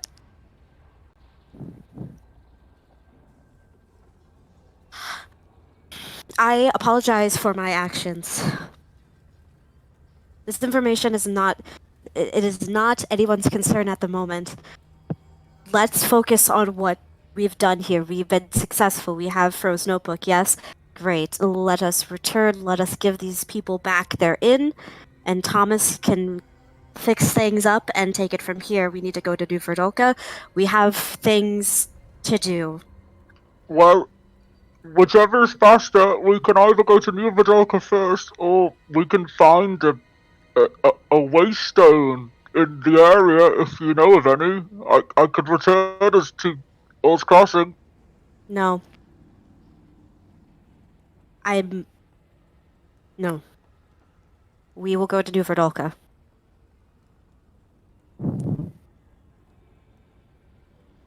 And she's gonna, brush this off and start walking towards the door. Okay. Alrighty. So, brush it off. You,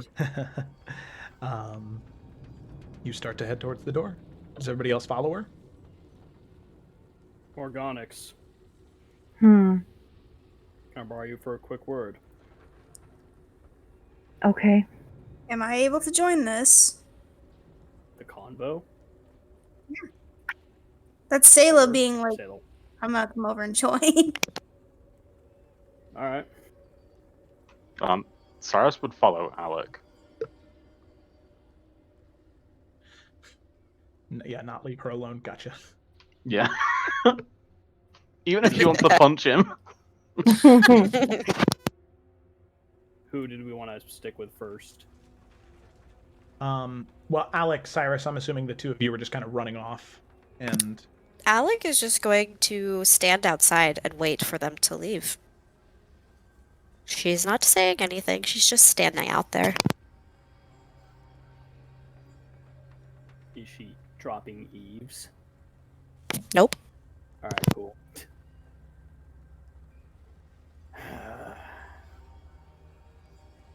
Well, one part down, several more to go, right? I suppose.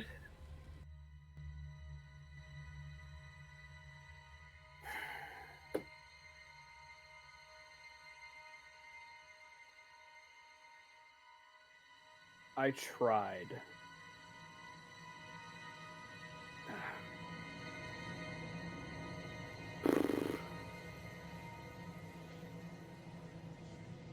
I told Nahala about Lo first.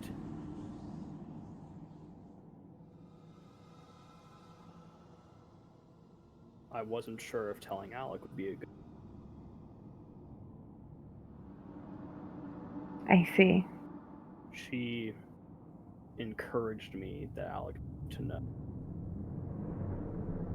I would agree. I would also. But she's not handling it well. And respectfully, I do still think you could have been a bit more diplomatic with your delivery of that news. Because you were there? No, because I heard her side of it. And you Well, her side's not gonna. Yeah. You don't have to get defensive with me. I'm saying you did the right thing. Nobody's perfect. And I'm not in the mood for this. What is your point? She threatened to kill me. She's been acting like a child since.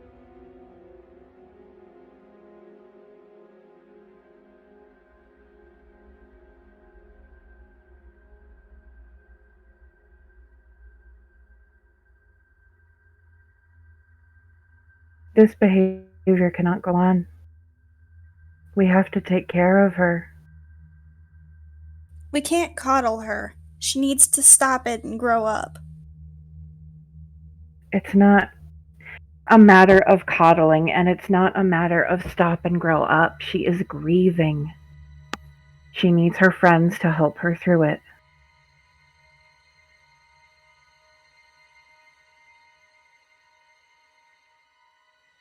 So what do We do? can.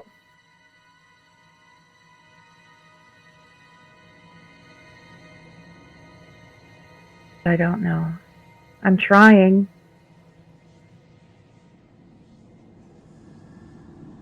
I'm holding her accountable. I am not participating when she goes down that path. I won't be a part of it.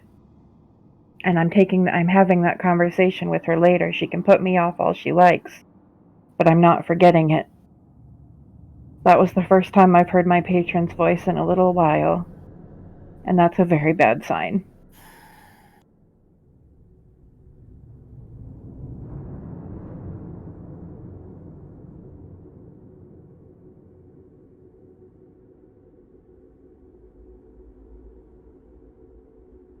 Well, we have to do something sooner. Like you said, this can't keep going on. I promise you I'm trying, and I'm not giving up.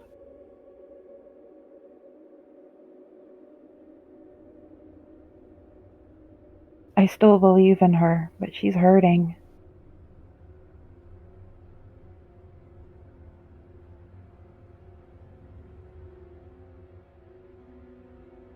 I think we all are. I raise an eyebrow and look at Sayla. Okay, you might have me on that one. Yeah, no, I get no shit.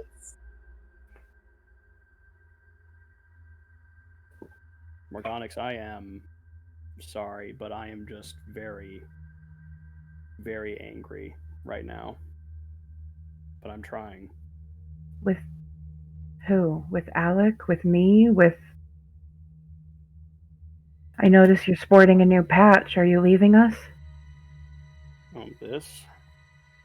No, I have work here to do. When it's done, it's an open offer, but nothing's been decided.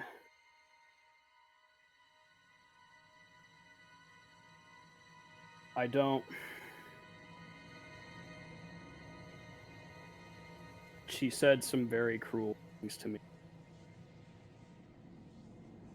Nahala did too. I'm sorry. They reminded me that, truthfully, no matter how hard I try, no matter what I've given or what I continue to give, my will always be that of the enemy that they are fighting. There is something immensely frustrating about it. I think I understand what Alec's going through. If it was my... know what I'd be doing either, but she's keeping me at bay like I'm an enemy. I'm not doing this for credit, but look what I did. I helped bring Ethos and so many of his troops aside, and it's like it didn't even matter. It's like I don't matter. You mattered. You matter to us, and you matter to her, and she will see that later.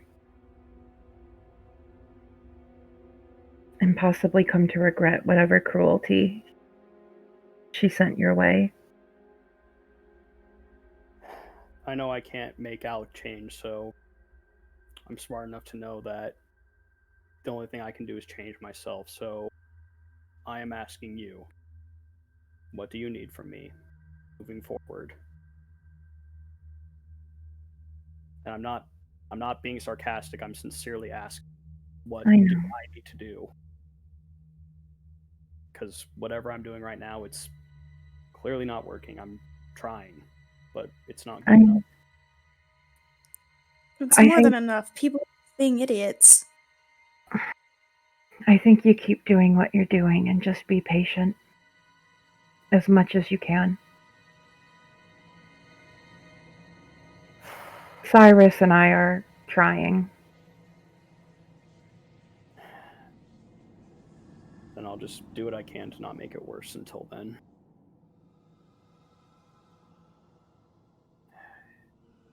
You know that all this, and he kind of like looks out the window to like the destruction. If we're about to face Agatha, it's gonna get a lot uglier. Much uglier.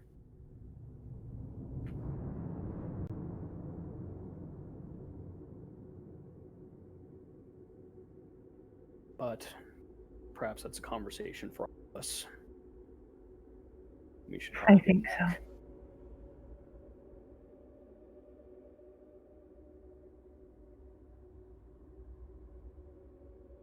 I'm sorry I was short with you. It was a bad night.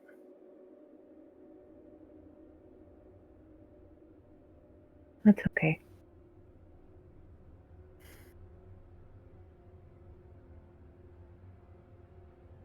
Varnas will just give a nod and turn to walk out after Alec and Cyrus. Morgonix looks to Sayla and follows. Well, I guess I'm going that way. Sayla, you get up from meditating, ish, and you begin to walk Mediate. out. Mediating. Oh, yes. Sorry, my bad. I don't know how to read. Doesn't know how to meditate? What are you talking about? Yeah. Okay. So, as the three of you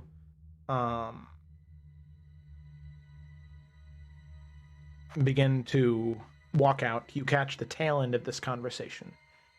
You just hear Cyrus saying, "Return to the mud, so be it, but I'll follow you into the mud." And that's about all of what you can hear as you're making your way out of the tavern. Even with my 22... No, I'm just kidding. You were a little distracted. I know, I was kidding. I was playing. No, yeah, you're good.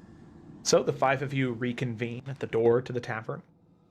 You can see that all of the fires now have been put out, and Ethos begins to approach the five of you, and he says,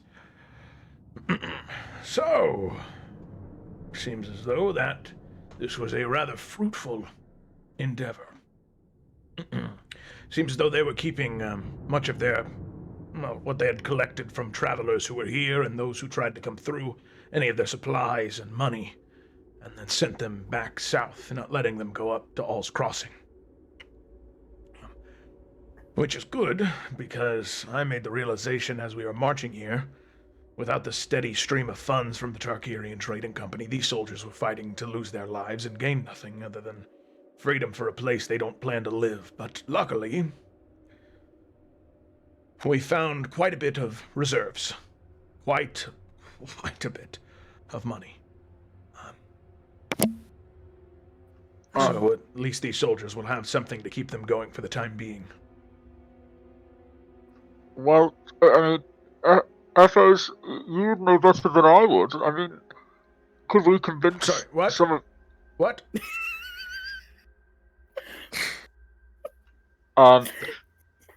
You'll have to forgive me. He kind of like pulls part of the bandage down. I've had a horrific injury. Well, He lost all his hair. You shut the fuck up, Sailor! She starts laughing again. Anyway, as ignoring Sailor's fabrications, do you think it would be possible that what you said? I mean, the prisoners, could they be convinced they're fighting for a foolhardy cause and march of us to Vidalka? The majority of my soldiers were from Tarkir, born and bred with honor for breakfast every morning. These individuals here are nothing more than sewer trash taught to wield a scimitar. I'm gonna assume that's a no. Yes, that's a no. The worst part is, even bringing them with us to try and use as bargaining chips, Alhassa would probably have them shot from the parapets.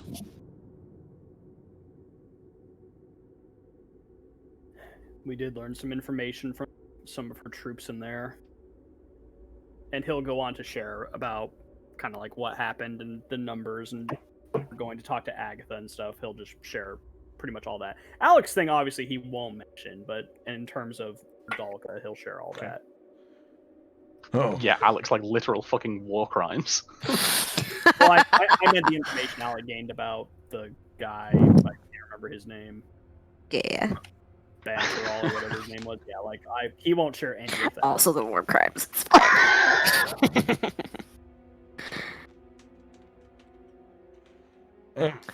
After Varnash shares that, Alec will say, if you could spare some forces to stay and help Thomas and Fro clean up and perhaps get their business back in order, that would be very, very appreciated. as much as I would love to, if what Varnes tells me here is right, and they have some 700-800 soldiers in a very well-defended and fortified city, I don't even know if we can take it with 300. I mean, even with you all spearheading it, I don't know if that's possible. We do have a connection on the inside with Jalissa, and I believe Philip said he had connections as well. Perhaps we can add to our numbers. We could send a message to the Thieves Guild in Jalissa. Did Varnas ever meet Jalissa? No. Did not.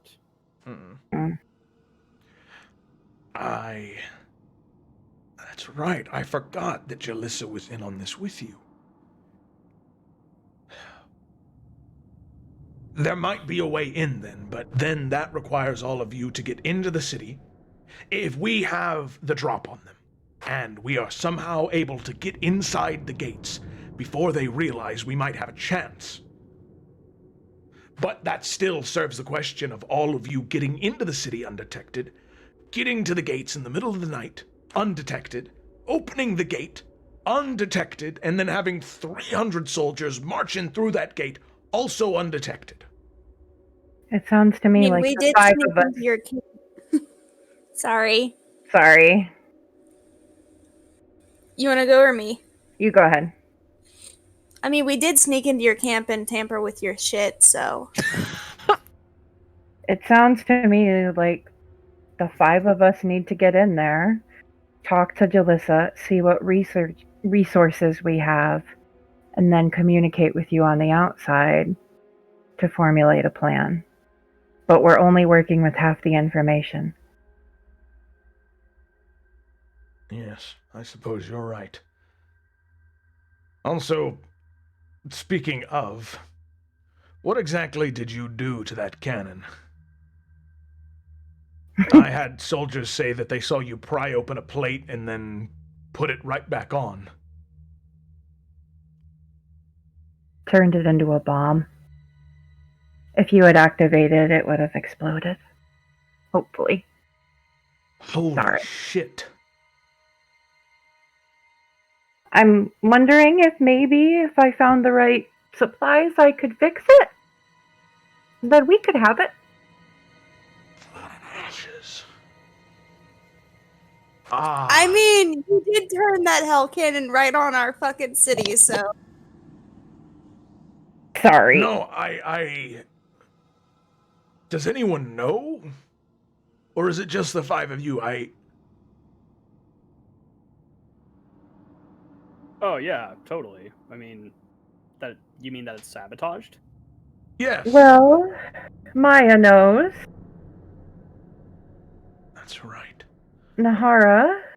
Philip. Thomas. All that matters to me is that someone else knows, so they don't try and use it. They know not to use it. They know not to use it. It's clapped as a deterrent. What? A what? They know not to use it. He pulls down the bandage. Deterrent! All right. Listen, if you are really that horribly disfigured, I can fix that. That's what I do. I told you, he lost his hair. No, I didn't. But if you could grow hair, then just... Could you try? Because this is going to get old really fast. I can try in the morning. Sadly, I am a little exhausted in the current moment. I'm sorry. No, it's been a while since I've been in the thick of it. I can't say that I didn't miss it.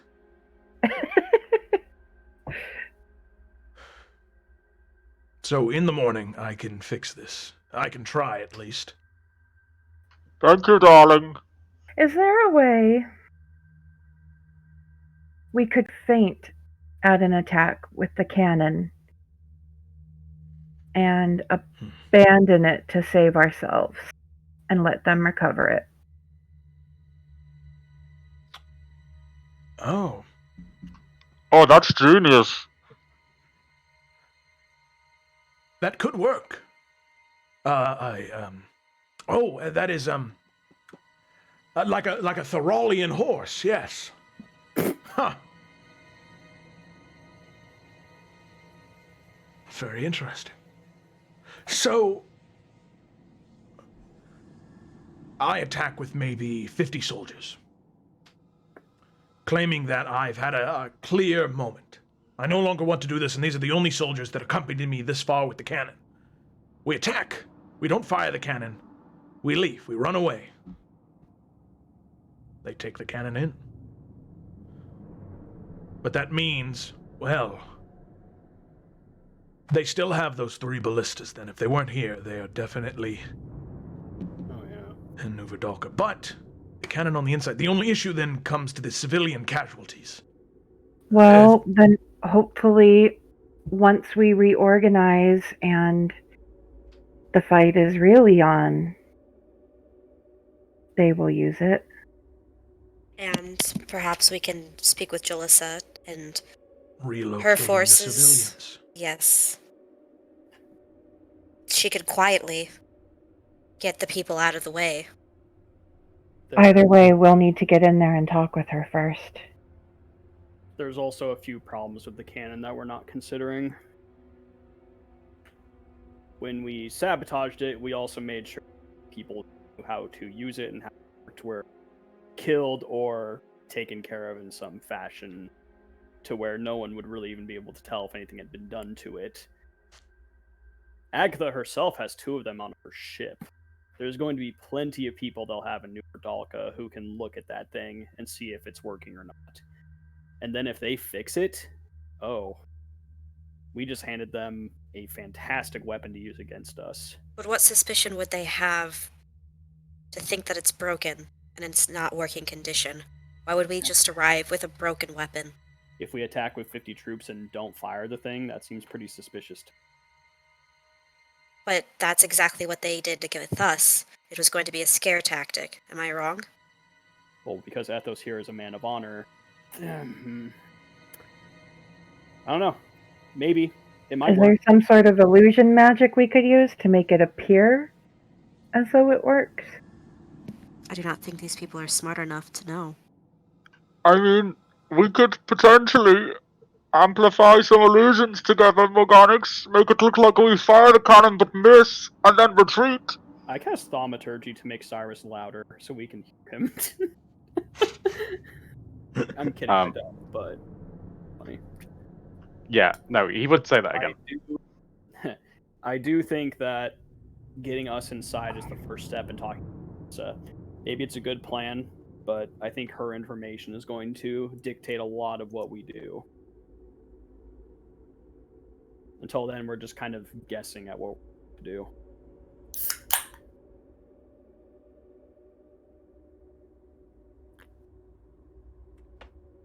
Well, then I suppose we can discuss more about it in the morning. We'll have time as we're traveling there. There's still 3 more days till we get to Nuvadalka. Bye, Sarah. Bye. Bye, Sarah. Sorry, guys, I run away. No, it's okay. Sorry, But, I didn't want to ignore her while she was leaving. Sorry. No, that's okay. But as I said, we have plenty of time to discuss the rest of this on our way there. Of course, we're going to be moving much slower. Myself, Krieger, and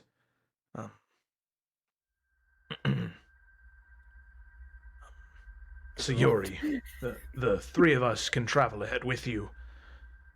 Keep a distance, and then we can discuss on the way there.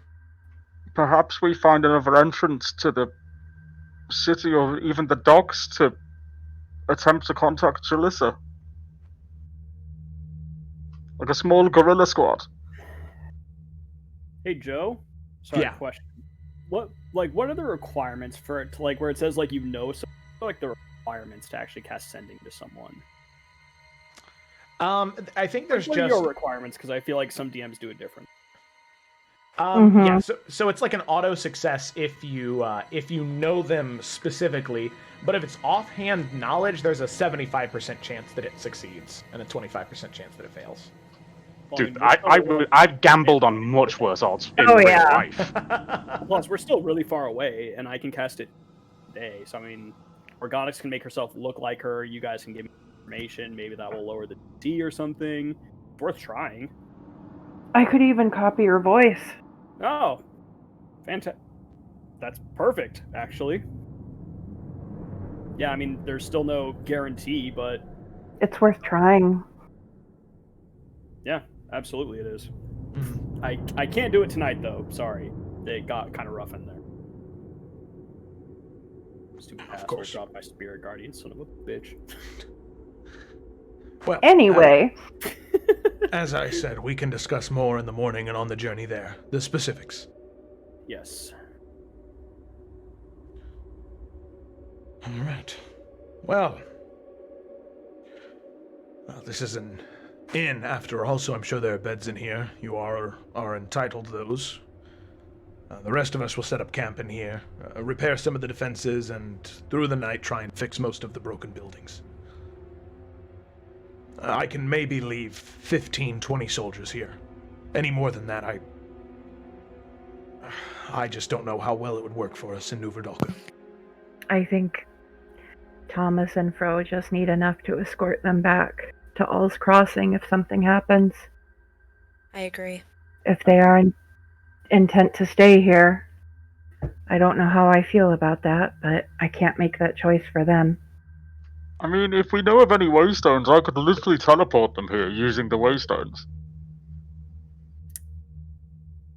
I don't know how to find those, though, or really understand fully what they are. No. Neither do I. I have a mark now. It's cool. It works. I can try to help you locate them. It's cool. It would just take a little time. Okay. Well, Ethos is right, though. We should get some rest. To be fair, it would actually be super handy if we found more waystones. I'll like help low you. key, super fucking helpful. Yeah. Okay. Alrighty. So then, you guys head off to sleep? There's Yes. something I would do first. Okay. Alrighty. Oh, spooky god. So the 5 of you split off, going to different rooms, heading in for the night, but Morganix, you have something you'd like to do. I will find a private place, even if it's like a pantry or something, Okay. Easy enough. and summon the Hexblade. So you're Hold in back. your hands.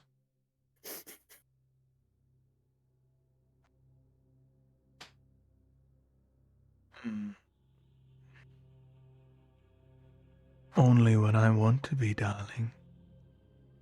Did you do whatever it was you wanted to do? Oh, you know how these things go. You say it'll take a few weeks, and then probably it'll take a few months. It's happening, though, very, very, very slowly. What is it?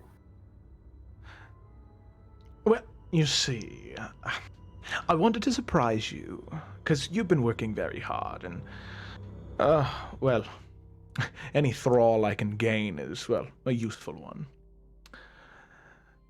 I've been trying to... You see, I'm somewhat royalty. You were? I was, yes. And I had, a friend who thought that he deserved more than me. So he took something from me, and I wholly intend on getting it back. And it's going rather well. I have a lot of old friends who missed me. I don't like the way he runs things, and frankly, I understand why. But it's the life, and the bureaucracy is terrible, but with a snip here and a snip there,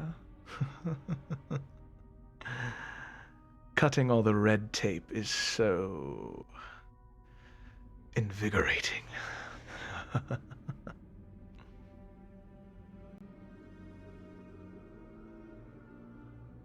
You need to understand. I will never trust you now. I am opposed to you in just about every way that can be. But it is my understanding that we have a common enemy. Yes. Yes, you're right. That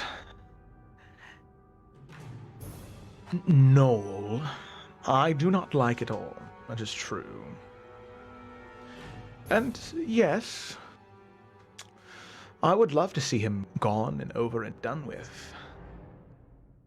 So I'm so glad you found me. You wanted to go to Efera.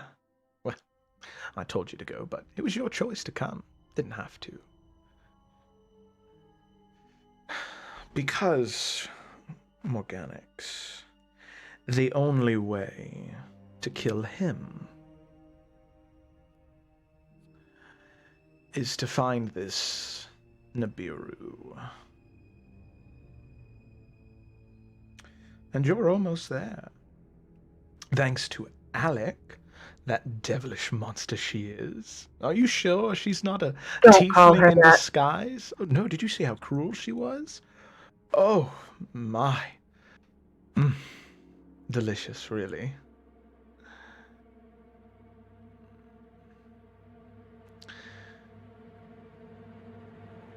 She'll do nicely, too.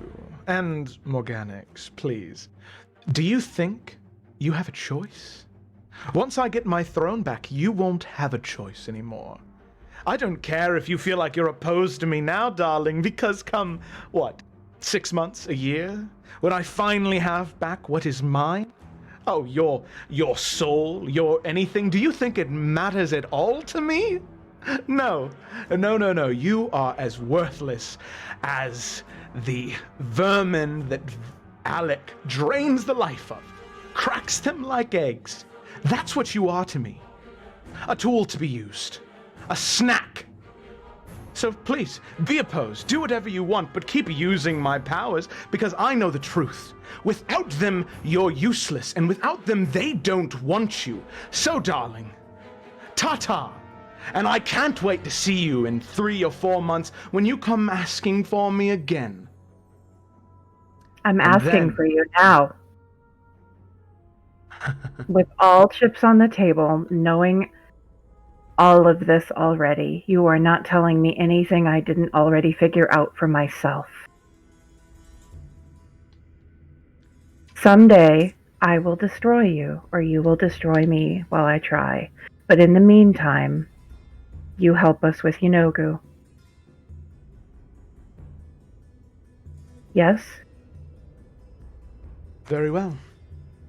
Would you like something you don't know? Truly. I would, yes. Even if the knowledge would damage you irreparably. Do you think I am already damaged by what you have had me do? There's no going back. 2 things, darling. 2 things that I'm sure will break your heart. 1, you know your little librarian friend. The old one with the beard.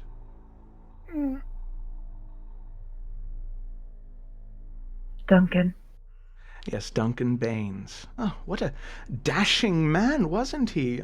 Attractive for his age. He was dead. He was. So was Frederick, his friend. Both of them were dead. But, well, you see, your enemy, our enemy, Yanogu, has a funny way around death. I'm sure you'll see them sometime soon. They might not look the same, though. So be on the lookout, a little more fur, a little bit more angry, and, well, they'll try and rip your throat out. And the second thing, if that wasn't enough for you, because you think you are so better than me, so all-knowing, Nibiru is the key to defeating Yanogu. You want to know why? Because Yanogu is a native. All the gnolls are. All of them. Their magic, their power, their being is tied to Nibiru. In order to destroy Yanogu, and order to destroy all the gnolls, you must destroy Nibiru. Also severing the connection to the natives and all their ancestors, but there you have it, Morganix. You have knowledge. But you know what? I still have all the power, and I just want to correct you on one thing you said. You insignificant, insolent monster. I will not destroy you. I will pick you apart piece by piece and remake you in my image. You will be what I want you to be. You don't get off that easy. You're mine. There's no way out of it. So ta-ta, darling. And good luck. And I hope you enjoyed the information you so desperately wanted. The Hexblade disappears. Thank you for preparing me for that. Some organics with that, sitting there, fuming, stomach churning, anger boiling. That is where we're going to end tonight's session. Well, fuck. Oh, man. No. Wow, Varnas doesn't end this session on the lowest note. That's rare. And I repeat, wait, that's illegal. Oh, God. Oh, God, that's right. We're still streaming. Okay, sorry. Well, thank you so much for watching. If you enjoy me yelling at my players, please follow. It happens more often than I like to admit. But yeah, it was a great session. Thank you all so much for watching, and tune in next Friday to see what the frig happens, because I don't know. I never know with this group, and that's not an insult, that's a compliment. So thank you for watching. I appreciate you, and I hope that you have a great rest of your morning, afternoon, or night, whatever it may be for you. Oh, I love you, and I will see you tomorrow. Bye. Farewell. Bye. Well.